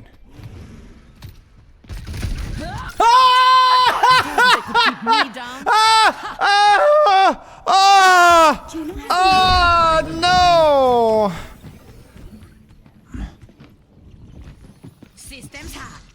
El enemigo está aquí. Payload is dock right now. 60 seconds remaining. No, don't rotate there, guys. Don't rotate there. Barrier in place. The frick? than to kill him. Are you kidding me? How does she walk through that, but I don't?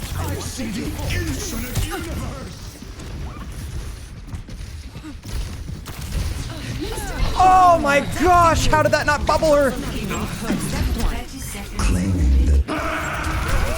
No! A speedy recovery.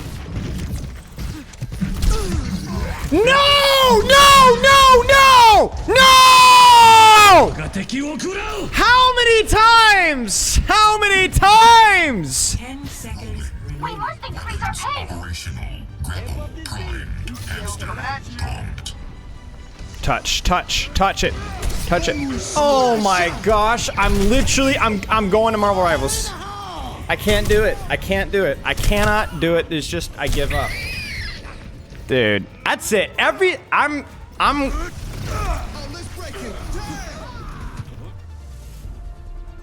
Defeat.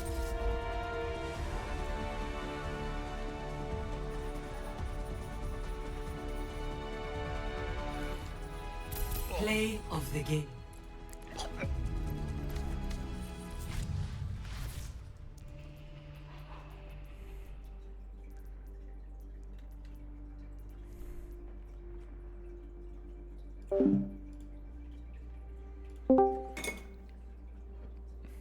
Thank you for the gift of sub. Dude. Oh. Do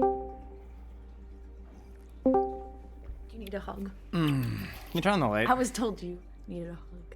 Who told you? Orb. No. Frick off, Orb. I'll need your babying. Also, I don't know how to say this, but you look really sad right now on stream. Oh, well, yeah, I mean. Really, really sad. Do you need a pat on the head? No, I don't need a pat on the head. What's happening with this? I don't know, it's just flopping. Okay. It's gonna be okay. Yeah. Dang it, man. Like, I had that one, dude.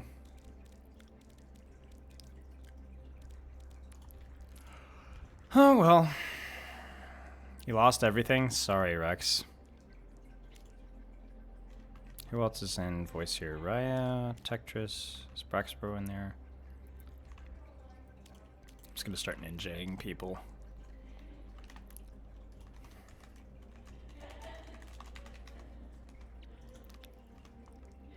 Everything's in there.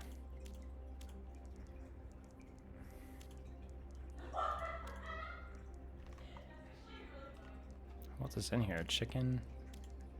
Snavi? I hear her laughing in the other room at something. I don't know what's going on here.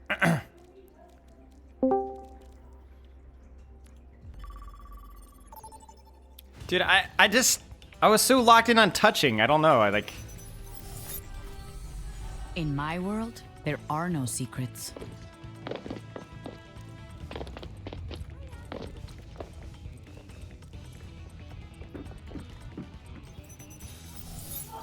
Prepare for battle. Select your hero. Which hero in Marvel Rivals do you find the least interesting to play? Ooh, that's a tough one.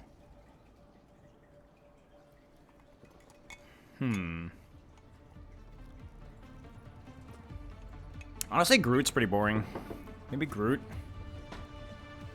3, 2, 1. Maybe Groot. Fight. I will not. Oh man, this is way too small of a map for 12 players. I am. This is way too small for 12 players. This is way too small for 12 players. This is not the end. I'm not safe. Oh my gosh. Oh my gosh. No wonder I can't retire. I took an end. Chicken? It's not chicken, it's orb. Help me. You're joking. Get fricked, buddy. Jeff is a little boring, yeah. Like, unless you like hard flank. Why is there a Valka or a Roadhog reading Tetris?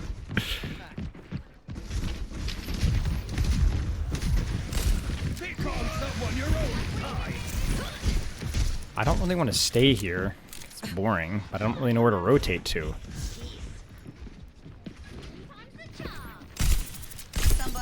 Ah! Okay, there's no way this guy's just like doing that.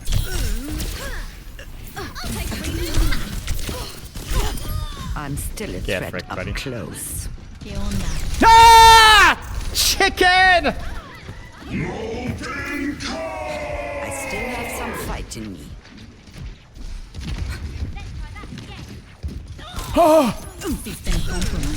Taking damage. Enemy needs. Oh, I gambled because I thought she'd translocate. Take this.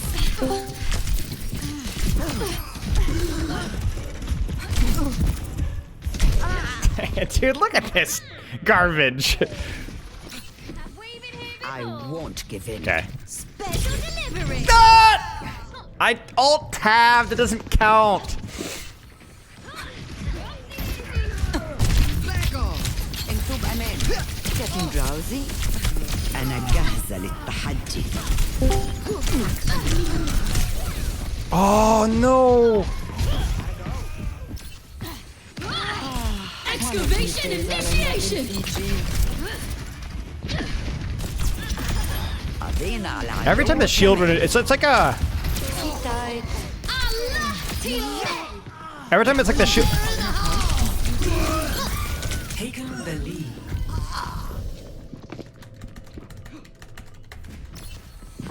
I'm not finished. Just honestly dumpster those guys. Excavation initiation. Wait.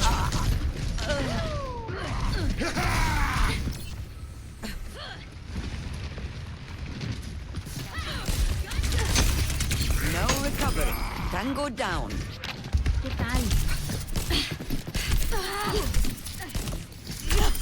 You're 10 kills remaining. No, I thought that hit. No, frick, guys. Come on, come on, come on, come on, come on, come on.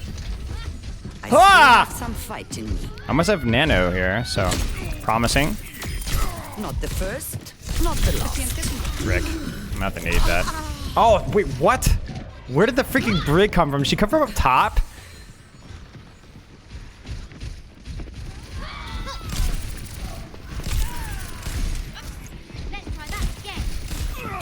No.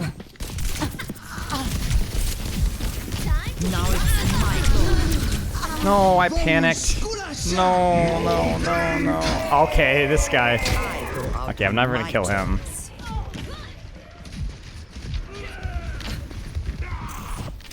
No, I can't lose the Liam crash car. No, on Torb.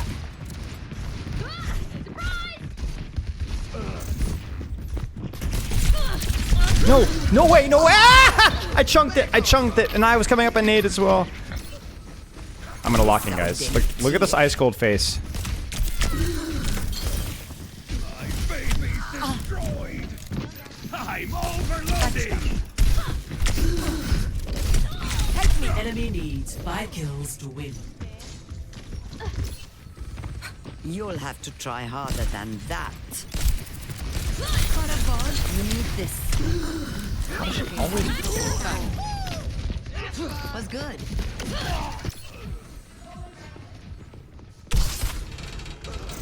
Enemy needs 4 kills to win.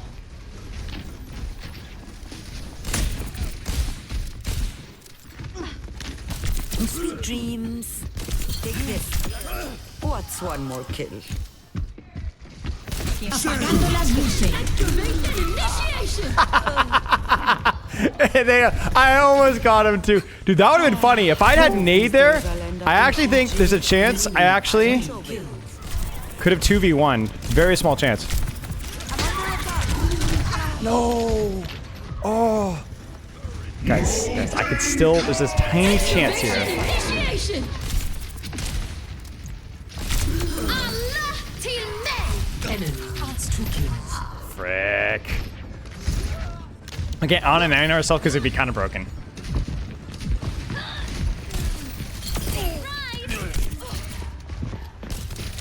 Is she saving pulse one for me?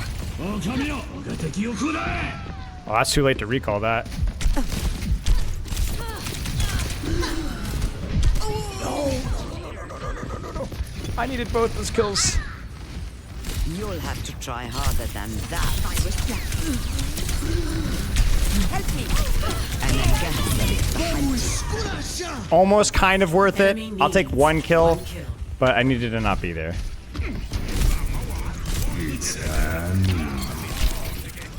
Oh, I missed the nade.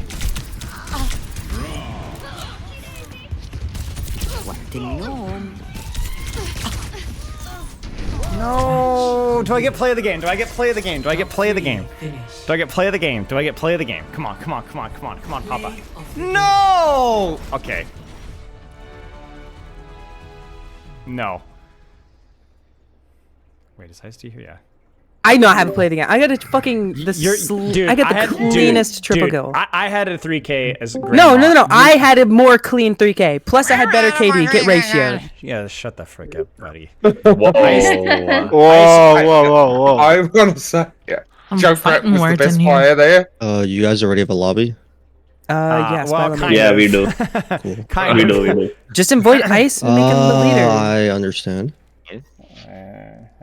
Services are no longer required, Ice-T. Yeah. Been released from duty. Come on, not the Spyler battle. Yeah, bet if I was looking at Spyler's just join? stream right now, he'd be like adjusting his glasses like an old man. Just like, all right, let's see what's going on here. There's a lot of people. Did you check my stream orb? What were you doing it? Game?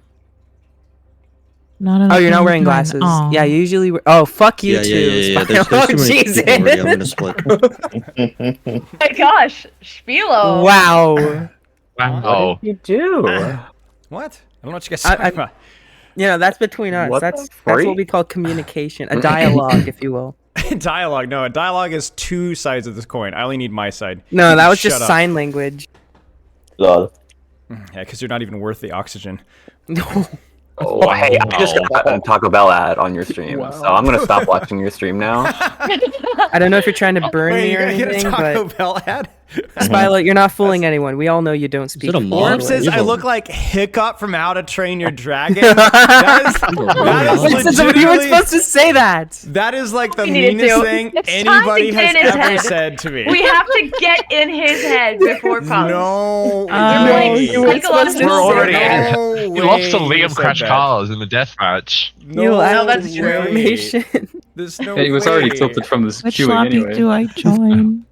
Somebody should be able to invite you. Join anybody who's in this voice chat if you have them on Blizzard. Aaron, I never ask a question. You always get like 4 simultaneous answers. So just There's only like 20 people in this wrong. chat, Yeah, just listen to Orb. Orb is right about Not everything. everyone's in here, so this isn't even helpful.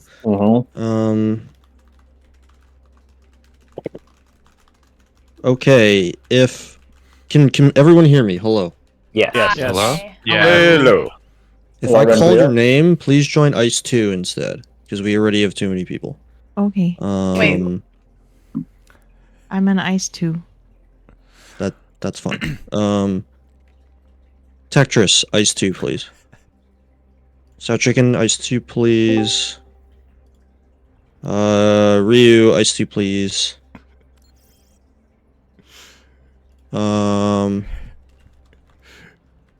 Does McCrae exist in this voice channel? Crane never. He does not. Gregor does also not. That's not helpful for me. Am I missing it?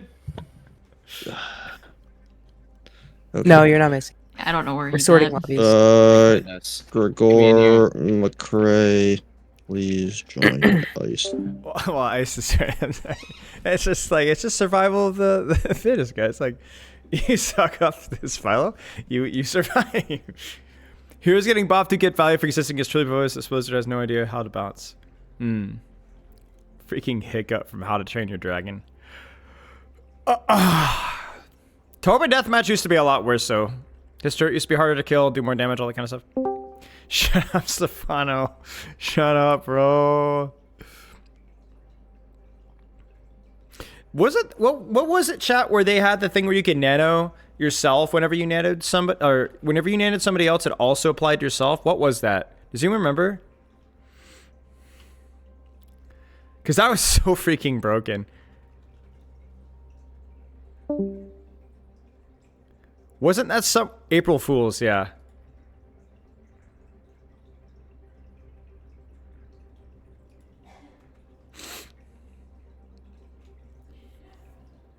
Yeah. That was freaking insane.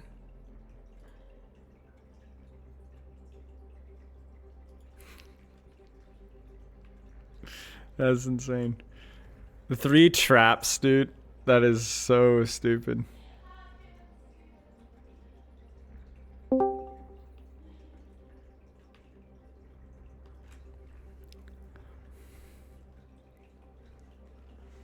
What do you guys want me to play in games today? We'll stream. I usually don't stream all the Patreon games. I stream like a couple just for giggles. But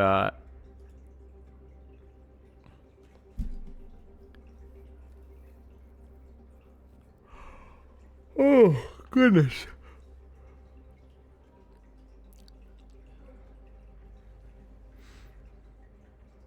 Still fun to watch. Well, I'm glad to hear that.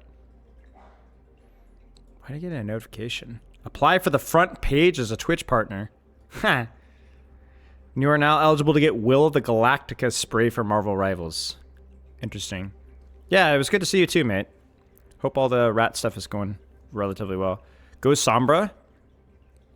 I used to be quite good at Sombra. I haven't played a lot of Sombra since the rework. But I used to be quite good at Sombra. I mean, when I got her to Masters, I got pretty locked in. Thank you, Zanzibar. Ana or Zarya, please. Yes. My Ana will probably be okay. Zarya will be pretty messy. Zarya, I'm actually okay at Zarya when I have some reps on her, but I'm kind of washed. Thank you, Shirthai. Chat, if you had to pick one character, you could only play one character forever, what would you play? There's lots of Sombra coaching on the Spilo coaching channel. Tracer, Ryan, Lucio, Ana, Kiriko.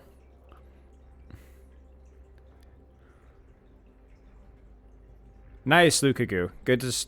Am I butchering your name? But nice. Tracer, Ryan, Lucio, Ana, Kiriko, good choices. Junkrat, Ball, Undeafen. If someone wants to donate to Bitch, what? Join the other one. Join the other one. Ice 2? Correct. Yes. Go to Ice 2. Go to the gold lobby. Yes, sir. Yes, sir. Yes, sir. Sir, yes, sir. So I feel like Brax is in this lobby. Yo, I'm in the gold lobby for sure. No, Pepper's here. I'm in the gold lobby. Okay. I'm actually plat. I'm actually honors. I think it would be honors and for me too. I probably would be honors because the dynamics of like play. But honors and for me. Junkrat. Yeah, I think maybe it'd be interesting. Luke, is it Lukey or Lucky?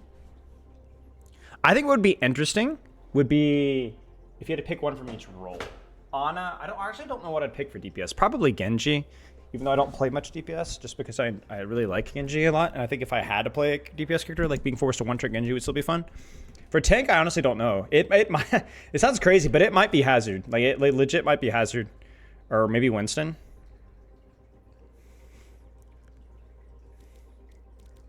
I really had a good time playing Hazard. I played a lot of hours in Hazard when I was grinding him to Masters. I'll explain why maybe in a later video date. There's like an interesting little side project I was doing. I think I told about it before. Zarya, Tracer, Mercy. Would not expect that third one. But all very unique characters, yeah. These are regular pugs. These are the Patreon pugs we do twice a month. On Echo to copy Ana and then Junker Queen to ult the Ana. I'll explain why in a later video. Shut up, Stefano. I was saying like I've already explained it on stream, but I'm not gonna explain the whole thing again. Zarya and a Soj, yeah. I've been playing Echo a lot recently. I never gave her a proper try and I was impressed. Yeah, I really enjoyed Echo a lot. Echo was one of those weird characters that kind of went off on a side tangent one time. When I think I was like, I didn't have anything planned for a stream one day, like several months ago, and I just like, Pip Chat was like, just play a character, and everyone voted for Echo, and so I just kind of like played Echo, and that was it. It was on my alt account, which is at that point like plat, and got it to diamond, like 4 or 3 or something like that. It's pretty fun. Yeah, we're seeing the season 9 segment was like, I got a bottle of sparkling apple cider. I almost said sparkling apple cider vinegar. That sounds disgusting. Why am I still not moved in here? Gregor, so that has to be me. And we went to town for like an hour. Who keeps doing that? Okay. A liter of cola? No, it was like sparkling Martinelli's. I had some left over from Christmas, so just like put it down.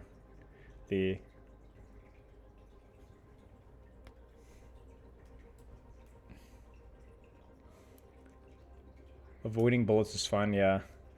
I missed the Season 9 segment. Do you think the game is worse after the Season 9 changes? I think the Season 9 changes were like, there were good intentions and some good logic, but some of it wasn't executed very well. And then I think some things accidentally worked out nicely. Some things purposely worked out nicely. Some things purposely did not work out well. Like they intended to do this and it didn't work well. And they didn't intend this and as a result it was bad. So it was a mixed bag. I'd say overall negative for sure. But I'll probably edit it down and get it up at some point. I don't know if Echo's objectively the hardest character, but yeah, there is a lot of complexity to how she's mechanically executed.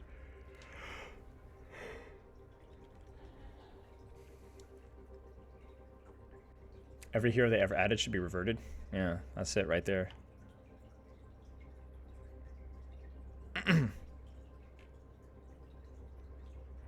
Moira is clearly much harder. That is true, yeah.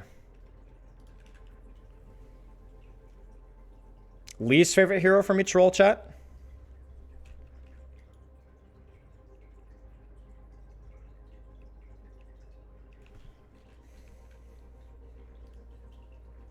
Like, not necessarily... I feel like potentially Moira, Roadhog,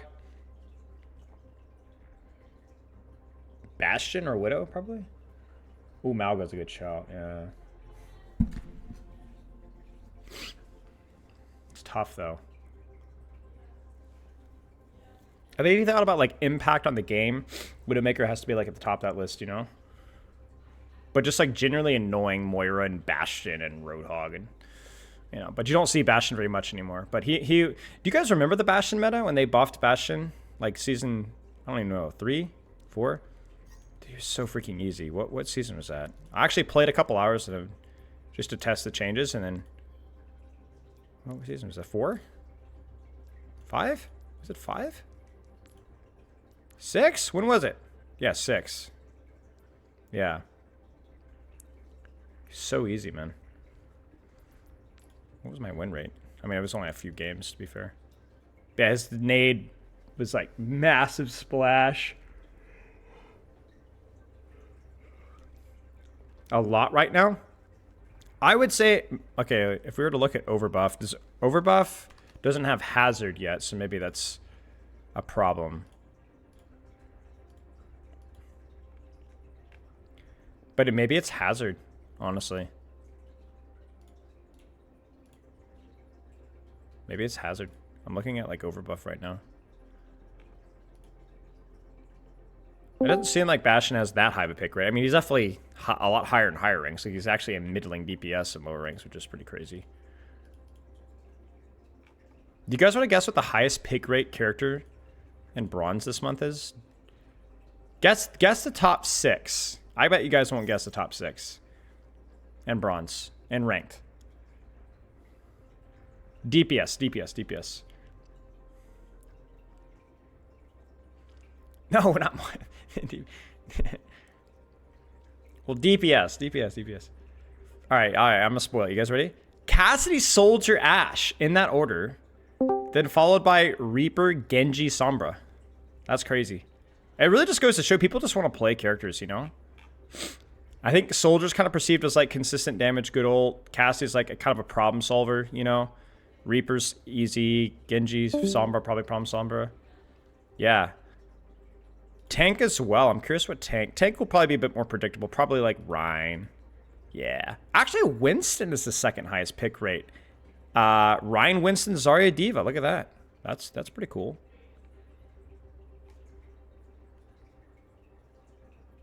Yeah. Nope, no Sim. Sim is generally not picked very high in lower ranks. I mean, she's picked higher than in the very highest ranks, but since Overwatch 2, not very much. I don't think Sombra's even that good in lower ranks. I think she's just, like, seemed as a problem solver. Like, her win rate is the lowest out of the top 6 that I read out. It's the perception of value, you know? Support has to be Moira, probably. If I were to guess, Moira, maybe Kiri or Juno. Probably some Ana. Yeah, it's Ana. Ana's at the top. Wow. That has to be Hazard, no? Has to be Hazard. But yeah, if we ignore that outlier, maybe Moira, Kiriko, Mercy, Juno, yeah. Yeah, it makes sense.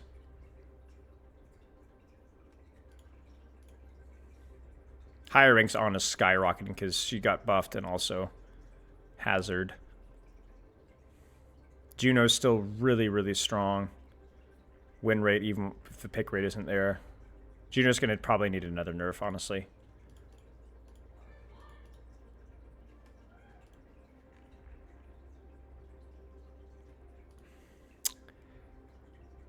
Surprisingly, Grandmaster, looks like Cassie and Soldier are being picked, even though Soldier has like a really low win rate. I'm not really sure why Soldier. That doesn't make any sense to me. My impression is that Genji should be decent, Sombra should be underrated, Tracer's still Tracer. Man, a lot of DPS don't have good win rates right now. Torb is pretty good, Echo is pretty good, Venture's pretty good.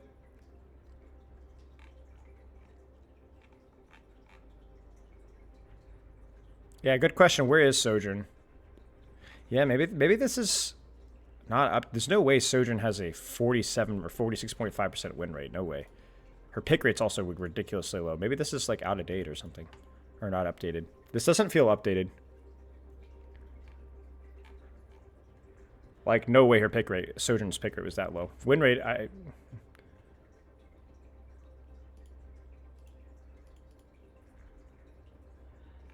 Huh.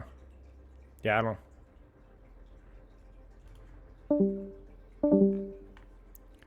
Wait, which team am I on? I think I'm still here. Alright. Chat, I gotta go. Wish me luck. Reporting for duty. Alright, let's go. What are we feeling on Garden, guys? A little Doomfist. Our future will be forged in conflict. Our mission Gregor's probably gonna be Wrecking Ball. He's Wrecking Ball? Okay. Probably. Wait. I could. For an easy mission. Oh wait, no, it's Moda on tank. I forgot. Spylo Ryan. Maybe. No, I don't want to. Maybe at some that point. Moda's on tank. Modacilla's, okay, yeah, Modacilla's on tank. Probably Zarya then. Okay. Round 1. Yeah. Capture the objective. Oh no, Hazard.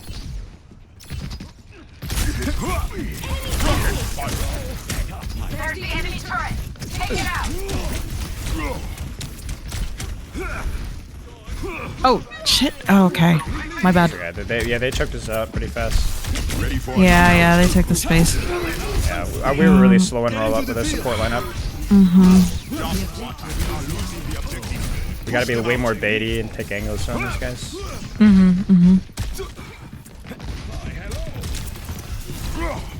Hazard on our backline, I think? Oh wait, no. That's better.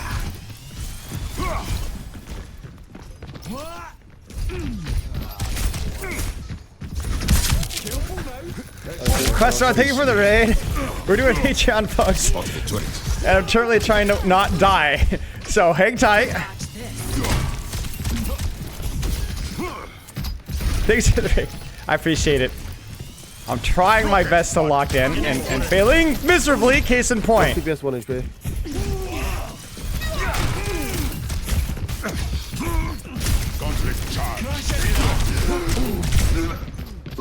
Sorry, we gotta do something silly or scampy here, cause Okay. like I could trade with their hazard all day long, but yeah. Yeah. It's just a bad Oh map boy. for our comp. Yeah. Nice. We're up 1. Nice. Just what I need. Careful I'm for gonna his swap ult. here. I need help.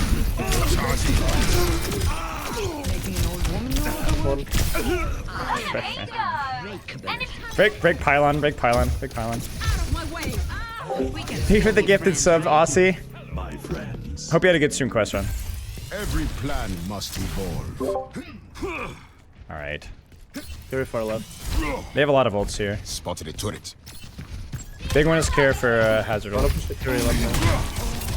Oh, that's like casting 12.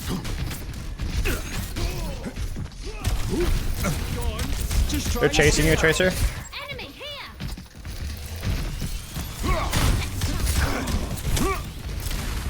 I have ult. I'm gonna try to live that as much as I can. I have punch. Oh, I'm gonna leave actually. I'm just out. Enough whining. You're fine. Much better. Taking damage.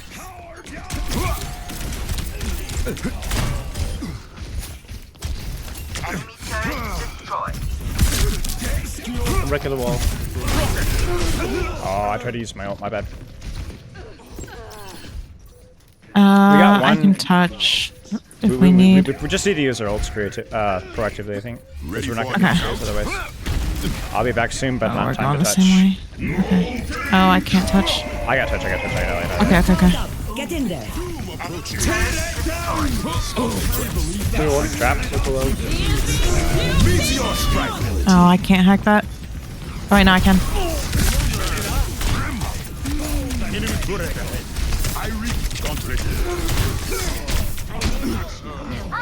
I'm not gonna follow, so if we can't get that. Alright, we'll go next. I'll just take the objective. Still winnable, potentially. We did get 2 kills. Oh no, it's okay. First Good try. round lost. I have no idea what this hazard character does. Score. Yeah, it's just a really bad map for us. We got choked out. We're running on his end backline with. I mean, we just got choked out. It's fine. I wasn't taking good trades either. What's up, Poppy? What's up, Gavin? How y'all doing? Liu Cheng understands an important fact. As long as we are shackled to a single planet. Yeah, I got you, Stefano. I'm honestly vulnerable. kind of half distracted at the moment. Do I get a job at Blizzard if you change your name to Stefano Autumn? Potentially, yeah. Over here. 5, 4, 3, 2, 1. Round 2. Capture the objective. The best victories begin with adversity. Oh well, nice nade. Oh my gosh. You can still control top, I think. Oh, bad. Take your shot. Try my meatball. Hard yard. Just reset. They're on the point. Send them packing. Face me. Every plan must evolve. Spotted a turret. Fully charged. Sure. I've got punch. My ultimate is charging.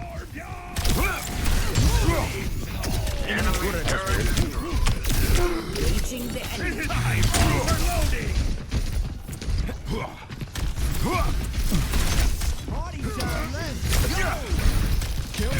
No wall. 3-1. Oh man, I'm 1-2 as well. I'm dead. Push that.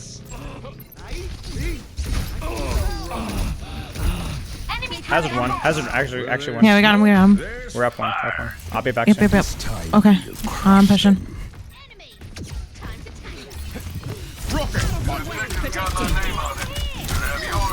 Prepare yourself. You're powered up. Get in Oh there. gosh, that sucks. So bad. It's alright. Just reset. In hardship, we find strength. They have a lot of ults here. That's better.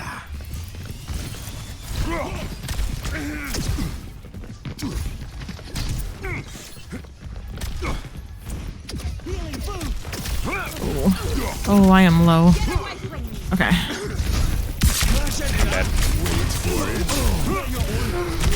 Broke wall behind. Oh yeah. Okay. That's fine. That's okay. Yeah, turret gets stunned.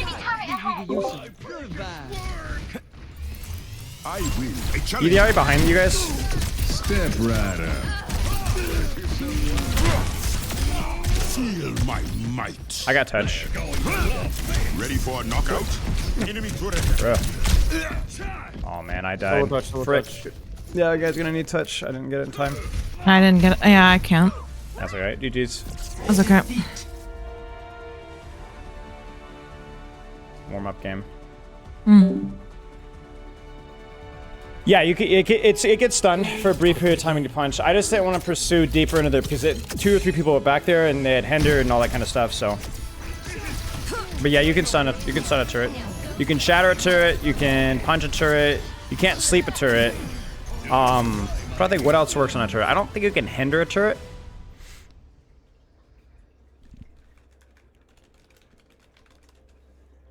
Oh yeah, hack, yeah. The Doom gameplay might kill me. Hilarious. 66 or 5-5, which is better in your opinion? Depends on what role you're playing. I think DPS is... I mean, I don't know. It really depends on what you're aiming for, to be honest with you.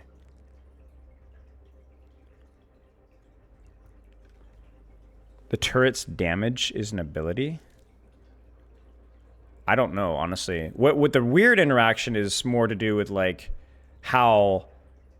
I always feel like if you punch turret or punch or pin turret, because it's anchored, it should have, like, wall impact damage, if that makes sense. Because it's anchored in place, and so therefore it's being hit violently, right? You kind of get what I'm saying? So I always felt like that should be like a quality of life change for like a Ryan or whatever. So if you pin a turret, it should do full damage. Same thing with punch. I mean, I think that's you know, just physics, right? You know, something that's anchored in place.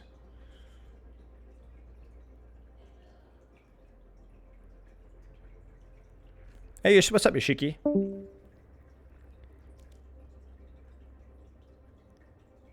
Ryan can use turret as a wall, though, right? Yeah, you can pin into a turret, yeah. I think you can.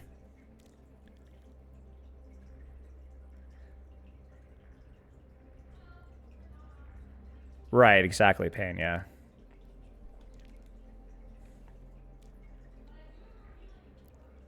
One last game? Yeah, we'll probably end stream after this game here. Should be able to punch Hazard. We'll make it a cool drum sound.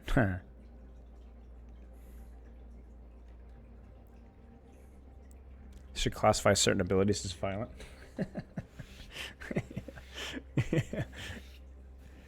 Yeah. I'm gonna indefinitely fast. 1 second. Honestly, okay. I'm down if we just like run lobbies for the most part. Like that was just a bad match from like everybody in the game for the most part. Just like let it run. Okay, tell them. Like we don't need. I feel like it's. I don't know how everybody else. I don't feel like how everybody else feels, but like unless the match was like clearly unbalanced and people want to roll swap, I'm down to just like different map, do it again. Techie, where the hell did you go? We needed to get people in. We got new people. Here we go. Techie, where are you? I'm in. All right. Orisa Fortify should also take full Ryan charge damage. Yeah, fair point. Like actually, like you should take wall impact damage but reduced, right? So it's like has the normal damage reduction, but what is Fortify damage reduction? Like 60, 50? Orisa, Overwatch. I totally get what you're saying though.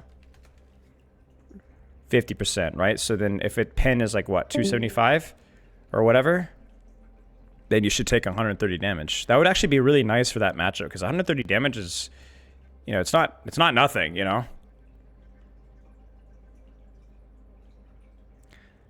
It'd be cool if Malga charges into Orisa Fortify cancels and stuns both Double Force or some move logic. Oh, I kind of see what you're saying. Yeah, I mean they probably will never do that, but yeah. What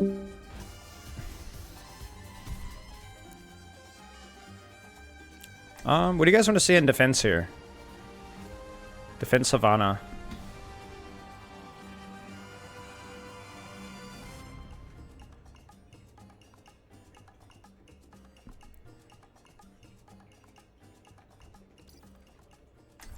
Like, I don't know, needs to ignite people on the shore. Yeah. Oh! What's happening? Could try Zen here. Oi, oi! Amid discord, we will find tranquility. Well, Rissa can also javelin. She can avoid the pin. She can javelin the pin. She can even javelin spin the pin. Technically, if your angle's alright. I think I went from I'm dead to being actually dead. You know, like. Okay, They're on kind of like hog. set different pot, of course. Well, alrighty then. I'm okay. Yeah, I've Fuck got them outta here. working. I had to give him my angle for that. Oh my god! Leave me alone! Getting the fuck out of here. Hog low. Torvus pushing top. Oh, frick. So just walked up top. Forced her off at least. Over here. I need to turn my game audio up. A reminder that life is Okay. never easy. See if I can get the torb. Oh, Never mind, he's okay. Crap. Alright.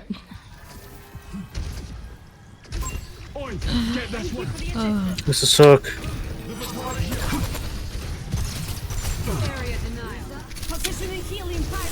Let us halt that payload. I can't touch. No hook. Hug.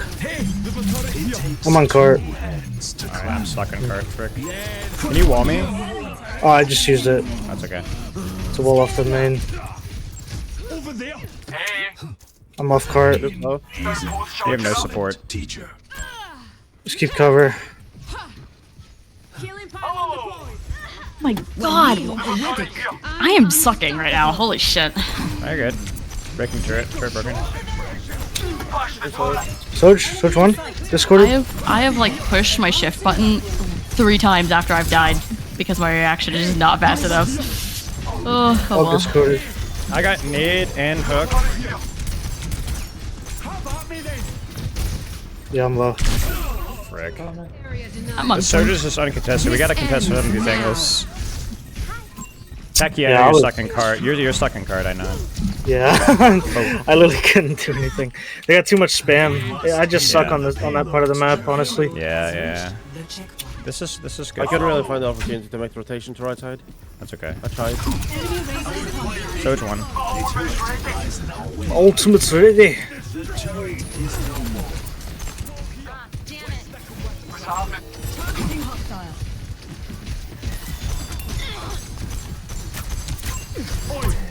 So we're just gonna push up top left. She's ult.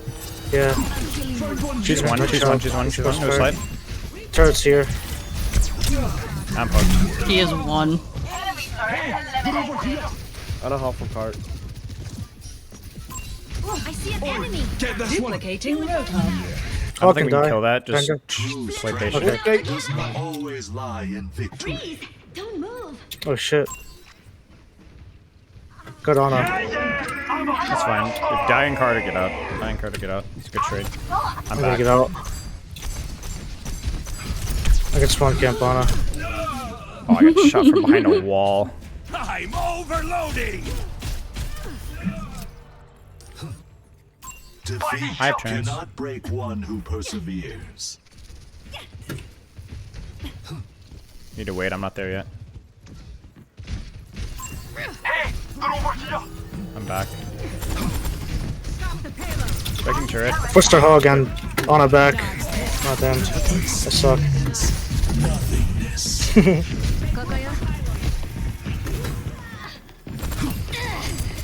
on. There's the enemy Fine. turret. Go next. Take it out. The payload has reached the checkpoint. A temporary setback. What's happening?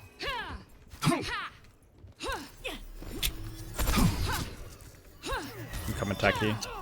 What hog is annoying? They're hard pushing you. They're hard pushing you. They're hard pushing you. They're pushing. Find one here. Positioning healing pylon. No hook. Sojourn is rail. Careful. They're trying to push you. I'm trying to take some space. Torb dead. August walking on you. He has hook. Careful. There we go. Oh my god, I finally got a kill. Hog no hook. Hog no hook. Hog no. We can walk on this. We can walk this. Walk with your tank. Walk with your tank. Bring in the rain! Oh, he's behind car. I can't get him. Yeah, I don't think we can kill him. Your orb. That was just You bad can ult. kill him now. You can kill him. You can kill him.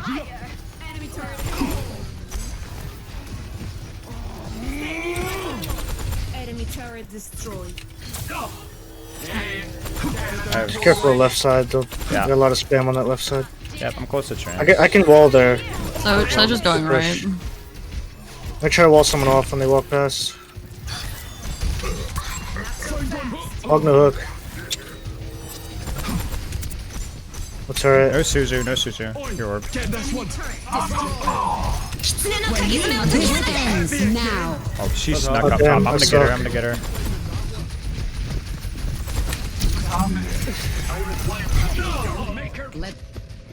It's fine. It's fine. It's fine. If we get a trade here, we're okay. We can't let them keep pushing. Stop that payload.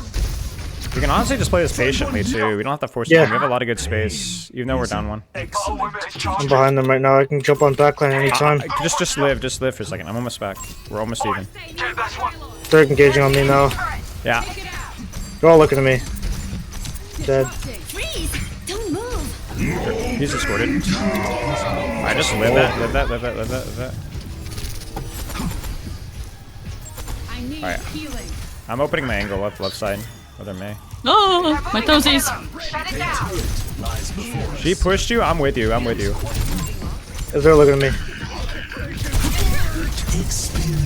2 DPS left side. Go one. There's an back line. No nade. Washed away. Okay, no Suzu. Yeah. Your orb. They're on Doom. Yeah. No sleep. I'm on the sleep. I'm with you, Maso. Ooh. Kiri 1. First dead. Give him a punch. 60 seconds remaining. Shooting a lot of feet here. Doom 1. Just shoot for the punch. Shoot through punch. I'm flanking. 3, 2, 1. Oh no, I fell. Doom on me. Doom 1. No snooze you. We have ults for point if we need to. We got 1 kill here. We got 2 kills. Ana's dead. Doom's dead. Enemy turret ahead. Enemy turret eliminated. Times to understand. They're both trapped in here, Kyrian. Let's just angle and point. Just angle and point here. Just angle and point. We have mines. We have Sojo. Get the Soj. I don't think we can, no. Can't. We just play on point. Your orb. Get better angles here. I have trance if they push me. This ends Okay. now. I'm mining cart. It's go time. 3, 2, 1 mines. I'm no sleep. Just angle and point. Let him come in. We're stuffing. We can't shoot him there. I'll trance this if he pushes me. Give him a punch. Trancing her ball. Discord on Soj. Just be patient. Don't force anything. Ana flanking behind. On point. On point. Discorded.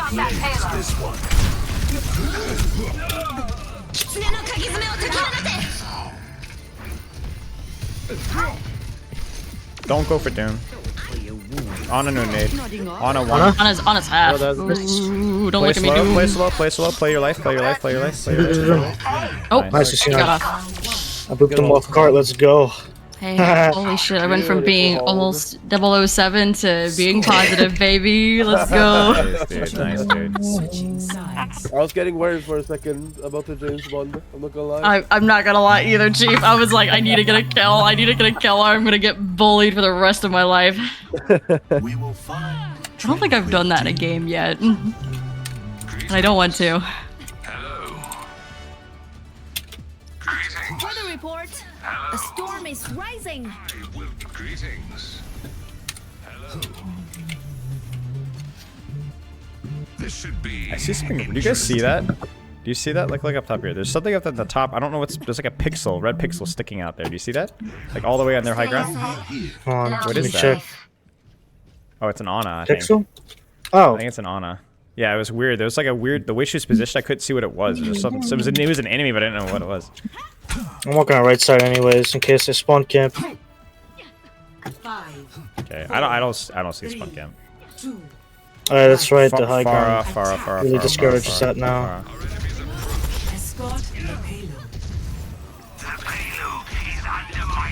Is that Cass? Yeah, they have Cassidy. Cassidy Honor on the high ground. On his half. Yeah, I'm just pushing cart. Ramacho's Queen pushing Kiri. cart. So let's play patient for now. We can just play around cart. I'm swinging right. I have like this open angle here. Oh. Kind of have to back, honestly. Yeah, it's fine. I'm just getting poked out. Oh, I got on and tapped. I don't have cooldowns. A temporary set. Alright, I need a few seconds. I do not fight for myself. Let us push the payload forward. I am moving the payload. Cassidy is kind of intense. Cass? He's just scored. Cass low? Oh, that shield was so good too. Queen feeding. Queen, way over feet. Way overextended. Way overextended. Shop. I don't have Nemesis form anymore, okay? Yeah, it's fine. Block you off on his healing. Your orb. I'm swinging left. We could just kind of hold the angles here. Yep. Let them walk in. That They're swapping us support. Careful. Yeah, it's on a Kiri. Queen on me here. Soldier's on the right. One in the sleep. Queen's got no healing. Queen. Oh my god, that Soldier's one, dude. I can't. Queen, there Queen, we go. Queen. We can kill the Queen. Oh, no, we can't. Go for Kiri. One. Ana flanking me. Keeping the Queen busy. I'm sleeping. I'm sleeping behind him. Duplicating Ana. Yeah, Ana half. So winnable. Go for the far first. Systems on optimal level. Far first. Ship's going? Okay, it's just you have EDRE help in just a second. You have EDRE help. I'm not. It's gonna be I'm not curious. doing that. There's like 4 people there. There should be only 2. It's just we can get out. We just live. Oh, they went Tracer. They're on Tracer now. Yeah. Back. They came back too quick. I was like, maybe. Yeah, they don't really have the map here. Easy. Yeah. Queen. Queen discorded low. She has ult. Careful. Queen's low. I got their backline zone. I'm flanking their back. I don't even know where the Ashe is up top. Oh, Ashe is up top. What the heck? That was weird. Oh.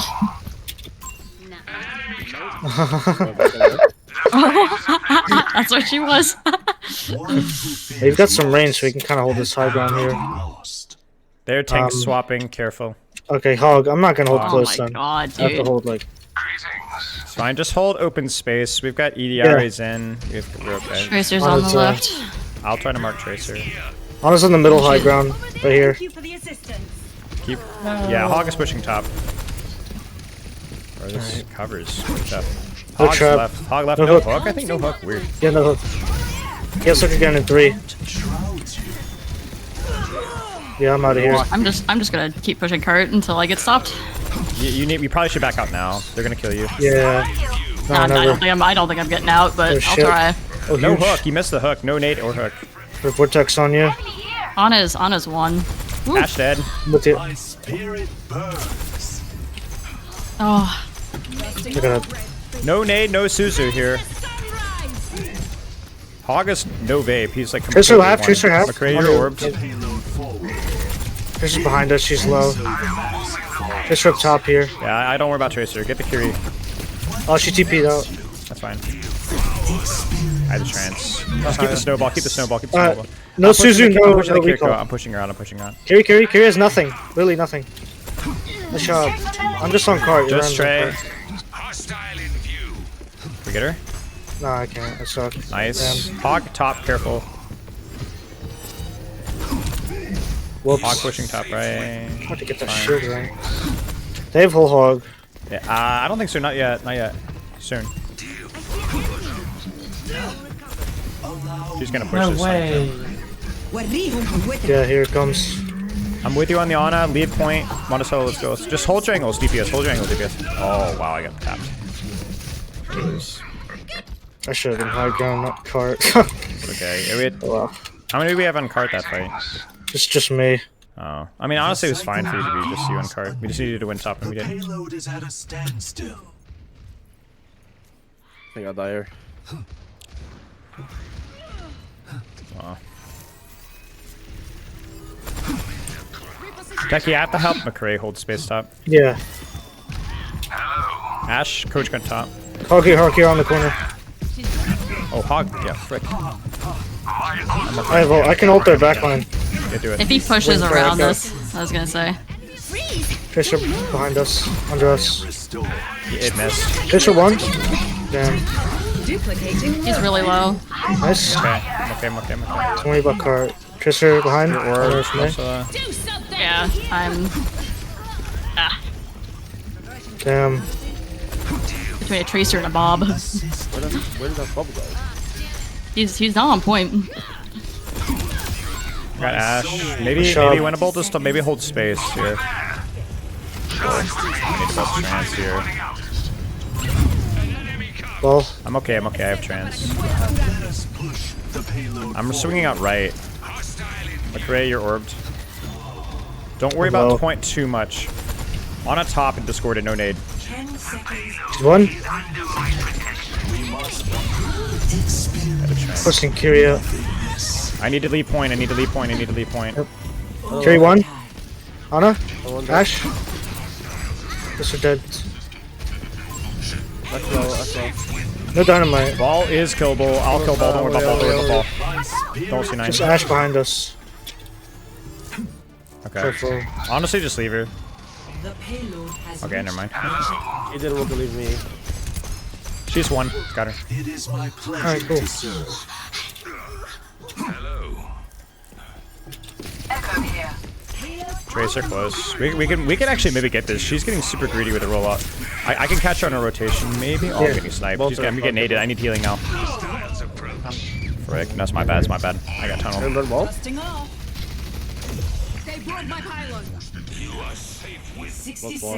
Your backline's like kind of MIA. Just give it a second. I'm just gonna push cart. Yeah, we kind of need to force cart with our comp here. We don't really have anything else we can do. Just don't stack on cart though. Yeah, don't stack on cart. Just let her ramp push cart. Oh, that's fine. Go. Yeah, we did. Just. You're orbed me. Fisher right. Never mind. Damn. Becky, back out. Yeah. Just we'll shoot cart and just chill. Time is an illusion, but the illusion is about to run out. We need to try to take space on the right side. Not talking to you, Techie. On a half. Kirino, TP or Suzu on a 1. Ryu, I need you over here. You're gonna keep getting poked out there. One, nice. You're orbed me. I'm close strands to play your life. Rick. Ash one. Dead. I don't have my only more care. I have the trans. I'm 1 HP. Wall. Oh, no. On a 1. Shot, ball. Shot, nice. Nice. Don't see 9. Nice. Good stuff. Victory. Ram is so freaking boring into that stuff, dude. I don't know how you stomach it. I just like playing tank, so. Yeah, I get it. I just like to do the minimalist things. Yeah, I guess so. I was like, dude, you can't even anchor point right. You just get pulled so hard. Yeah, well, I was having fun. I thought I was like... You did good. Yeah. I don't even play this hero either, which I feel like is pretty cool. To be able to play a hero that you don't play. Yeah, the fundamentals and all that kind of stuff. Yeah, yeah, it's nice. GG's.